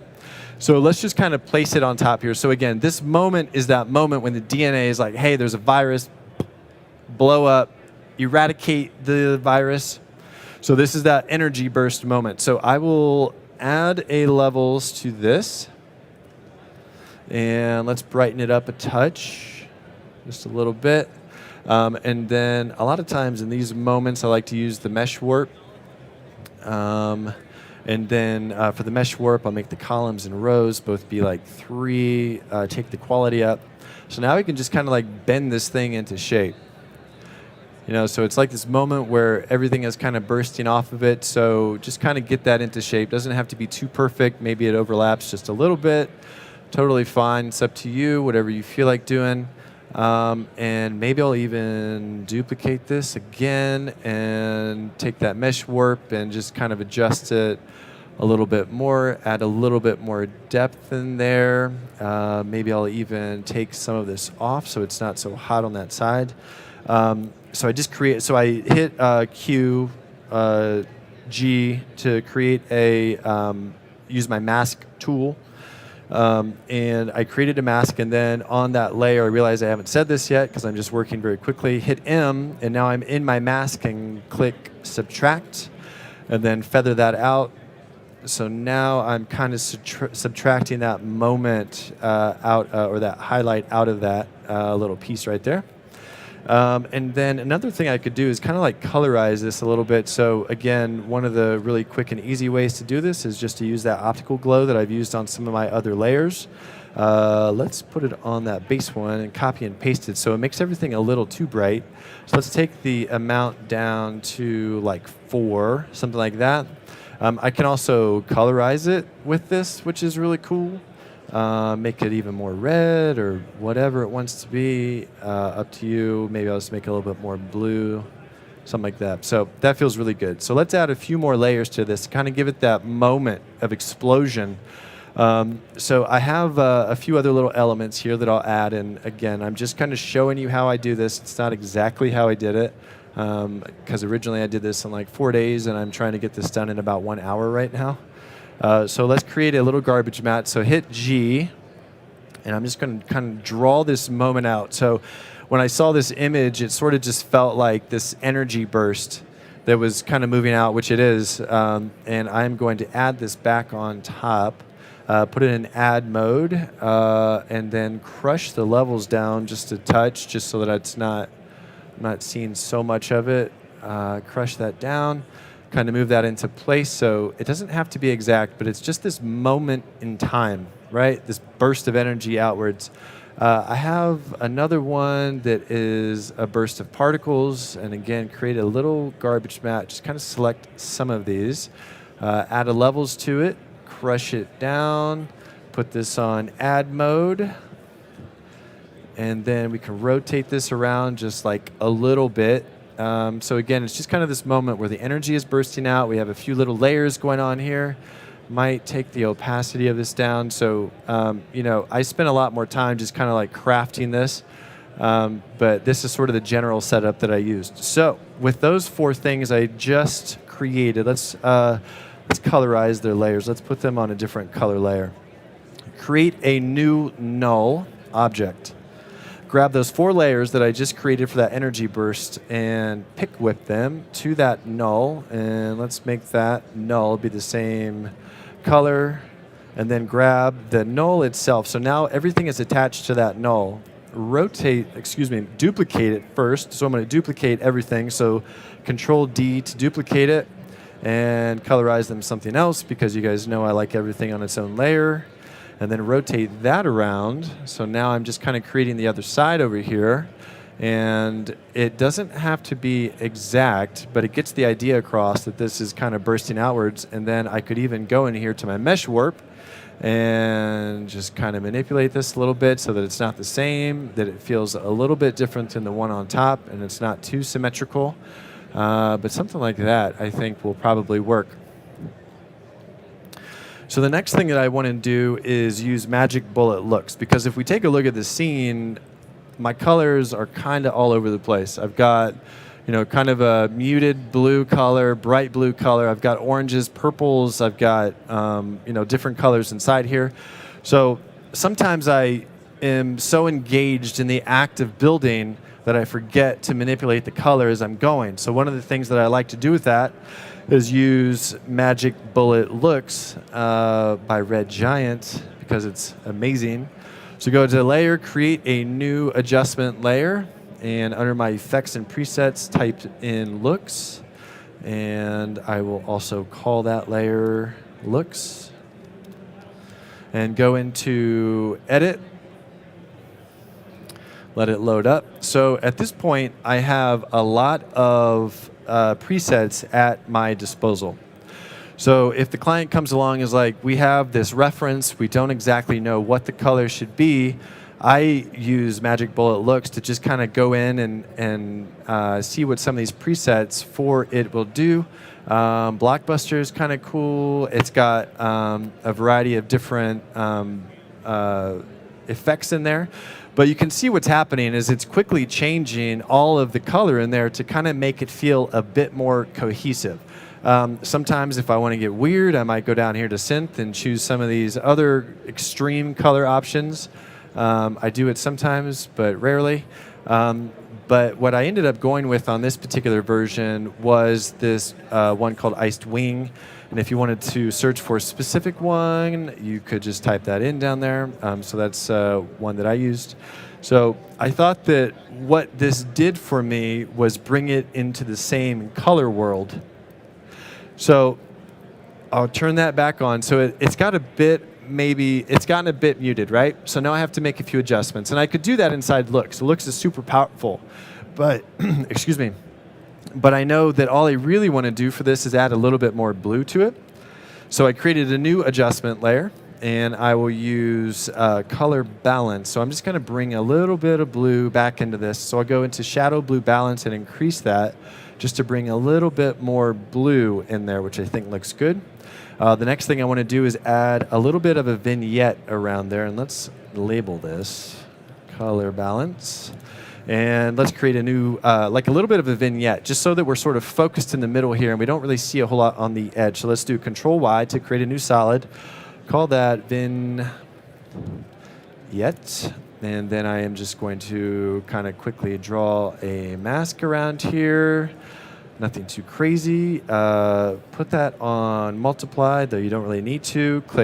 Hit M, so that'll bring up the mask, and put that on subtract. And feather that out quite a bit, and then hit M twice, and that's going to bring up all of the settings in that mask. And let's take the mask expansion and take that out a little bit. So now if I toggle this on and off, you can see I just added a little bit of mood on the outside there. I got a little bit of time left, so I want to quickly show you how I added a bit more particle information in here.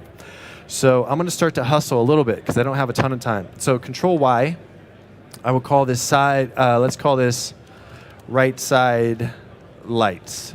All right, So let's go into my effects, type in form, and use Red Giant trap code form. Let it load up really quickly.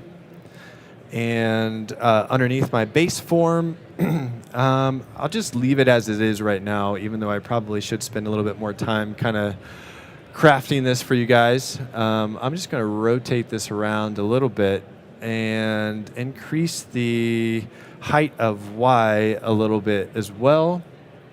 Just kind of bring this over. For the particle itself, sphere feather, I always take that down to 0, size random, 100, opacity random, 100. And then I just want to distort this with a fractal field a little bit. And so for the displacement of that, let's increase that. So this displacement is happening because of a fractal field. For the F scale, let's make that be like 3. So I wanted it to feel as though it were still cohesive and not too displaced. And so now it just feels like these big moments, like these big particles.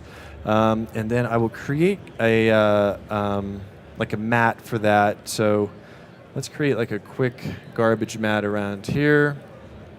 Let's feather that out a little bit. And for the track mat, let's put that on alpha mat.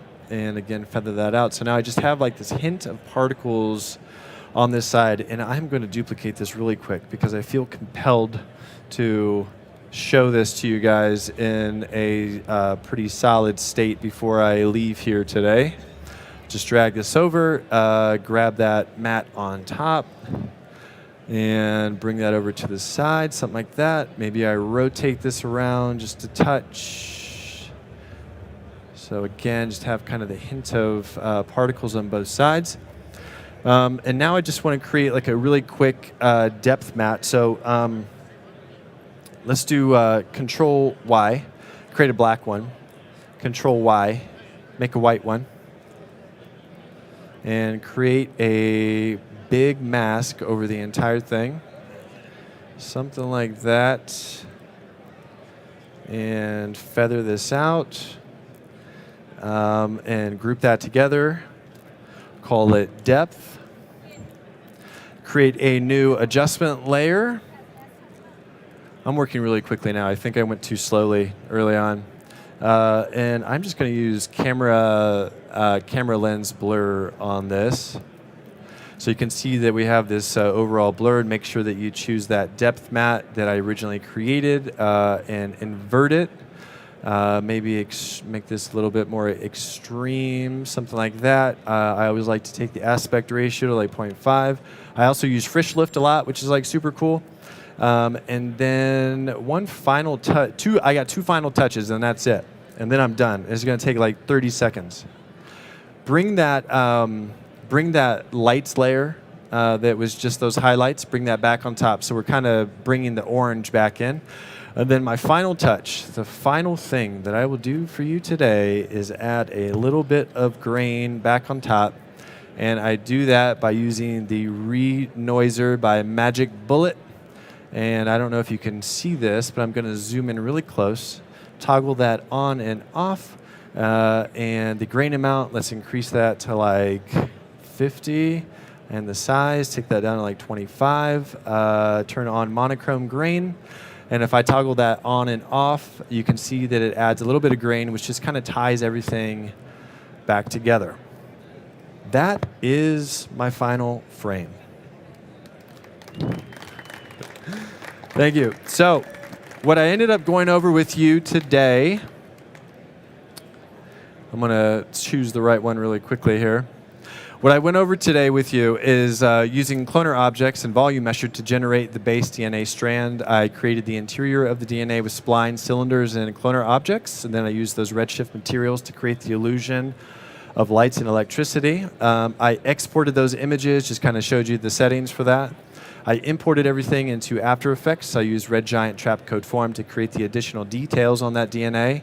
And then I used Red Giant plugins to create the overall look and the glows. And then I used Magic Bullet looks to get quick color ideas for style frames. So once again, my name is Brian Coleman. I am a design director based out of Denver, Colorado. My website is briancoleman.com. On Instagram, I am Brian_the_Coleman. Twitter is Brian the Coleman. Some of my NFT work is briancolemanNFT.xyz. And I am on Foundation Marketplace at Brian Coleman. That's it. Thank you. Wonderful. Great job, brother. The internet didn't actually have any questions. You were thorough. They were just like, nope, they got it. So good. Yeah, you put in that. You put in the work. I was Questions from you ready? Questions from the live audience. Any questions live that we have? Everybody's killing it this day one. Like everybody's executing. If you do have questions, I'll be over on the backside over here. Yeah. I mean, I know that I spoke to a few of you, so yeah, Brian will be there for the next hour, so you have him there if you have any questions. But stay tuned. We have our next presenter up, Arturo Wong. So hang tight. We're going to be getting him started, and we'll get rolling. Until then, we will see you in the next 5 minutes. Thanks again. I was like.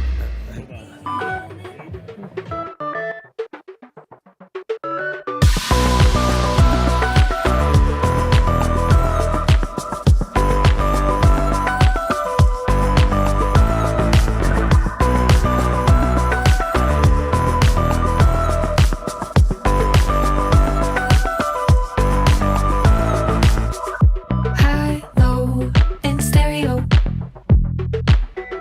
Hot, cold, I carry it. In and out, I'm pushing it. Come on now, we're making it. Haven't you heard that I like it? Haven't you heard that it feels so right? Haven't you heard, wanna try it? I'm getting in on your good vibe.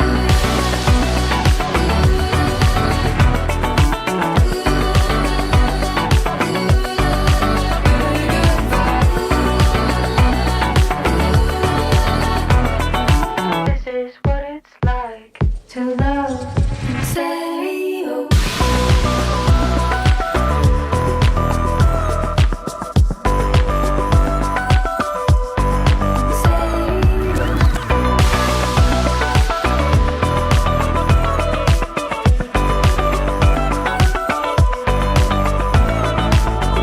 Time's slow when you're feeling it.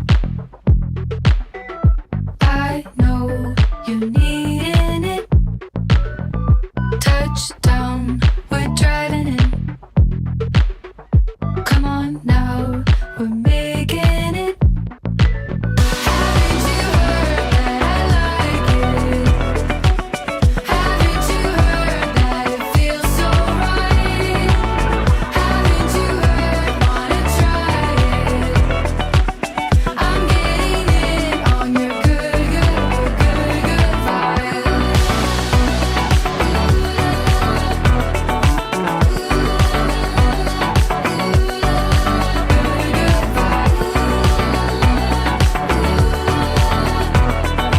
This is what it's like to love in stereo.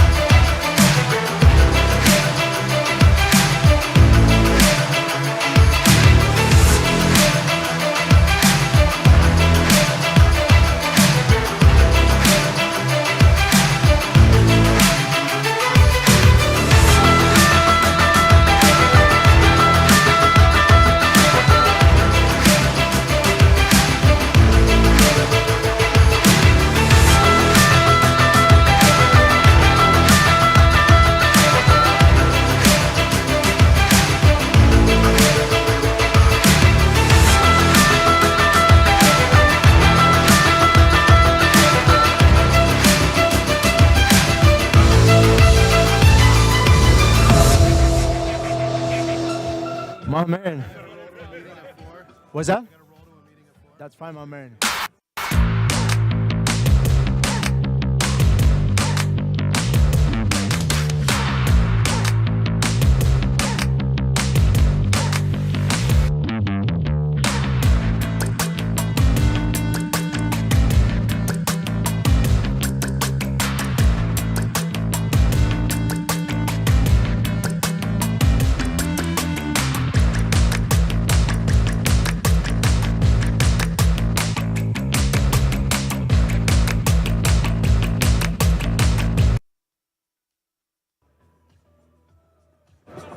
All right, welcome, ladies and gentlemen, creatives of all ages, to the Maxon booth.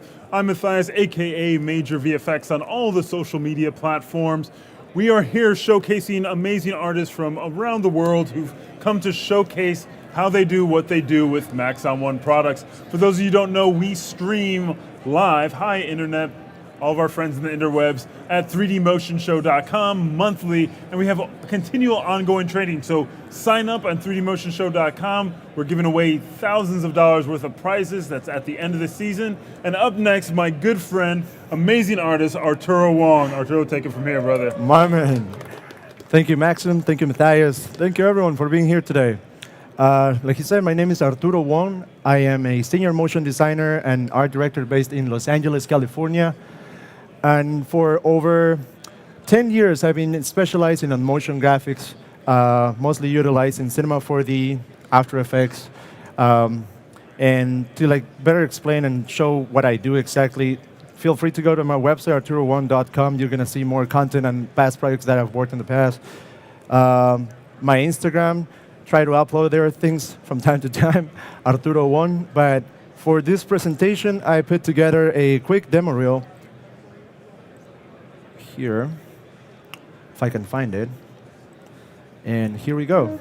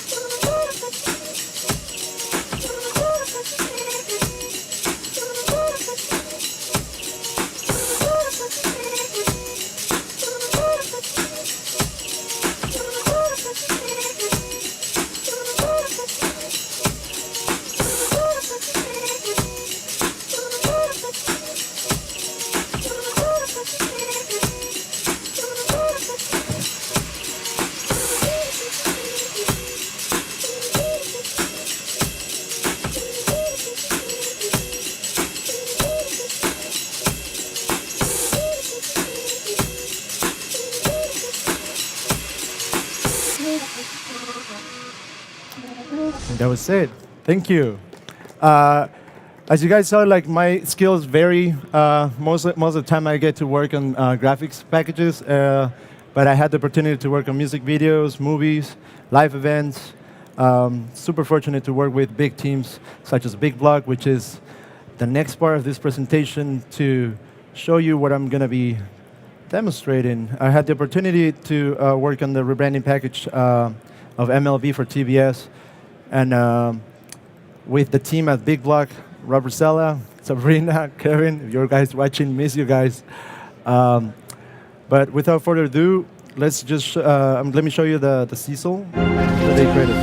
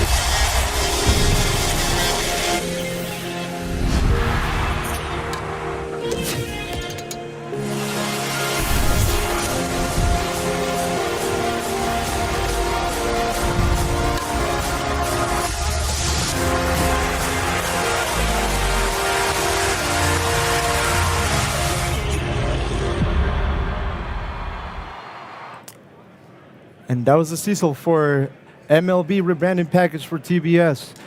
Like I said, it was a great group. The previous presenter, Brian Coleman, was one of the guys that was also part of the team designing some of the glove transitions. Part of my responsibility was to animate and come up with different ones, and that's what I'm going to be talking about today.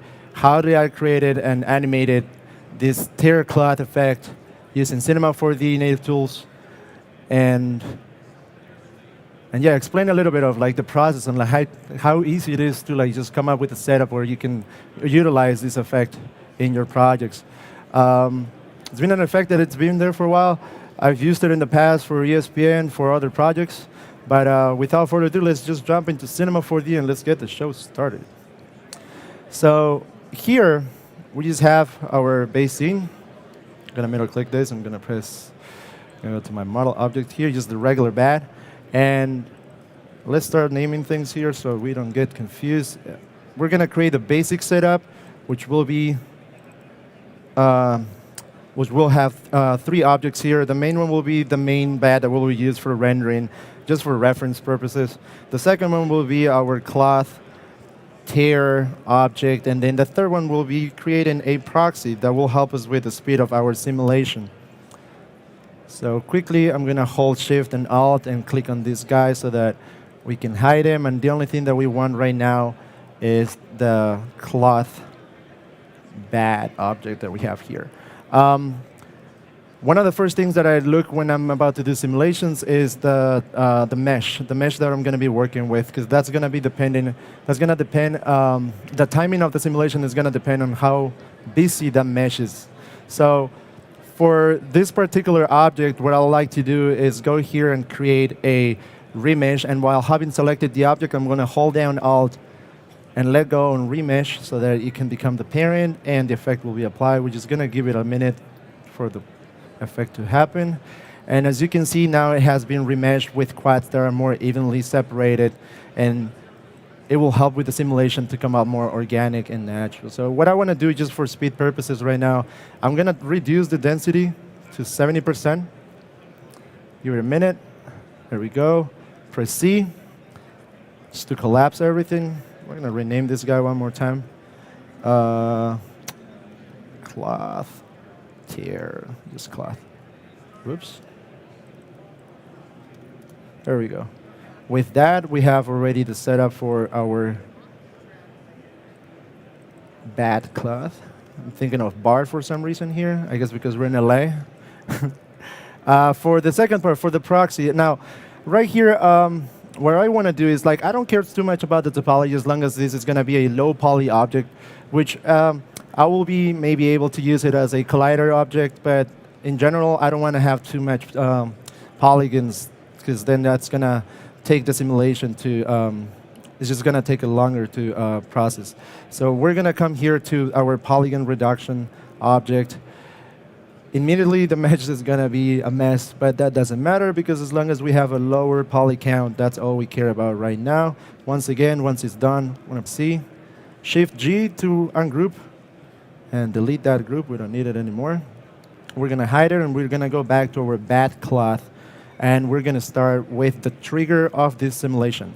For that, I'm going to go to my point mode. I'm going to hold V, select, go down to set vertex weight. We're going to leave that at 0 since we're going to be using fields. Go to basic, use fields, delete this freeze. And let's start. So right now, all I want to do is create my first trigger, which will be this circle. This is what it's going to be driving the whole animation. And the reason why I'm using vertex maps is just because of the flexibility that it's going to give me once I'm going to start animating. If I want this tear to start from here, from the middle to the end, I have that flexibility because at the end of the day, the simulation is going to be driven by this vertex map. So let's go ahead and animate this from 0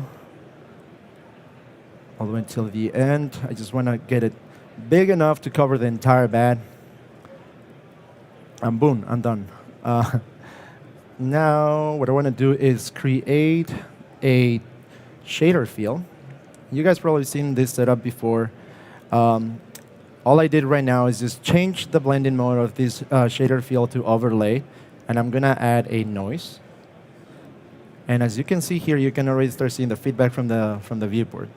I'm gonna press NA to get a better view of this texture, and change the noise to, oh, I can definitely not pronounce that name, S2UPL. So this is the guy that we're gonna be using right now. 250 here. We're gonna increase some of these parameters here, just play around.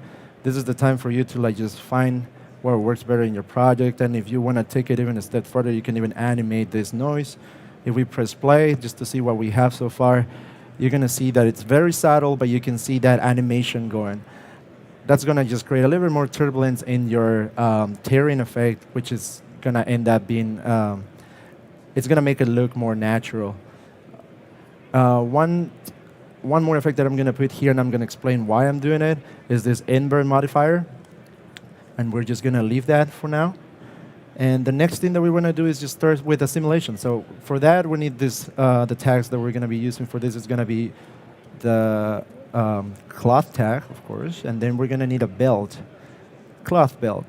This cloth belt is gonna help us, it's gonna be used in combination with a vertex map to drive the animation of the terrain.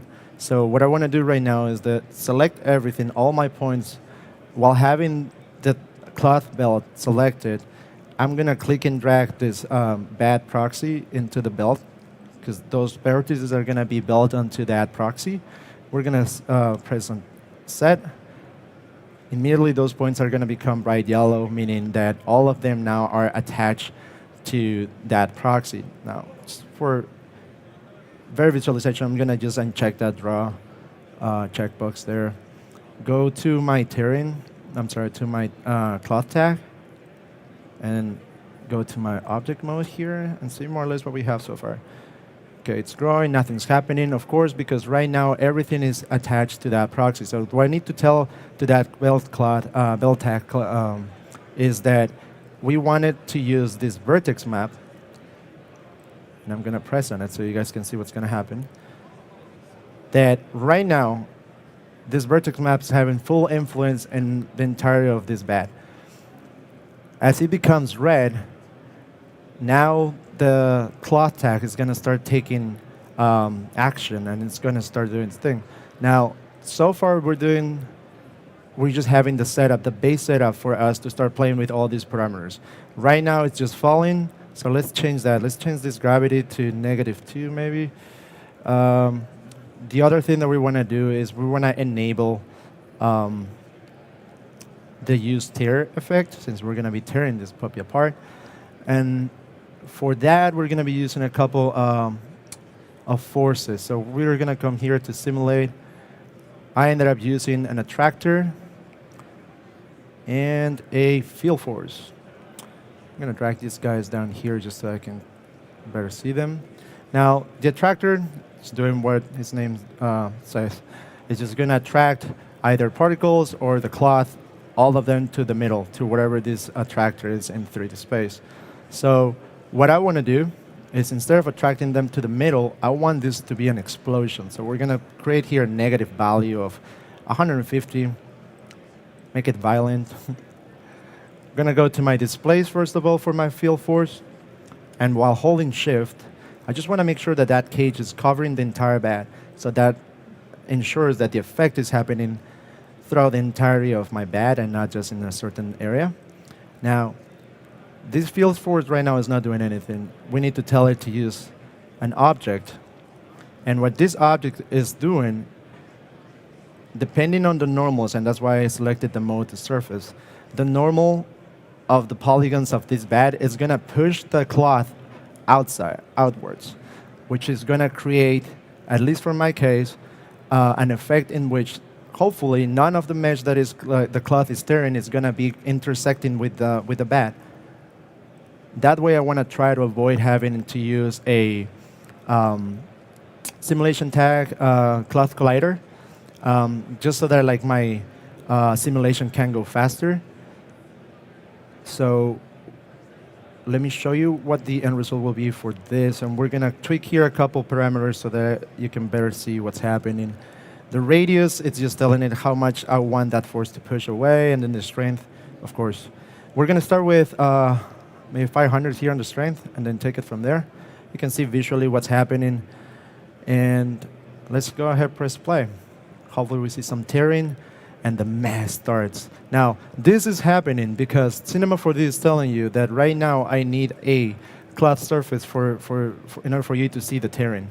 So the second that I apply it, and once again, is while having the object selected and holding Alt, letting go on the object, it will automatically create it as a parent of that object that was selected.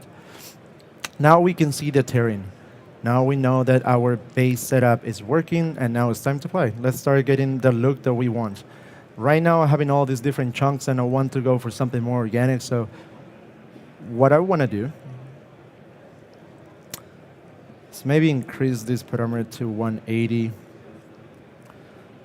I'm going to also hold Shift and Alt on this field force and attractor so that like they're not distracting here on the viewport.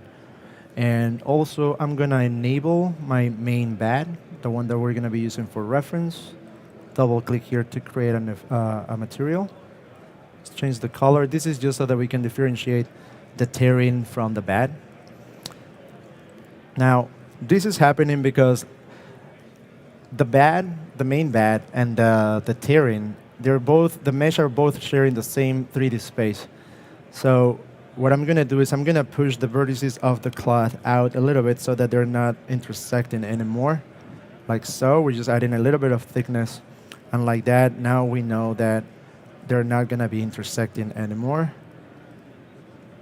Once again, I'm going to press play. And now we're starting to have the tearing that we need.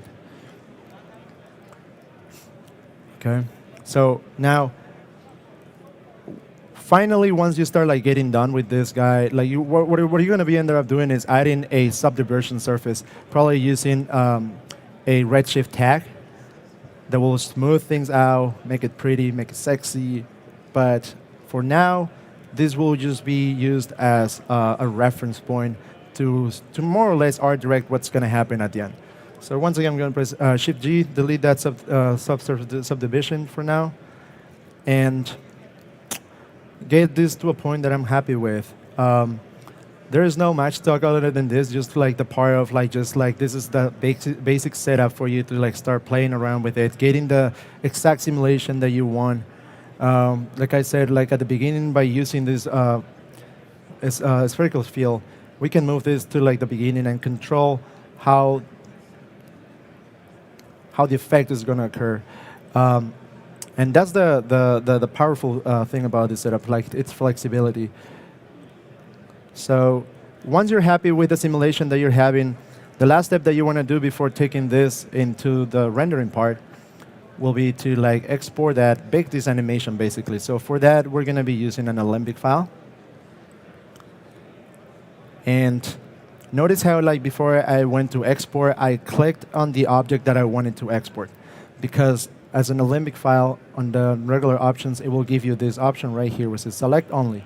Selection only will do exactly what it says. It's just going to export this object in particular. Otherwise, if it's not selected, it's going to export your entire scene, which you don't want to do. The second thing that you want to check is the frames that you're going to be exporting. In this case, I want the entirety of my simulation, and everything else can stay as default. Once you press OK, it's going to tell you where do you want to save the file so that you can re-import it. So let's go ahead and go to the scene that I had after this. Files. Boom, boom. There we go. Now, at this stage, I have already brought the baseball with the animation of this explosion and the tearing that we created. Now, if we put this together with the camera and the Alembic,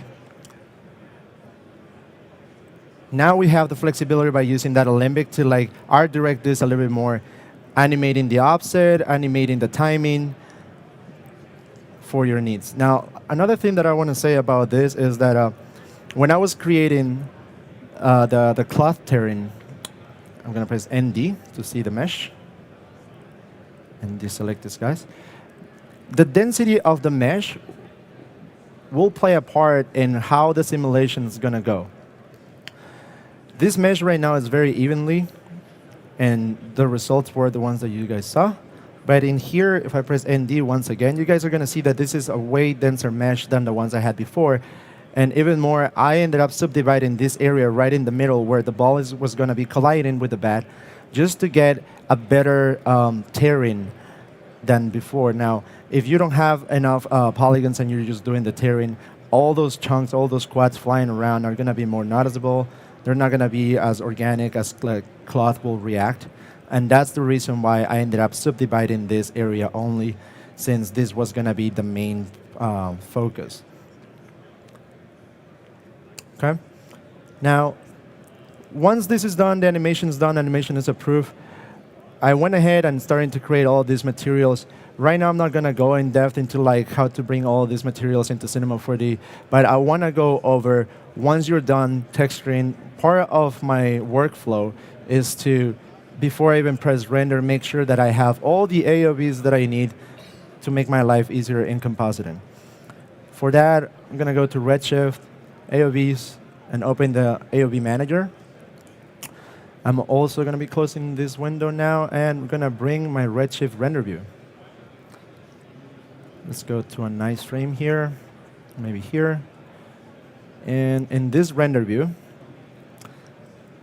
most of the time, this is how I like to work within Redshift, changing these options to like fixed scaling. And the way that it works is that this percentage, the first one, will control how big the image will be on your viewport, and the second one, it will be how big the image it is in the like how big the image is calculated in the render time. So if I were to change this 50% to 100%, the time of this render will be the exact same thing as my normal render. But if I change that to 25%, now I'm telling Cinema, I don't want to have the full render, I just want to have a little preview. And that's all we're going to do that for this part of the process. I'm going to let it go do its thing. And in order for me to see the AOVs that I'm going to be needing for compositing, you need to enable bucket rendering. So right now, we're looking at the beauty pass. We're going to be talking about the depth pass and puzzle mats. They're super easy to set up. I already have them here. But to show you, all you need to do is just for a puzzle mat, click and drag, rename it,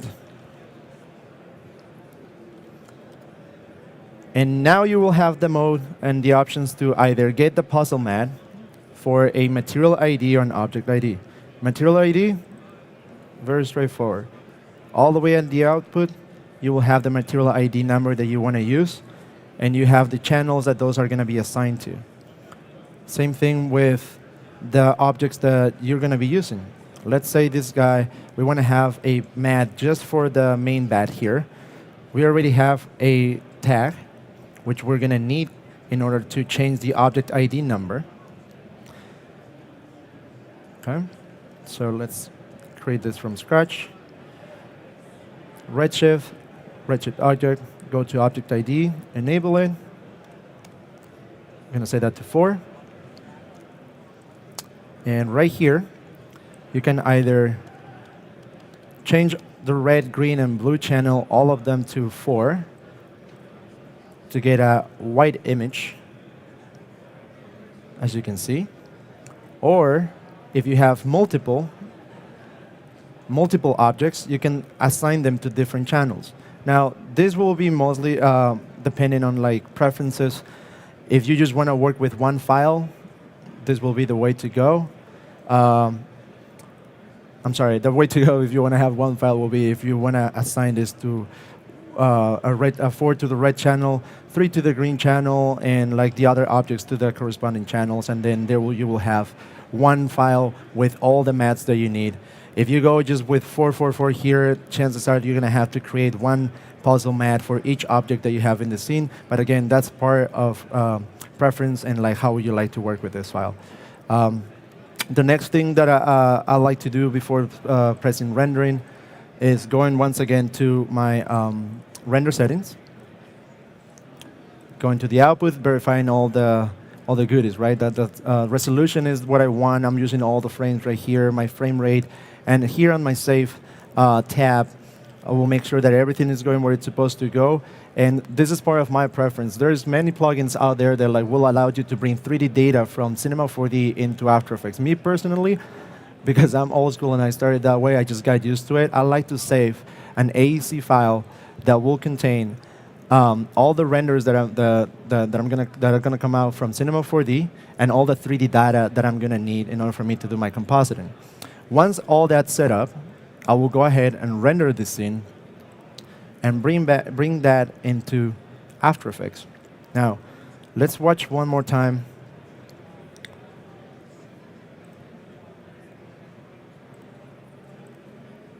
The final result.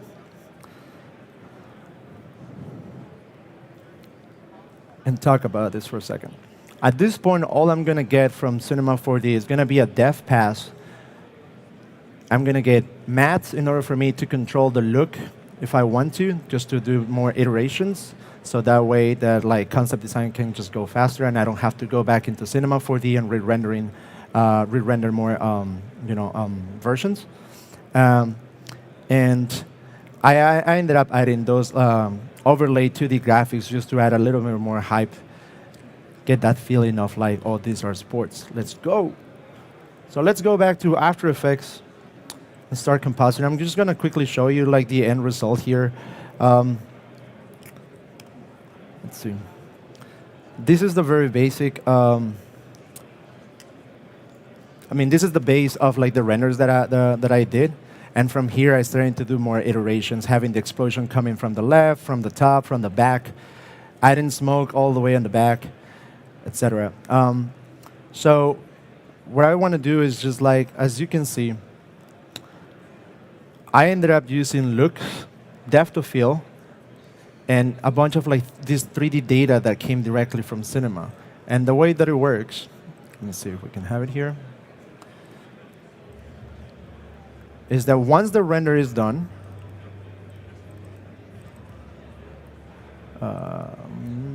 files, there we go, you will get this AEC file, whatever you saved it to. So right now, I'm just going to click and drag this file. It's going to come in here with all the renders that you did. Right now, I just put a 1 because like these renders were already saved. But all I needed from here was the 3D camera and all the nulls that you will need. So let's say right now, I just got this camera. I forgot to like bring some nulls. All I need to do is just go back to Cinema 4D, create a couple more nulls for have a visual representation once I bring those into After Effects so that I can make my life easier for compositing, something like this.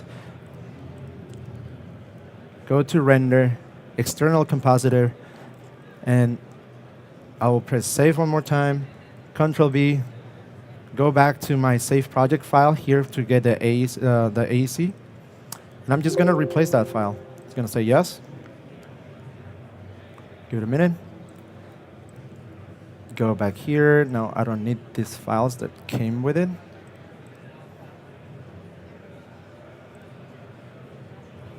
And I just need to re-import this guy. Open the files, and as you can see now, we have the nulls that we need in order for us to do the compositing that we're going to be using. Now, these nulls can be used to add smoke, to add like more environmental effects on the background, anything that you need in order to get the look that you want. I'm going to delete that. And right now what we're going to do is we're going to start something from scratch, just to show you the process of like what are the most essential things that I use in my personal workflow. So while holding this render, I'm going to drag it into this composition to create a new one. In here, I'm just going to drag every pass that we had before. We have right now the beauty, the depth of field pass,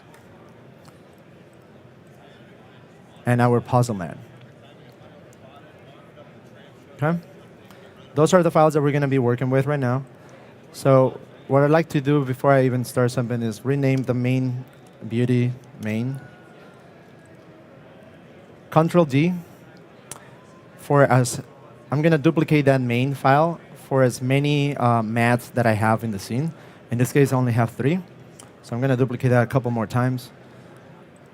And we're going to start renaming this accordingly. So this could be bat, tear,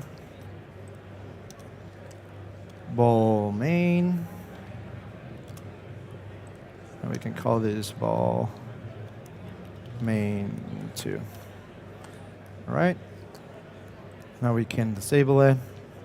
And what we're going to do now to use those puzzle mats, we're going to go to the effects tab. If I can find that here. And we're going to look for an effect called set mat. We're going to double click it. I'm going to expand this window here a little more to just like better see my project. Okay.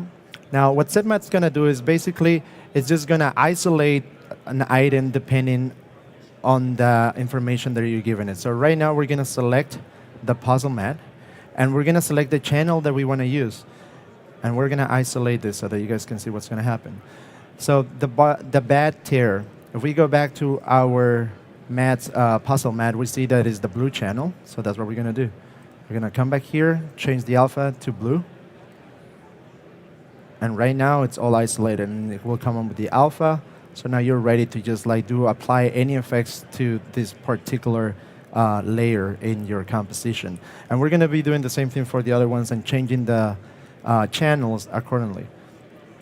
So for the main one, I'm going to select this guy, Control V. If my memory doesn't fail, I think it was the green one. Yes, it was. We'll go to the second one. And right here, Control V to copy the effect. Go to the red channel, and there we go. Now, this is where, like, for me, will be the main setup as far as like compositing, and then from here I will go into color correction, depth of field, and all those goodies. So let's start with that. We're gonna create first of all a null, so Control Y to create one. Change the color from, just want a black background here. I'm gonna put it all the way at the end. Should rename it. Holding Control Y, Control Alt Y. I'm gonna create an adjustment layer, and the first one that we're gonna be doing is depth of field. I'm gonna duplicate this one more time for color correction, and one more time to add looks. For depth of field, what we're gonna be using is a plugin by FreshLift depth of field. Me personally, I love this plugin. For depth of field and compositing in After Effects, it makes your life so much easier, and it really brings those like nice depth of field. So if you were to use the regular like After Effects like depth of field, you will notice how like in the edges sometimes it will just bleed that blur. With FreshLift, it just doesn't happen. It's a more accurate, I guess, like algorithm or software or process. So what I like to do is once I have my plugin here is go ahead, go to the depth buffer, press invert, select the facets here to 6, and reduce the rounded facets to 0. So that way we know that we're going to be sharp, and increase the radius to something crazy just to make sure that it's working. We're going to select now the depth paths that we had from Cinema 4D. And right now, if you click on this guy, select depth, it's going to tell you what part of the image do you want it to have in focus.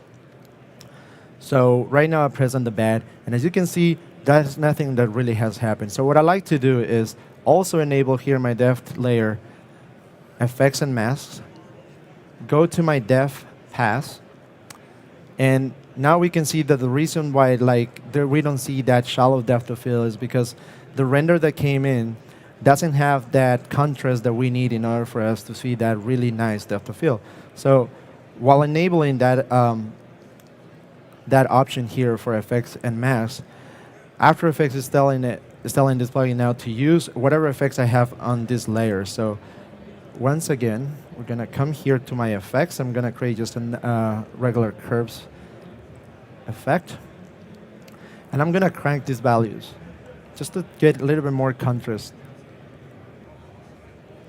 And you can start seeing now the difference that like the before and after.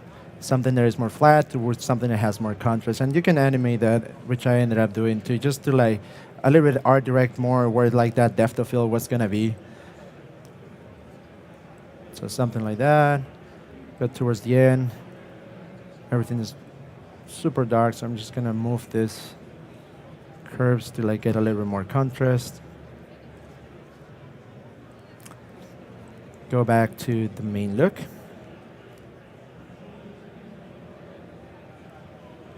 I'm gonna make this thing full so we can see more. And now we can start seeing, like, I don't know if you guys can see it there in the monitor, but like here at the end on the back, now we're starting to see that more of that like shallow depth of field that I was talking about. If I went to this effect, we can see the before and after, you will see a difference between what we had before and not. And this really brings more attention to like the information that you want to present, right? So, and from here, you can just play around with the focus to create more iterations. That's what I ended up doing. I ended up having the focus all the way in the back and cranking these values up crazy just to get like this part like super out of focus, and then animating the focus point to the front to get that change of focus. So for my CC, my color correction layer, I just like to create two effects, a hue and saturation. Let's bring it here. And curves.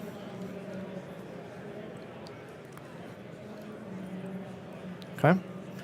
With this, I will just add tints. I will just adjust the contrast just to bring a little bit, to have that like crisp back.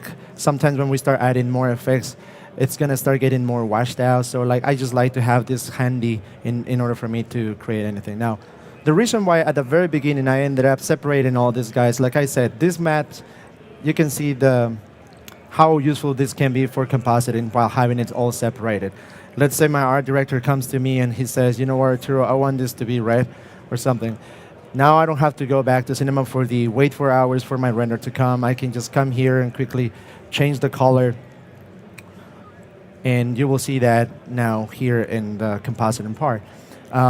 Regularly, depending from project to project, you might need like reflection maps, specular maps, other maps that you might need for compositors. For me personally, most of the time I can just get away by getting a puzzle mat and separate and isolating that object so that I can apply all the effects that I want. You can add here to your, just add a regular curves if you want to add more contrast. You have just more control as far as like art directing your project. Lastly, what I did is like with the files that came from Cinema, I will bring those back into my regular composition for this 3D part. And what I need that 3D data for is because the creative director came to me and was like, you know what, the black on the back, we need to create something that will look more atmospheric. We need to bring life to that environment. So maybe we should add some smoke. That's what I ended up doing at the end. So let me borrow the smoke that we had on the other projects. Right here.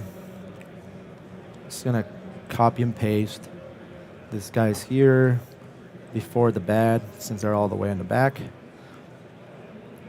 And because right now we have the 3D data from Cinema 4D, the smoke layers that we have here have already been properly positioned in 3D space. I'm going to change this to custom view.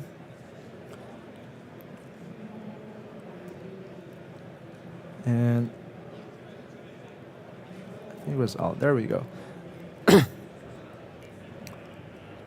Let's find our layers here. And as you can see here, this couple layers have been already placed in 3D space to help our environment come to life and have something other than just like a pitch black on the back. Once I was done with this, and most of the main setup was done, going back to looks just to add that final touch. And this is the thing, looks is so powerful for that particular purpose. As far as iteration goes and approvals of looks, once animation is approved, now the part of concept and lighting on like what else can we do to create different versions of this animation without having to go back to Cinema 4D and spend more hours to it. I'm gonna go here to the main looks and like just go for something that like will go along these lines. Now the whole package in general had like this very like nighttime dark reflections, so we're gonna keep going with that. I'm gonna go to a nice frame so that I can see this better. Maybe here where we can see the logo.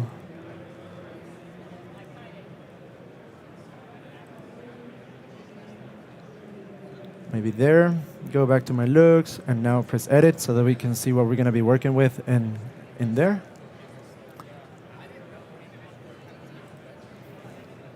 And now here's the part where like you just go ahead and start choosing the effects that you want to use for this. Let's just scroll around, see what we can work with. Maybe something like this will do. Doesn't need to be perfect as long as you just have a main setup here. You can go back to the tools here and start adding more to it. I'd like to add maybe a diffuse. Where is my man?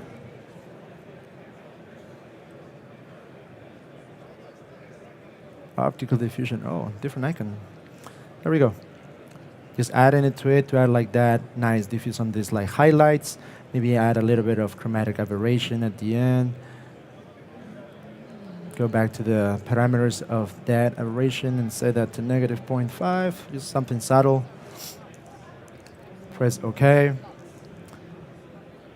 And something that I like to do is just reduce the strength of that looks, something 80%, just to like preserve some of that sexy lady that came from Cinema 4D and not take it over by just looks.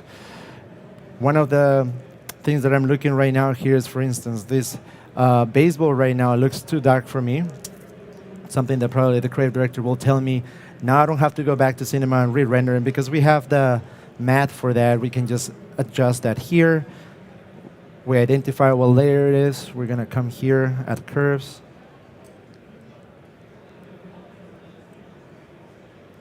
Increase the brightness of it. Let's wait for a little bit. And there we go. Once again, I'm gonna show the final result.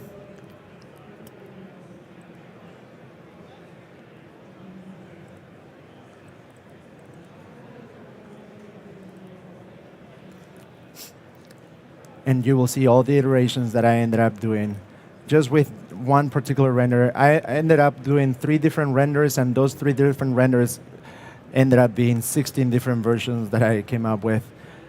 Some of them were super subtle, some of them were completely different, but most of them had that relationship with like the look that we were going for and made it easy for my approval process. And that was it. Once I rendered that out, we were ready to go. Once again, for the last time, this is the final result of the entire package.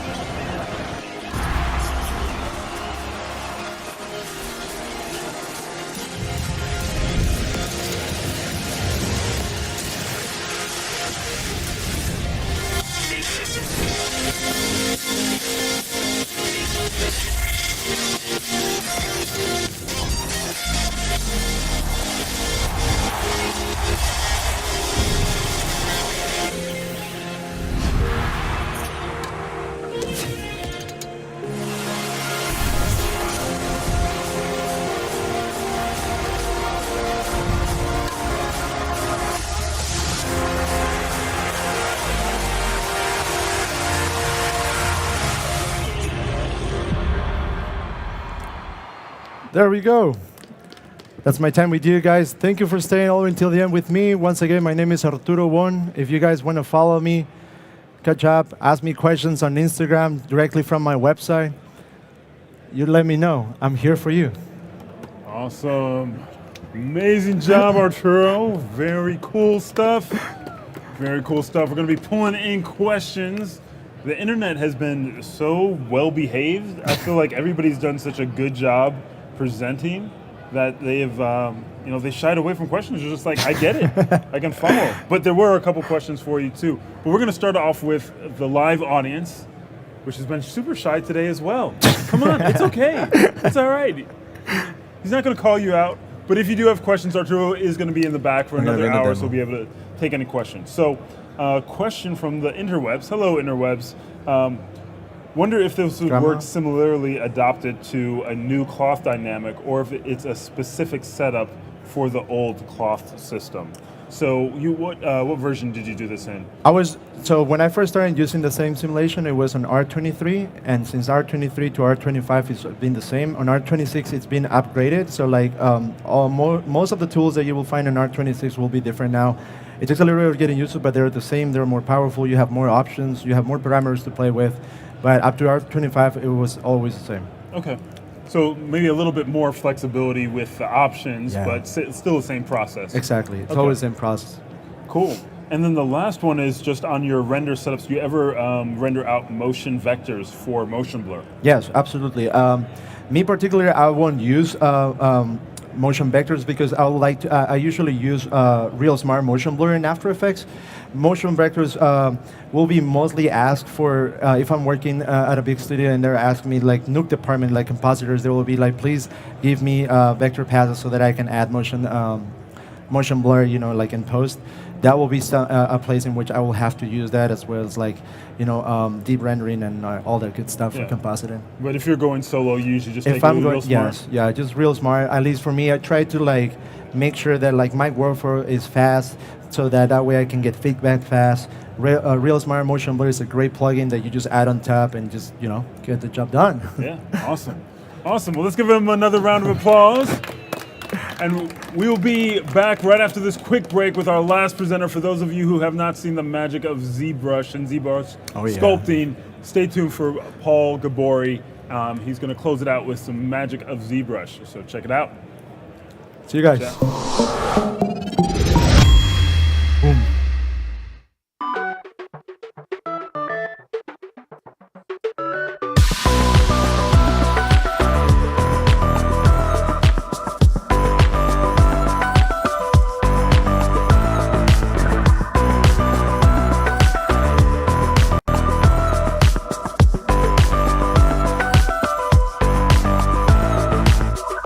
High, low, in stereo.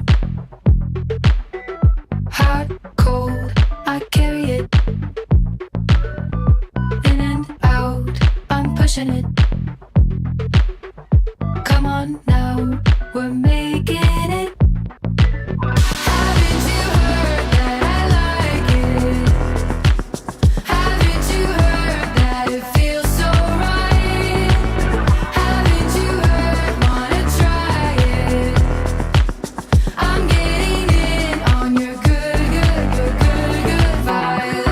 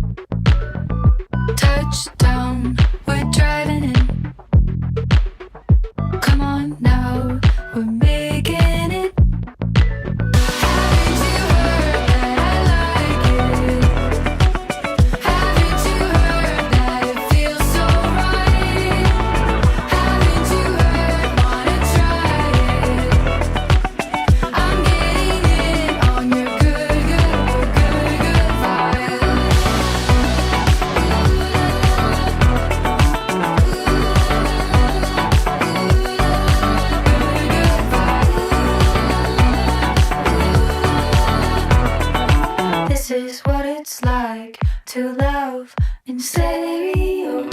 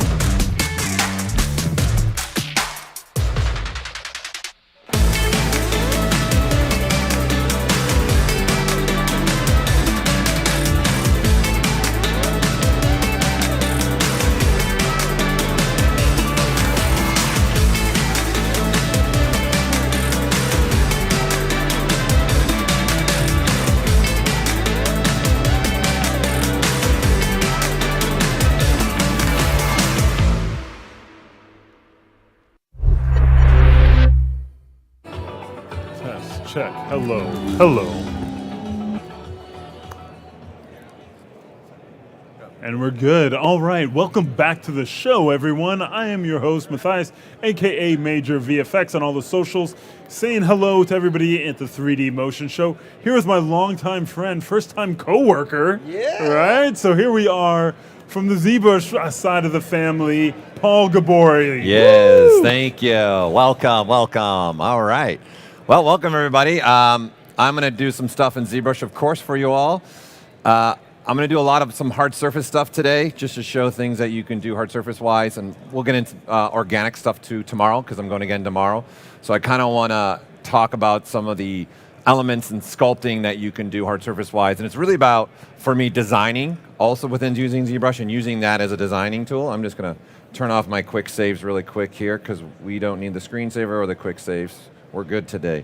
So I'm just going to show you a couple little examples here, and then I built a ship specifically for us here at NAB. I'm going to walk you through the process that I would do when I'm trying to build something like what you see here. So this is like some little fun cargo ship. And then we've got something near and dear to my heart, little something from Aliens. So again, everything I'm showing is completely 100% done in ZBrush. So I'm doing it all in here. And I've really become a big fan of trying to do different things within ZBrush to work on this. So you can see these are some of the just examples of me going through the process of things that I've been doing in here. So here's another little ship that I made again. And there's a lot of different ways to go about this, a lot of different features to have. Something that maybe we'll all recognize. Pew, pew, pew, little TIE fighter-ness right in here. So I kind of wanted to do a new design and have some fun with this. So this is the ship I started playing around with and for the show. To give you a little idea, I'll rotate it around here. And again, this is all ZBrush, everything that you see in here. So I want to, this is the end product, right, that we're making, but I need to go through this process of what we can do and really understand the features and tools. Like, for example, right now, I've got live booleans on, right? And you can see when I turn that off, how different this ship will look, especially if you look in this area right in here. And if I turn it back on, you can see the difference. So I want to go through processes here and seeing how I can use these features to start creating something like this, okay? So this is going to be the one. In fact, let's keep the inspiration here. In fact, let's render this out real quick. Okay, so I'm just going to actually just export this as an image real fast. We'll just put ship, and I'm going to bring it in so that we can just see what I always. So you can actually crop here too. This is just me just taking an image really quick from ZBrush. I can crop it down right here within the application, and then get that. And then I'm going to bring it in. And I want to use it kind of as even if I do this a lot in references and things like that, I like to have images within ZBrush for me while I'm working. So we'll just bring that in because as we go here, we're not going to see that model completed, right? Because I'm going to be kind of rebuilding something like it live in front of you here. So we're going to add that to my actual spotlight, right? And so, look at double vision. So then this image is now floating. So this feature's also got some really cool hard surface stuff in it as well.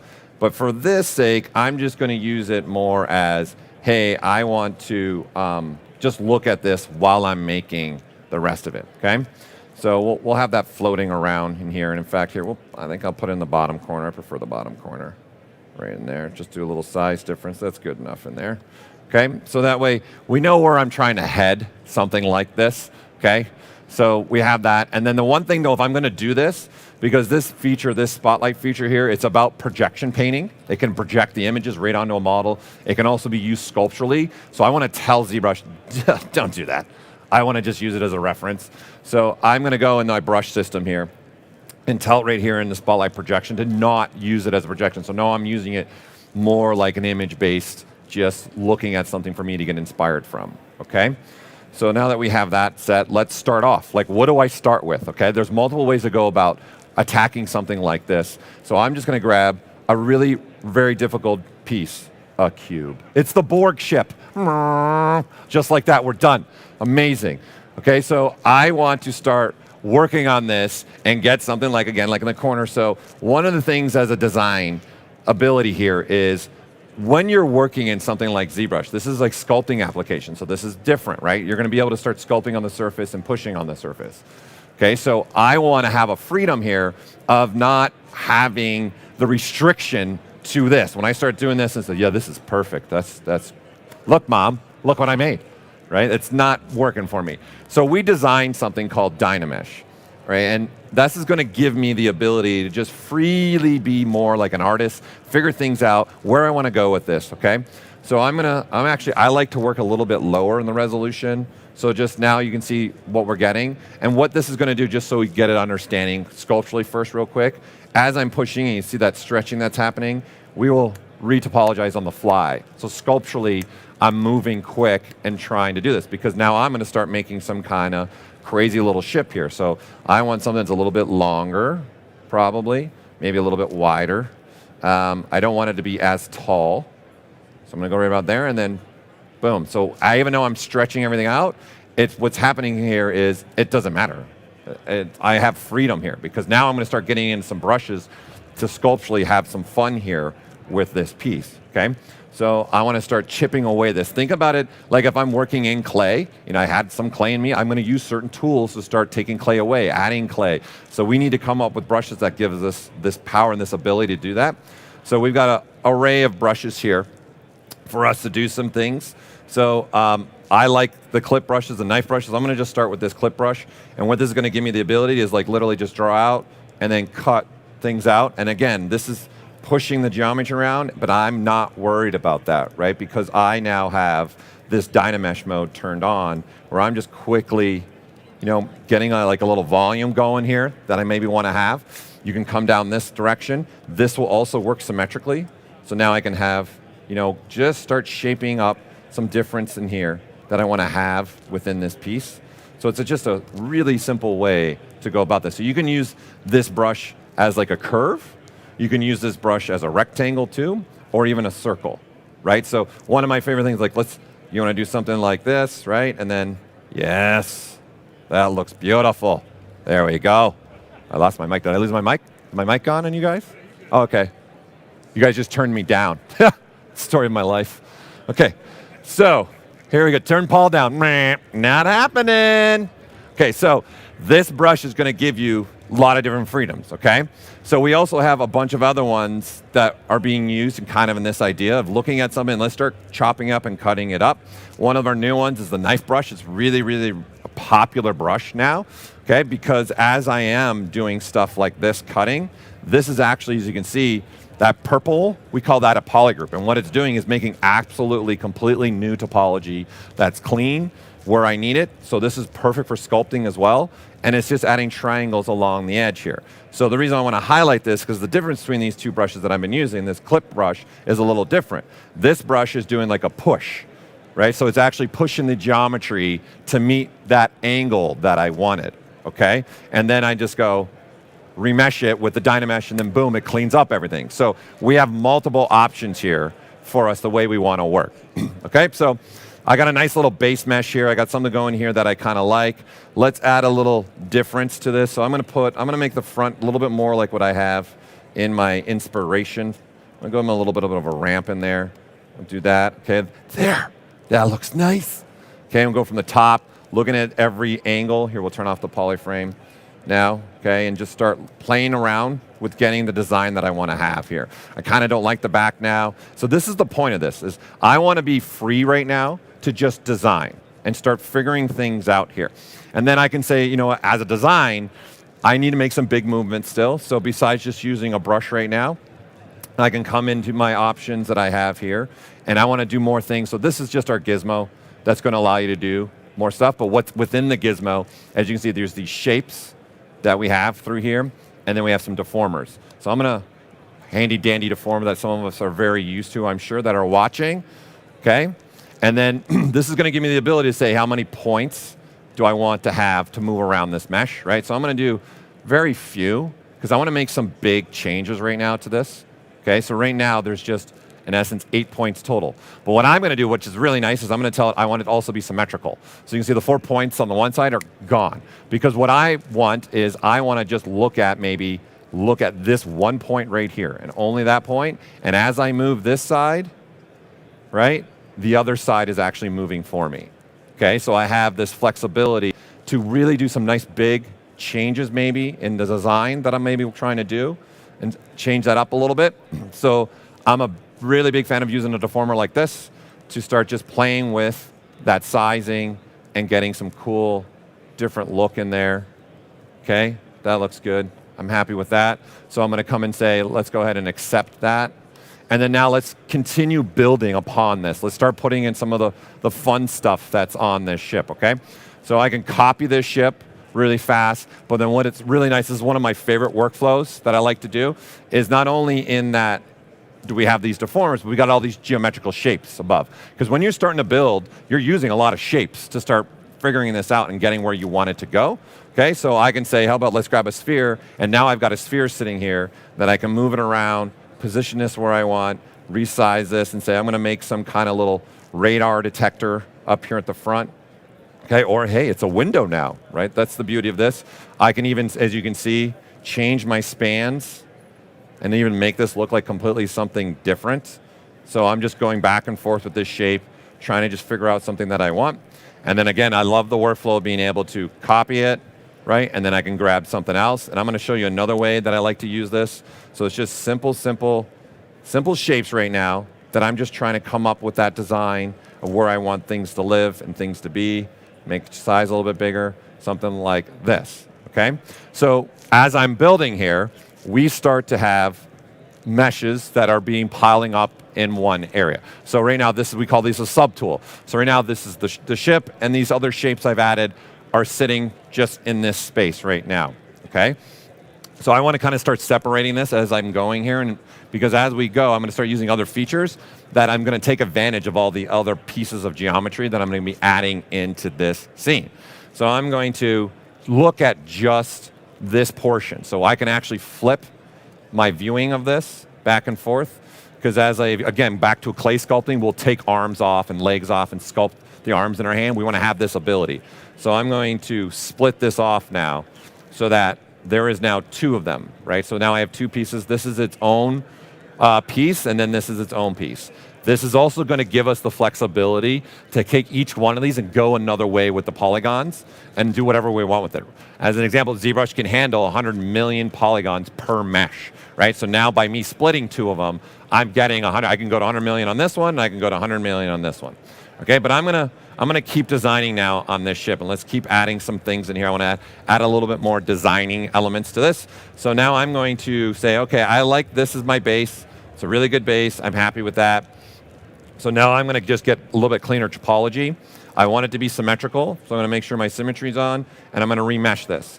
So now this is different, where this is giving me a nice clean topology that I have. So this is just like that, doing an automatic retopologizing of my surface. Because I want now to start using more sculpting brushes in here, and I want to start doing dividing up. You could definitely do this with the Dynamesh version, but I want to get right out the gate. My pipeline would be, I want to get a little bit of a nicer way of having some cleaner topology wherever I want. And now you can see, look up here. There you go, that's the first one. It's the first one, okay? My polygon count on this right now is 186,000, which in the grand scheme of things really isn't a lot, okay? So in fact, I'll go up even a little bit more. Why not? Let's go to 744,000. So let's start looking at some other brushes and some other things that we can do with this, right? So I want to start maybe doing a little bit more changes through here. Okay, so I'm going to grab and start having some freedom with our beveling brushes. So we've got two type of beveling brushes now that are sculptural. Again, that's the thing to keep in mind here. I'm not box modeling, which we're going to get to in here in a little second too.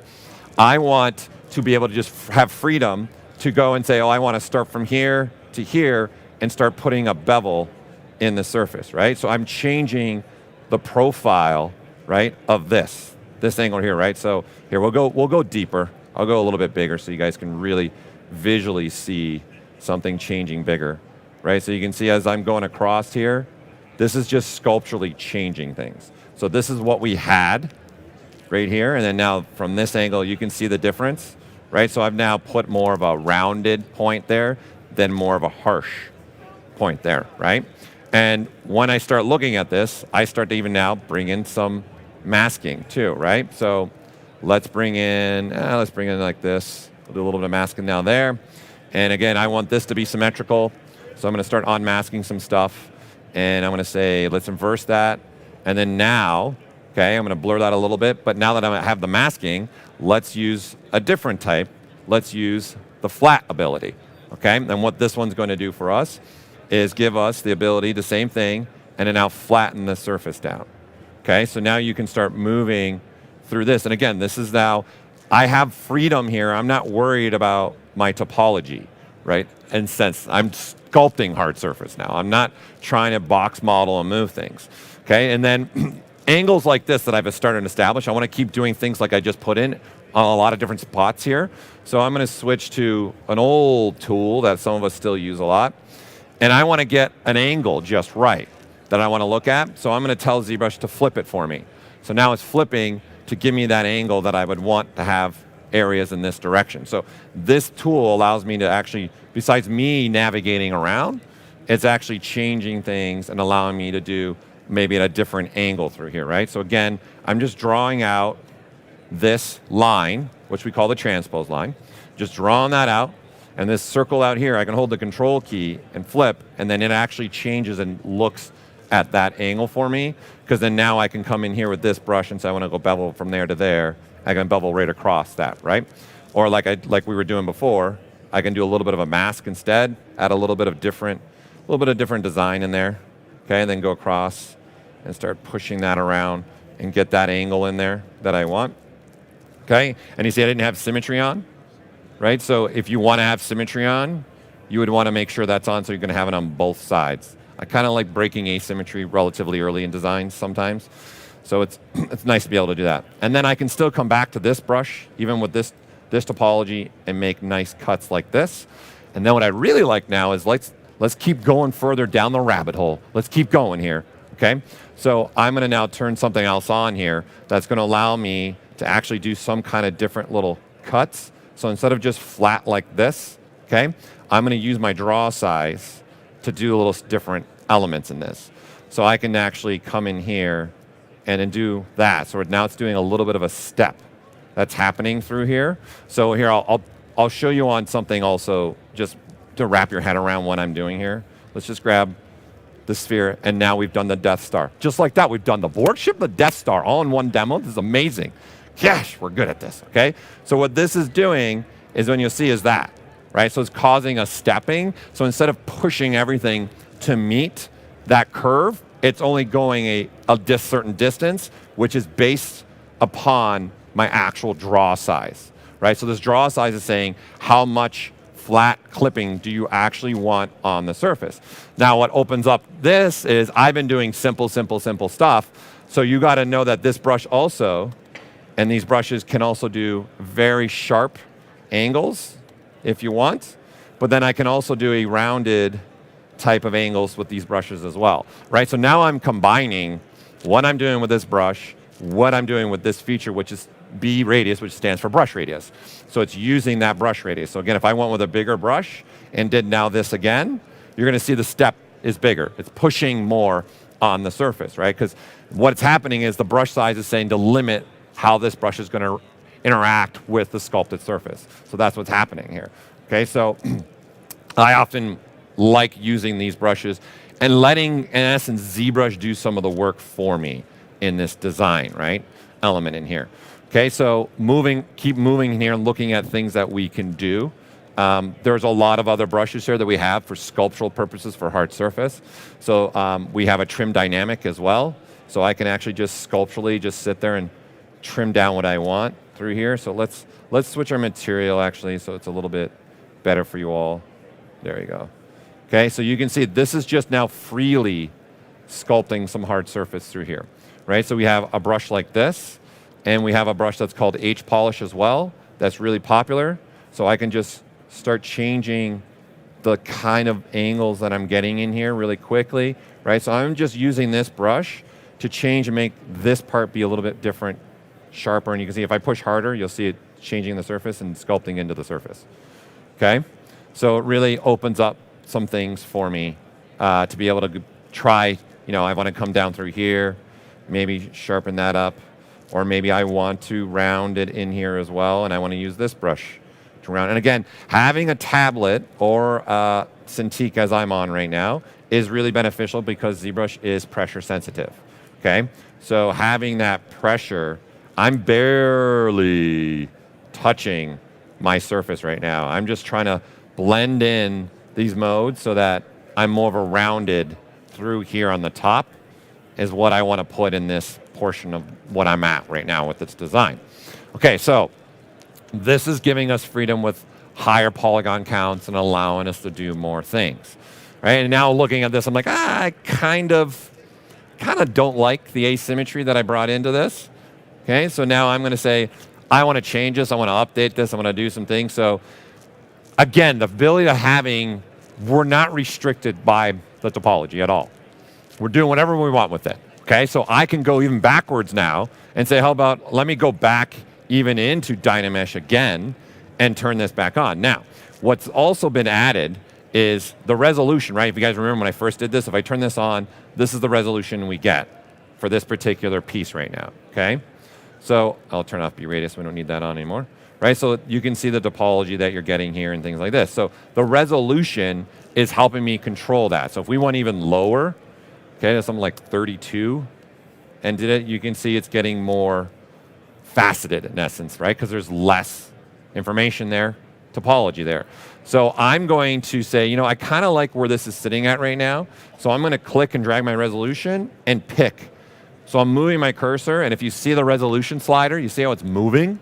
We're looking and analyzing the actual topology underneath this picker and setting the resolution to what it would need to be in order to keep consistent to what I'm looking at right now. So when I turn on a Dynamesh, you can see there was really not a lot of change there at all, okay? Because again, I want to stay creative as possible, and then to this point, I'm going to even just mirror and weld over the other side, and then there I got it over the other side, just like that.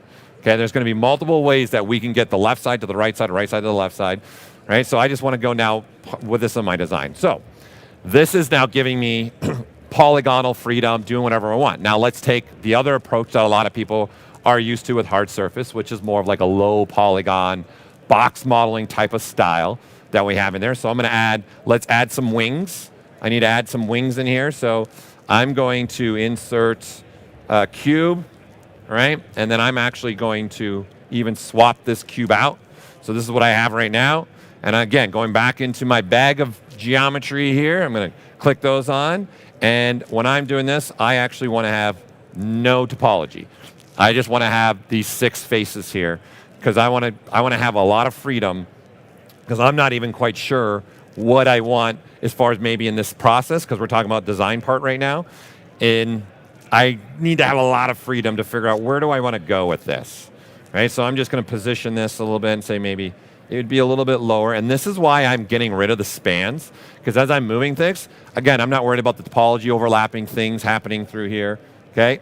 And then I can make it be taller, a little bit something like this, and then maybe needs to be just a little bit skinnier. And then we'll put a little angle on it, maybe something like that. And we'll go a little bit smaller like this, okay?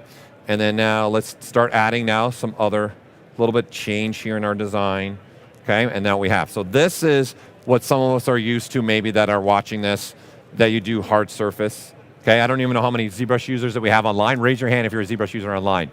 I can't see that, you know that, right? I can't see you. Here, go ahead, raise your hand. Any ZBrush users here on the floor? Nobody, great, thanks for coming.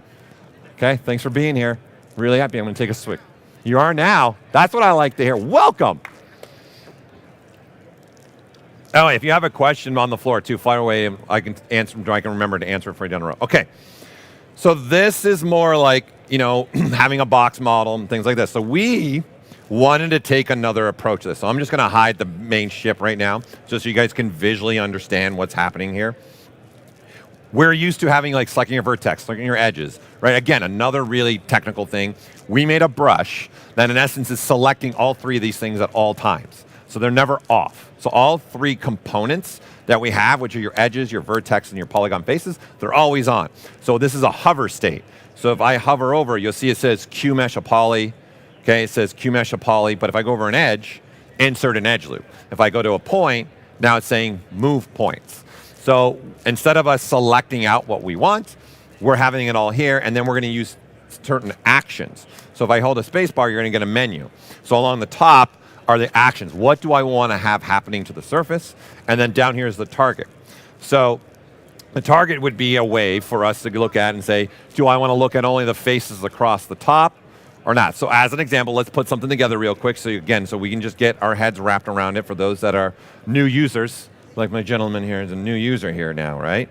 So we can insert an edge loop really quick, insert another one here, insert another one here. So I'm just positioning these wherever I want, move them around, and stuff like this. So what starts to happen is you're going to start doing things maybe like this as I'm working, where we call these polygroups, okay, in ZBrush. So like They're almost like, I guess you can think of them a little bit as a selection set for some of those, or maybe use as selection sets in Cinema 4D or Maya or something like that. So I can just select out and look at this portion. Because again, we're a sculpting application. So you're going to want to be sculpting on certain things and using masking and stuff. So I can mask off all those faces, inverse the mask. Things like this we're going to take advantage.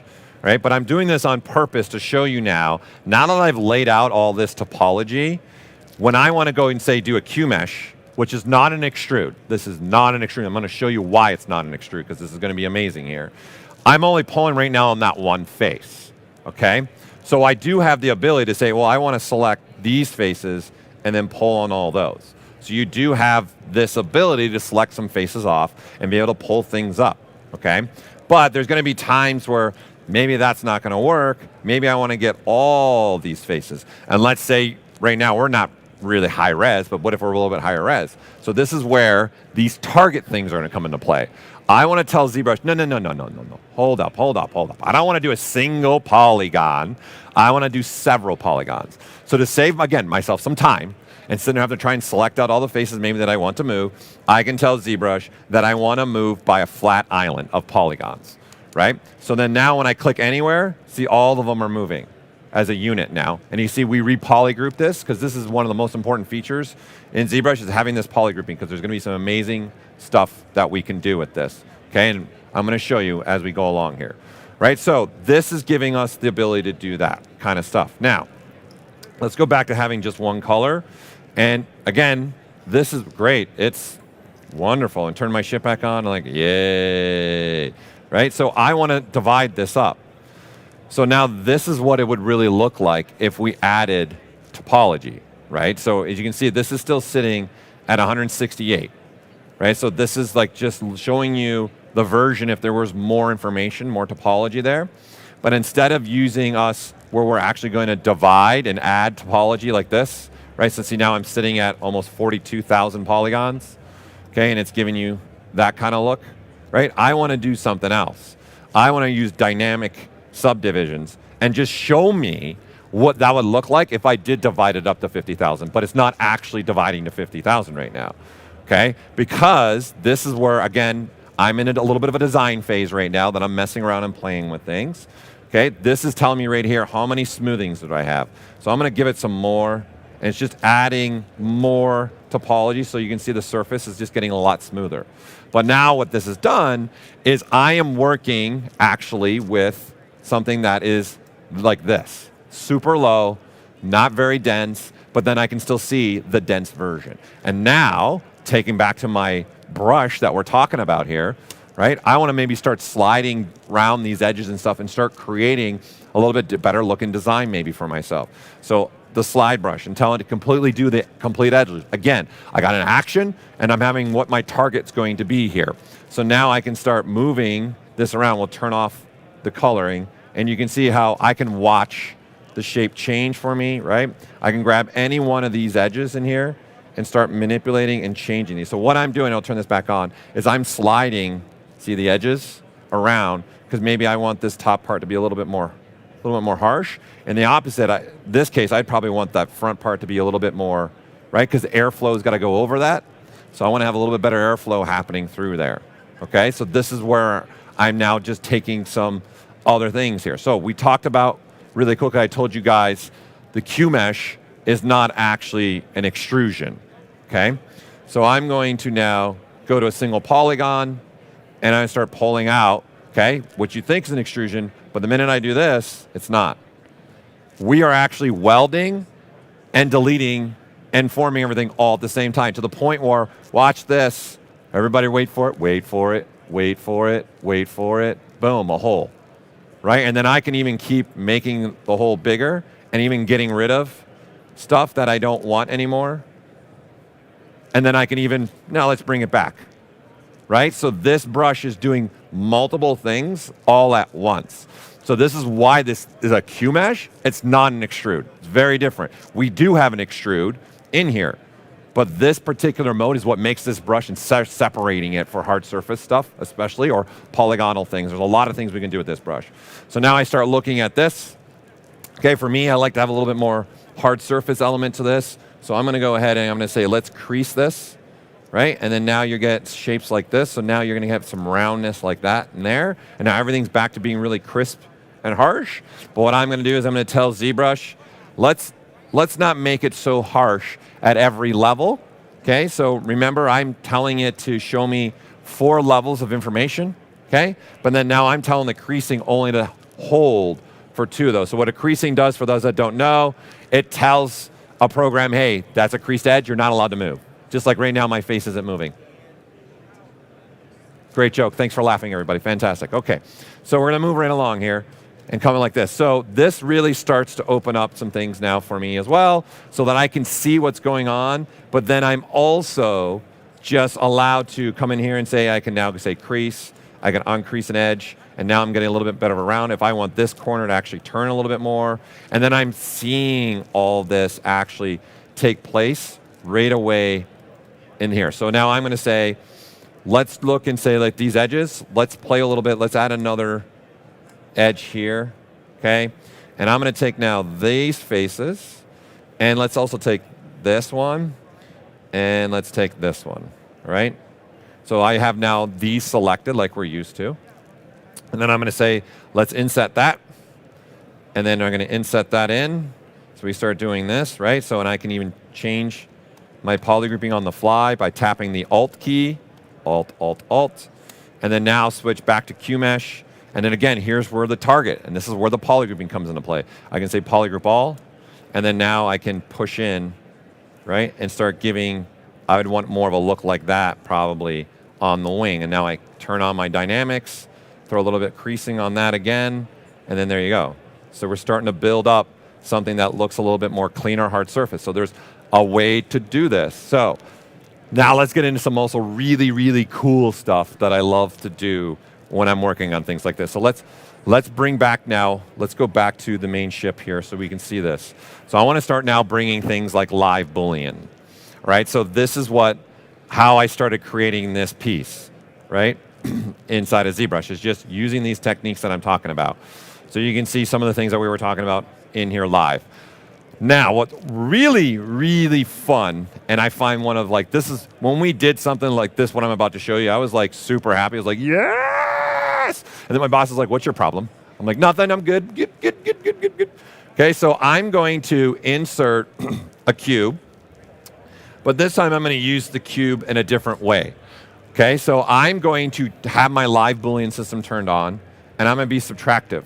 And so you can see this is just subtracting through the surface, right? And allowing me to do whatever I want on this. Okay, so I want to have a little bit of that look. Maybe I want to rotate it up or down. And this is obviously just something simple like a cube. It's not that impressive. It's not that exciting. But you can see how I can really change up a design fast just by me looking and playing with this ability. Because maybe I like something like this now for this person, right? Now, where the fun stuff starts coming into play is we start using other brushes here, specifically insert mesh brushes. So artists usually, especially hard surface artists, they'll make a brush full of pieces. Okay, so for example, a very popular one that a lot of people use is this model kit one. So this is one that people do, and you can see there's a bunch of pieces just sitting up here, and we can cycle through and get this. So this is like kit bashing now. I'm gonna be able to take stuff, and obviously taking advantage of us being in 3D, I want to take advantage of this. I want to be able to have a bunch of different shapes here that I can use to start bashing things together, right? So maybe I want to put this panel on here, so I'm going to go back to this piece and say maybe I want to put a panel here at the front here, so I can just start drawing this out. We'll get rid of my subdivision levels for this and start drawing it out, and then boom, I've got the panels. Okay, I don't want 2, that's silly in the spot. So I'm going to now do something else that is really nice, okay? Is how about I change things on the sides, right? So this is masked out and everything's masked out, right? So this gives me the ability to move just this one. But what it also is going to give me the ability is I can actually start cycling through, and I don't know what I want to use. This is the beauty of this system, is having a brush made, like say, oh, that looks better. I kind of like what's going on there. I can size that down a little bit, put that as an element on this ship now, drop it down a little bit in the surface a little bit more. So it's really giving me a lot of flexibility, right? And if I don't want this anymore, I can show that, inverse it, and I can look at that and say, okay, I don't want that piece anymore, so I can actually just delete it, get rid of it. I don't want that. I changed my mind. And this is the point is, I maybe as the artist didn't know which one looked better until I started positioning and plopping these pieces on the surface. And so that's where all these things that you are seeing, like if you look at that piece right there, right? That's in this brush, right? So I'm just grabbing it. So it speeds up my workflow, it speeds up my time, okay? But you can use that other thing we're doing. Now, I want to take this a whole nother level. Like forget this is nice, this is cool. But here's where I was like, my boss is like, are you okay? I'm like, no, this is gonna be amazing.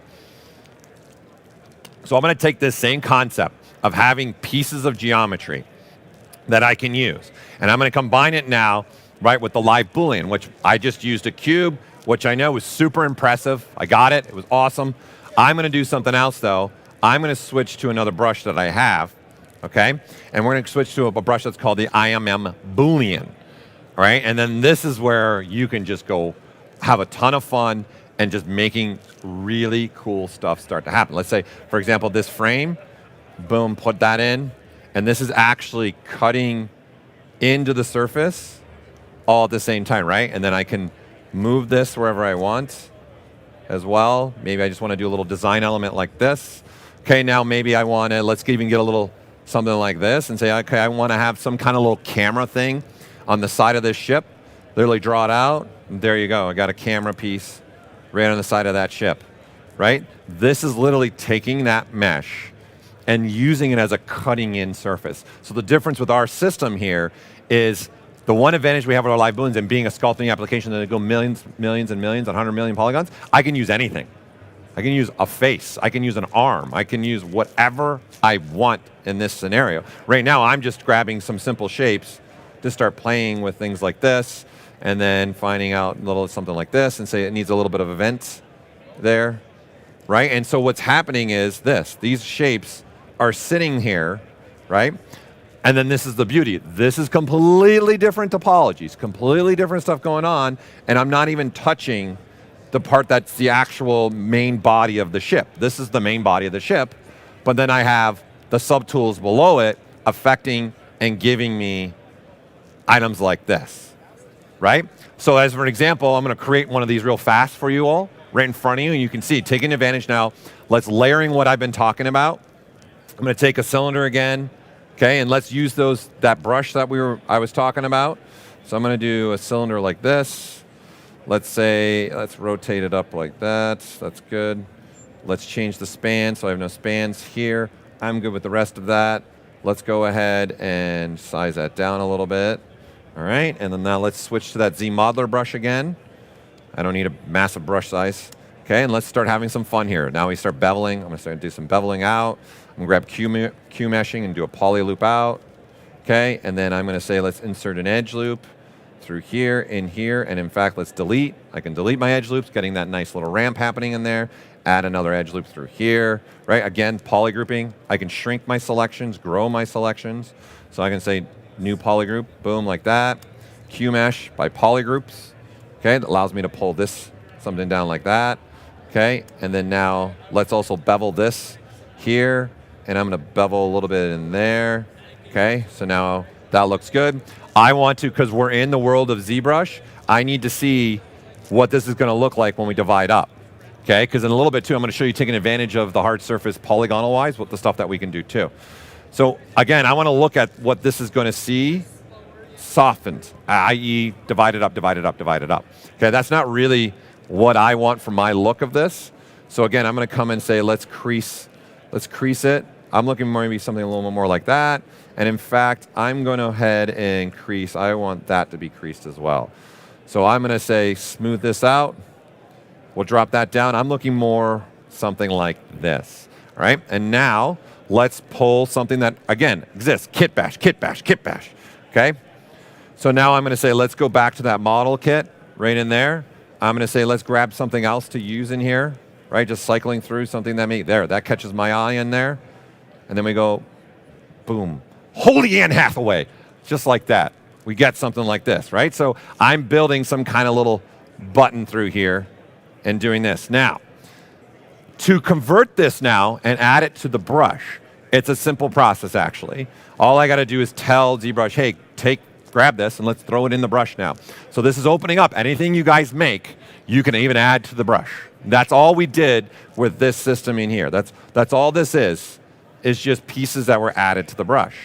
Okay, so in the brush palette, there's going to be a create menu in here, and in here there's buttons. So you can see there's create insert mesh brush. Okay, and you can even say from mesh. So when I click the insert mesh brush, it's going to say, hey, I've noticed you've got a brush selected that has a bunch of these. Do you want me to just add it, or do you want to make a new one? So adding it is append. So now, and then it's giving you a little tip. Hey, if you hit the M key, you'll be able to pull up the menu that is this menu. Okay, so now at the very end here, because I appended it to the end of this one, and you can see all the pieces we have in here, right? There's that piece right there. Okay, and it took on the name, by the way, it's a beautiful name, 3M 3D, right? It's taken on the name of the mesh in here. That's what it's taking on.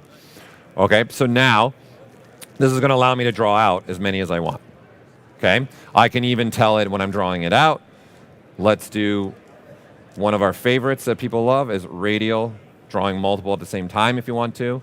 But what I want is not only use it to draw out, I want to use it as a kind of subtractive cutting into the surface, right? So I'm going to say, let's look at this, and we're going to just mask, and I'm just going to simply push this up over top, something like that. Open that up. So now you can see I've inverted the normals in essence, right? I pushed the bottom half past everything else. So we're going to go now switch to that IMM Boolean again.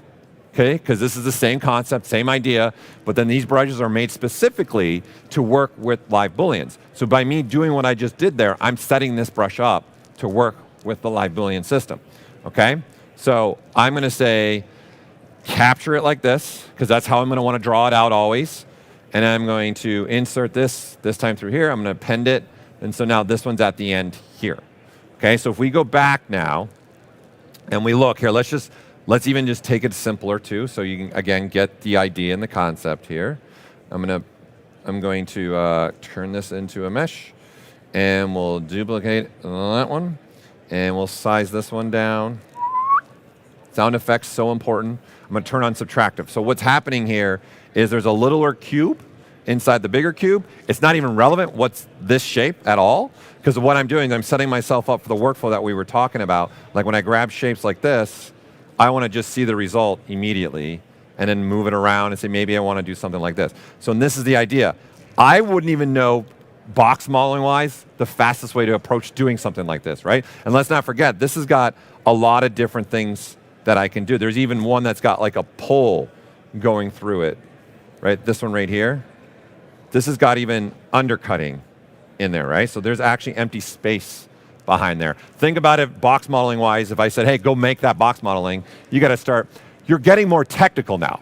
You're being more like engineer-like, not creative. And we're always trying to think creative, all right? So this brush I'm making, when I draw this out, okay, yes, magic happened, nothing happens. Because we by default make sure the brush understands, hey, there's a surface there. So when I go to draw out, it's going to stay right on top of that surface. So what I want to do is when I'm drawing this out, right, I want actually to start looking like that when I draw it out, right? That's what I'm looking for. I'm looking for this, okay, because I made it. Now, I don't want to have to do this for every single one, sit there with the gizmo and moving and adjusting. That's not fun. That's not a creative way of working.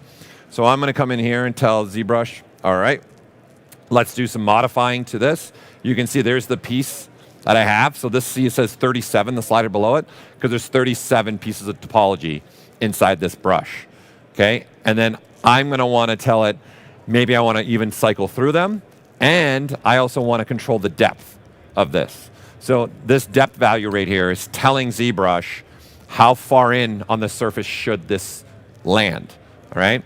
So if I change this to something like just 0 and then redraw out, you can see I start to get that look now. So it's starting to show me what's actually in the brush here. So for an example, I would probably start with, I usually take that number and do the opposite negative and start with that, and that's all I switch, and then start drawing this in and giving me that result, see? And then if I want a little variation, things like that, I can actually just come in here and just change this value and do like a -5 instead. And so when I draw this out, see, I'm using one mesh now to create like different type of variations in here, okay? And now let's go back to the ship that we were looking at here. And then we have, and I've been putting some pieces on here. I want to now put some of that in this area right here, right? So now I just draw this out, okay? And then this is on the main ship. So this is why I did that double cube.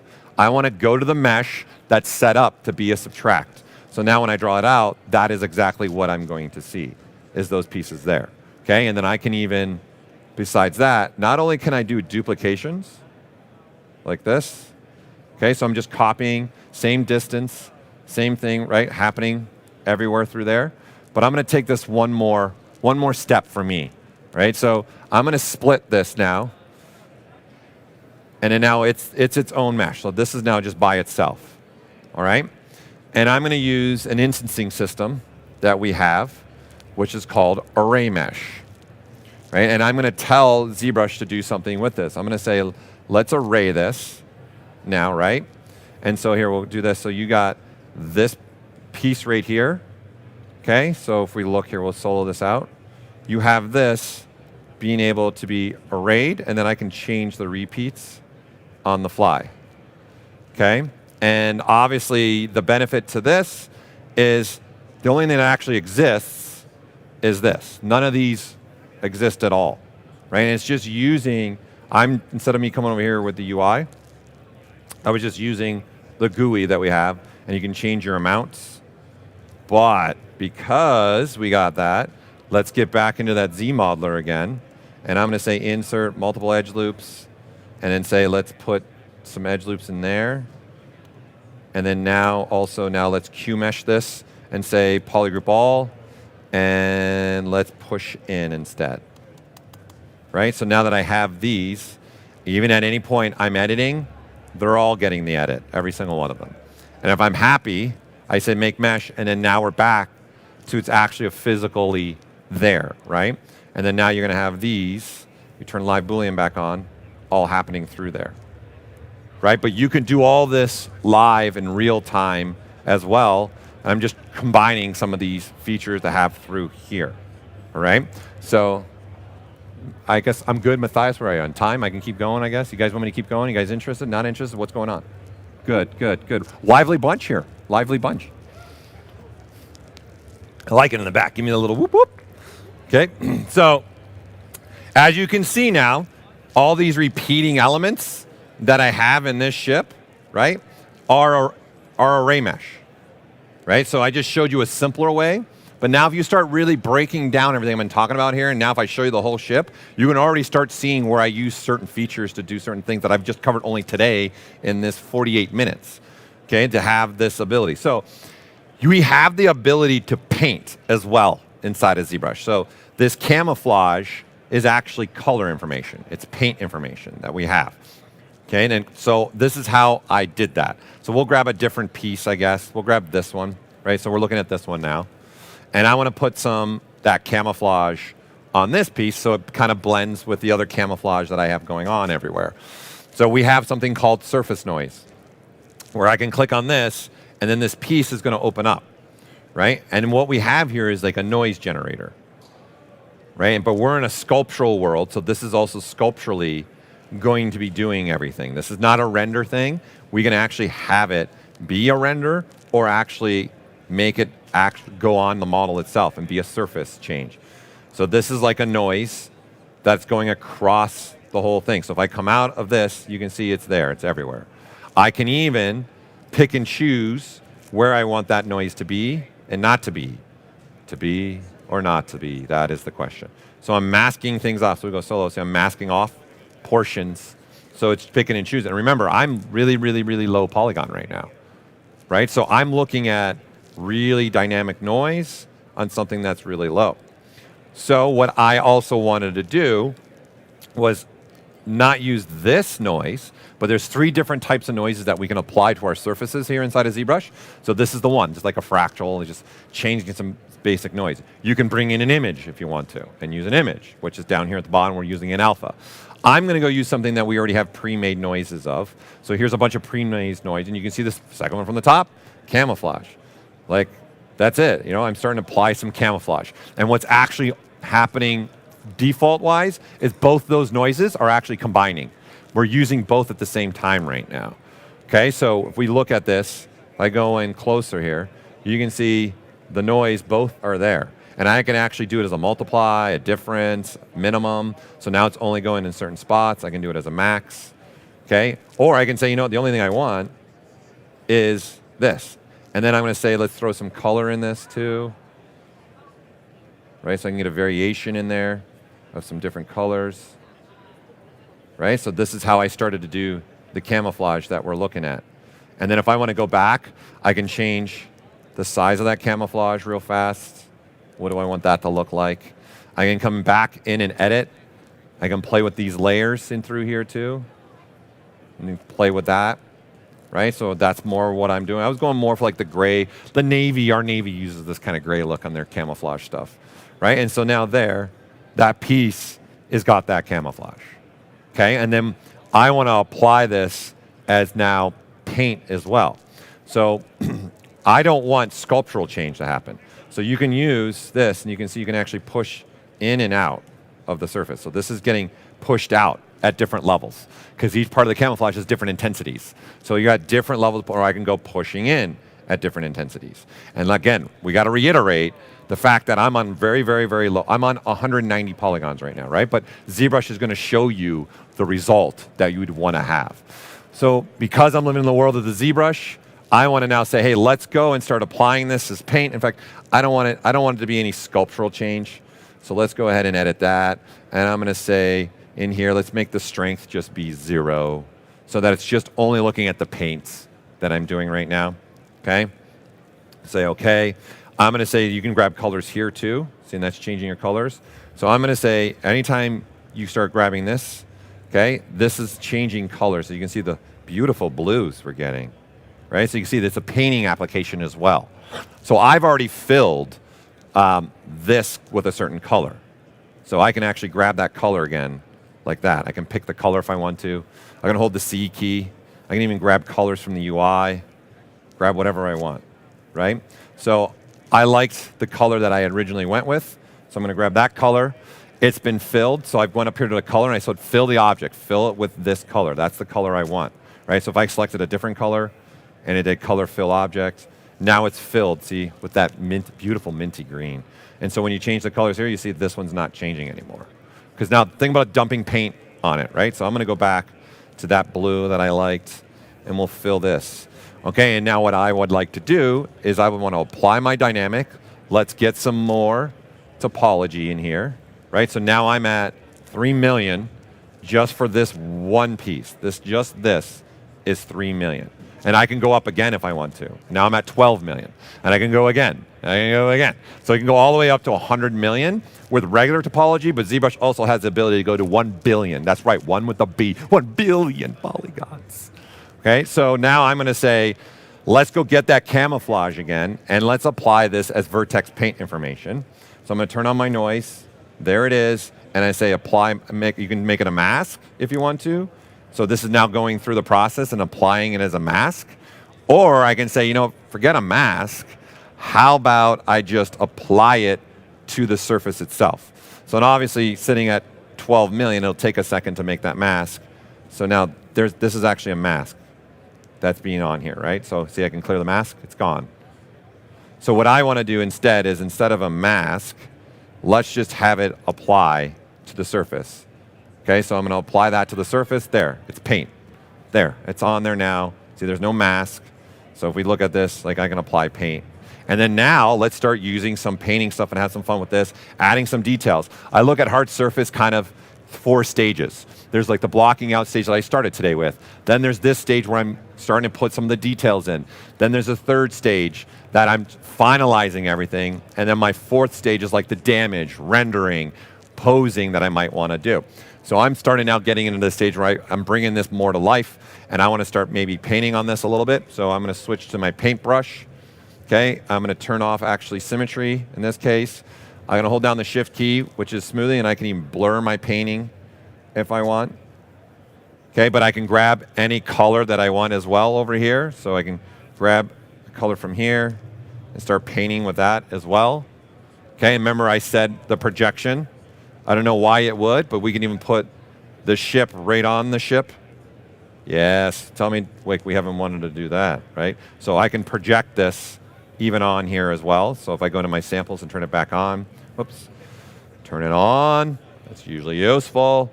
Okay, and then here I'm going to, so you guys can see what it's going to do. Actually here, let's zoom up even more, not there. Let's make this bigger so you guys can visually see, and then let's go like this big through here, right? So you can see the image. I can even paint this way, right?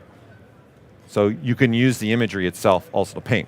Okay, so I want to use now the ability to not only paint, but I want to use masking and material changing with this as well. So right now, this is the material that's assigned to this particular model. It's got the metal A material. All right, I'm going to pick, let's pick a darker gray, something like this, and let's even pick a different material here. All right, so let's pick maybe the green, or nothing would help if I actually select the one I wanted, that satin one. And so now when I'm painting, see, I'm painting with that information. Okay, so what I want to start doing is making this look a little bit like damage that's happening. All right, so I'm going to come down to my masking options, and I'm going to come in here to my smoothness, and I'm going to just play with the range a little bit, maybe even a little bit more, just a little bit more, until to mask, right? And so now it's masking in areas. So here, if we turn off the paint, so again, once again, you have a visual, and we'll make the color brighter. So you can see the mask that it's applying through there, right? And I can inverse that mask, and you can even see it even better now, what you have, okay? So we're gonna put the paint back on. We'll pick that dark gray again, tone.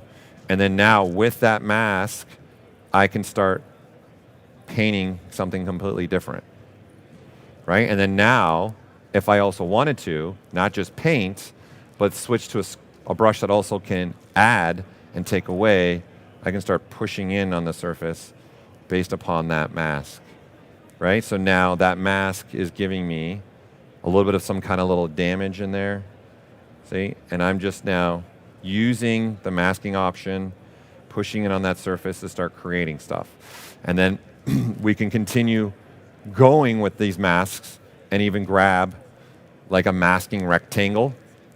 So there's different ways to mask that. I'm going to do a square, grab another image in here, and even use this as a masking feature, right? And so now that is available to me, and I can start pushing that in if I want to, and start creating this damage, switching to something like another brush in here. We'll add that color, right? And start putting some scratches in here. And this is why you can see what's happening here is why I want to have more and more topology.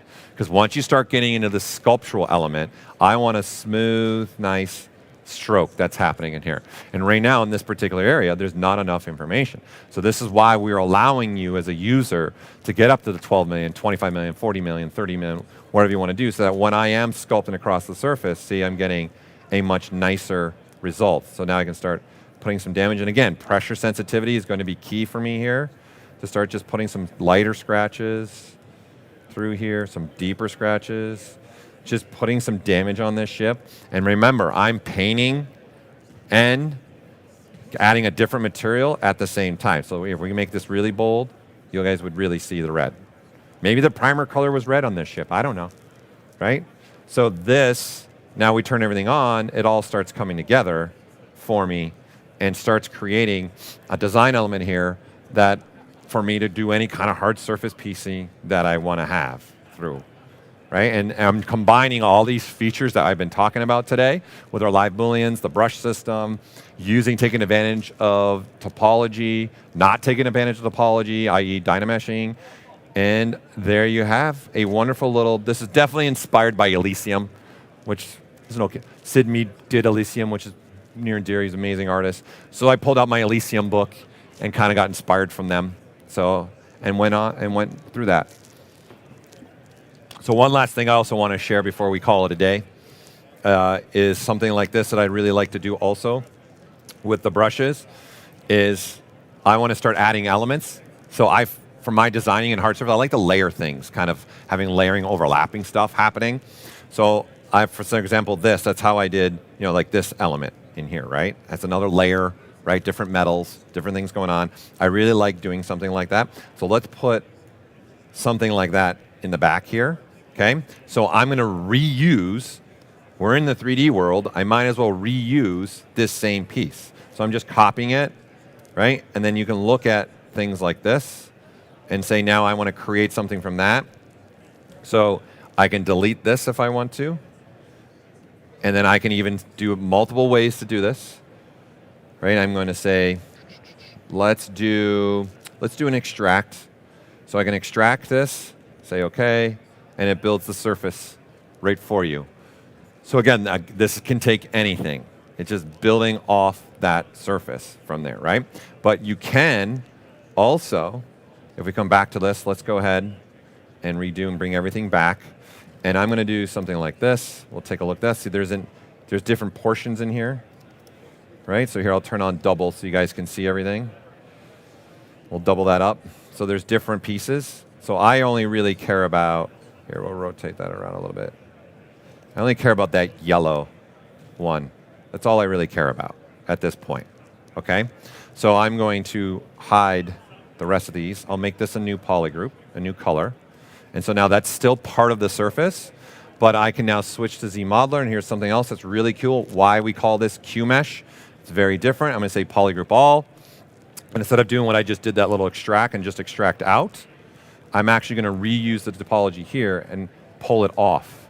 So now it's actually a whole nother surface by itself, and then I can use the QMesh to even now make that. So these are completely separate pieces now that are not connected in any way. So I reused something over again, okay? And then to go a little bit deeper with this idea, like this piece up here, that layering of the piece that I've been working on, that was made using this piece that we have here, right? So I started going, let's use some of the features that we have here. I don't even need this information. That's enough right there, right? And then I'm going to say delete it. Okay, so I got geometry like this. Okay, and now I'm going to go back into those brushes that we kind of started off with. Watch, I'm going to reuse and do some different stuffs with this brush now. I'm going to go and switch the same kind of concept, a slicing circle, and this is going to allow me to slice and just create other designs by, it's actually edge looping and repolygrouping all at the same time right now, right? And then this brush does not work symmetrically, okay? But that's why we have stuff like mirror and weld. And then now I've got the other side, okay? And I'm now just putting another little element in here that I maybe want, okay? And I want now just maybe that yellow piece as an example, right? So I used the slicing to get me this piece to add to the existing ship, right? And that I can even now say, what if we not just use a curve, so use a circle, right? And I can add a circle. It can be oval if I want to. Right? And then I can say, no, I want that to be a perfect circle. So I can come in here and say, I want a circle there, right? And every time it crosses over another polygroup, by default, this brush creates a new one for me, okay? A new little colored mesh. So I'm going to now say, let's go ahead and do this, and all I want is now that, right? So I'm doing multiple slices. I can make it the same group. And then now I just take this and do what we just talked about previously. I can even now say, let's delete it.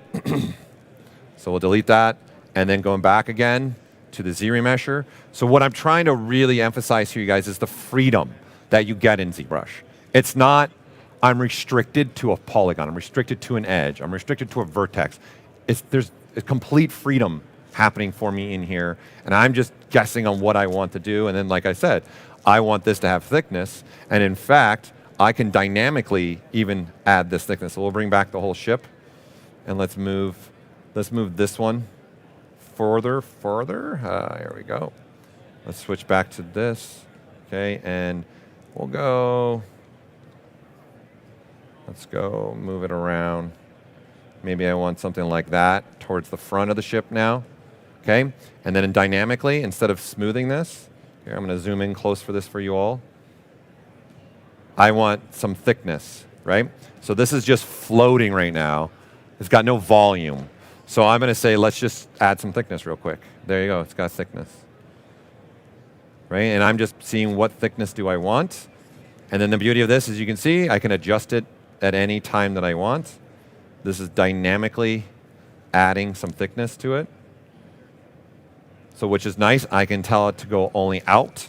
I can tell it to only go in, or 0, 50%. And if we want to be really cool, we can turn on micro polys and say, what do we want to, I want to be boom. It's a nice little grid shape there now, right? So you can see it's using the topology, and I can swap out and make this look like many different things now. So I'll zoom in so you guys can see that. Right? So, Matthias, I think I'm probably at the date. Where'd you go? Where'd you go? I just saw him. Am I at question phase? Is the show even open anymore? Is it? I'll go. I'll keep going. I don't care. I'll go. If you guys want to see, I'll sit here and just do.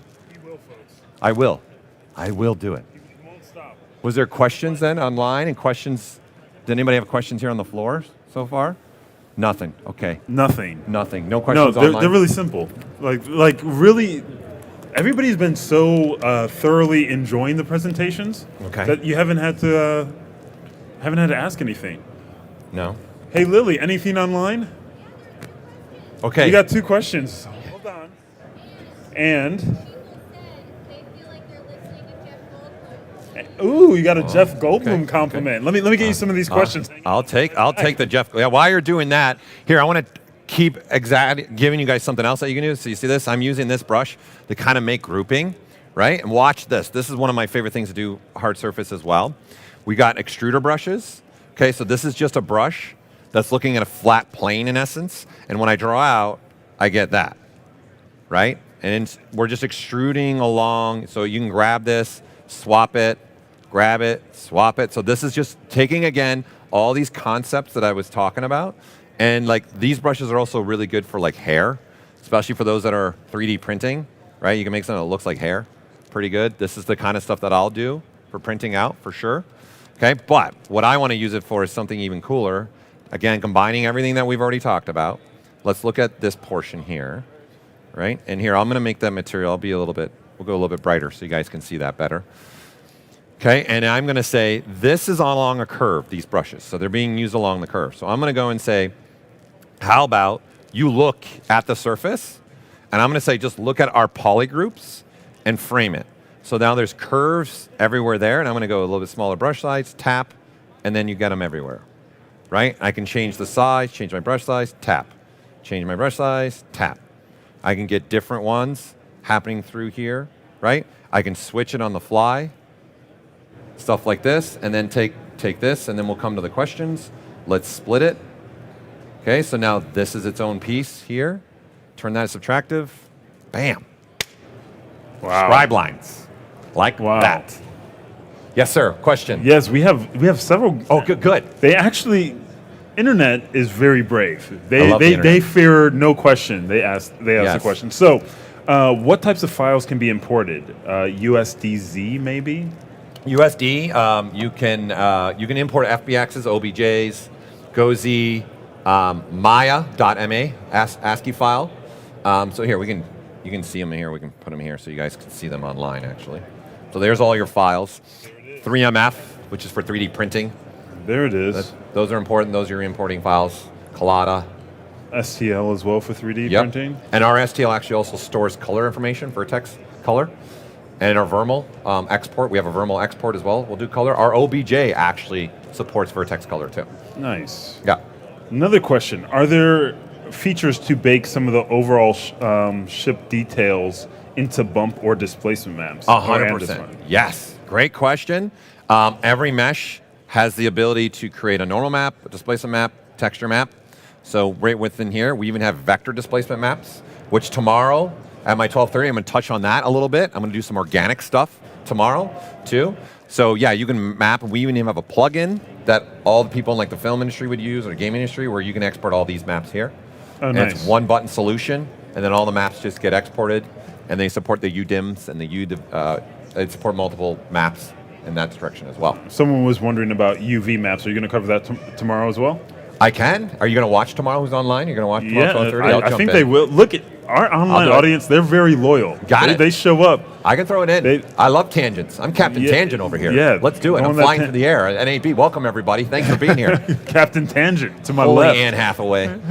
Jeez. That's it? Awesome. Those are all the questions. I think a lot of your questions are all going to be answered tomorrow in detail at your next presentation. Sure. For those of you who are tuning in online, catch Paul tomorrow for his last presentation of NAB. We only got him for 2, but we'll definitely have him on the show. For those of you who are tuning in, thank you so much for joining us for day 1. For those of you in our live audience, thanks so much for staying all day. You all are the true champions, and we will see you tomorrow bright and early at 9 Pacific.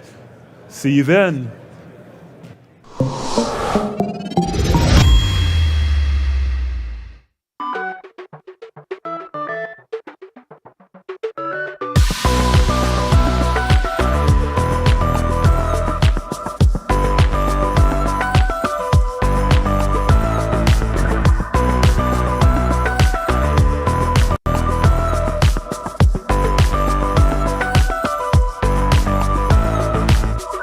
High, low, in stereo.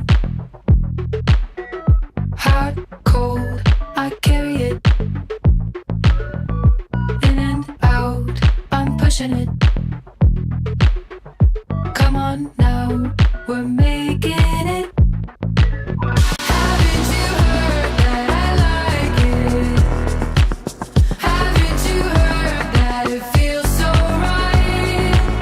Haven't you heard, wanna try it?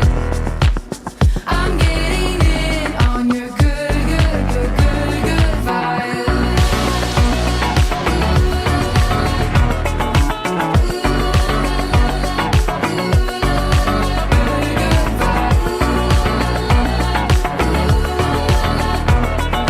This is what it's like to love in stereo.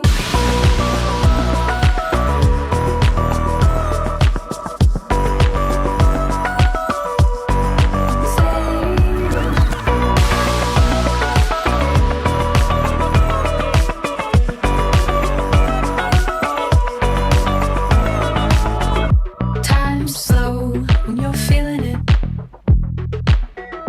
I know you're needing it. Touchdown, we're driving in. Come on now, we're making it. Haven't you heard that I like it? Haven't you heard that it feels so right? Haven't you heard, wanna try it? I'm getting in on your good vibe.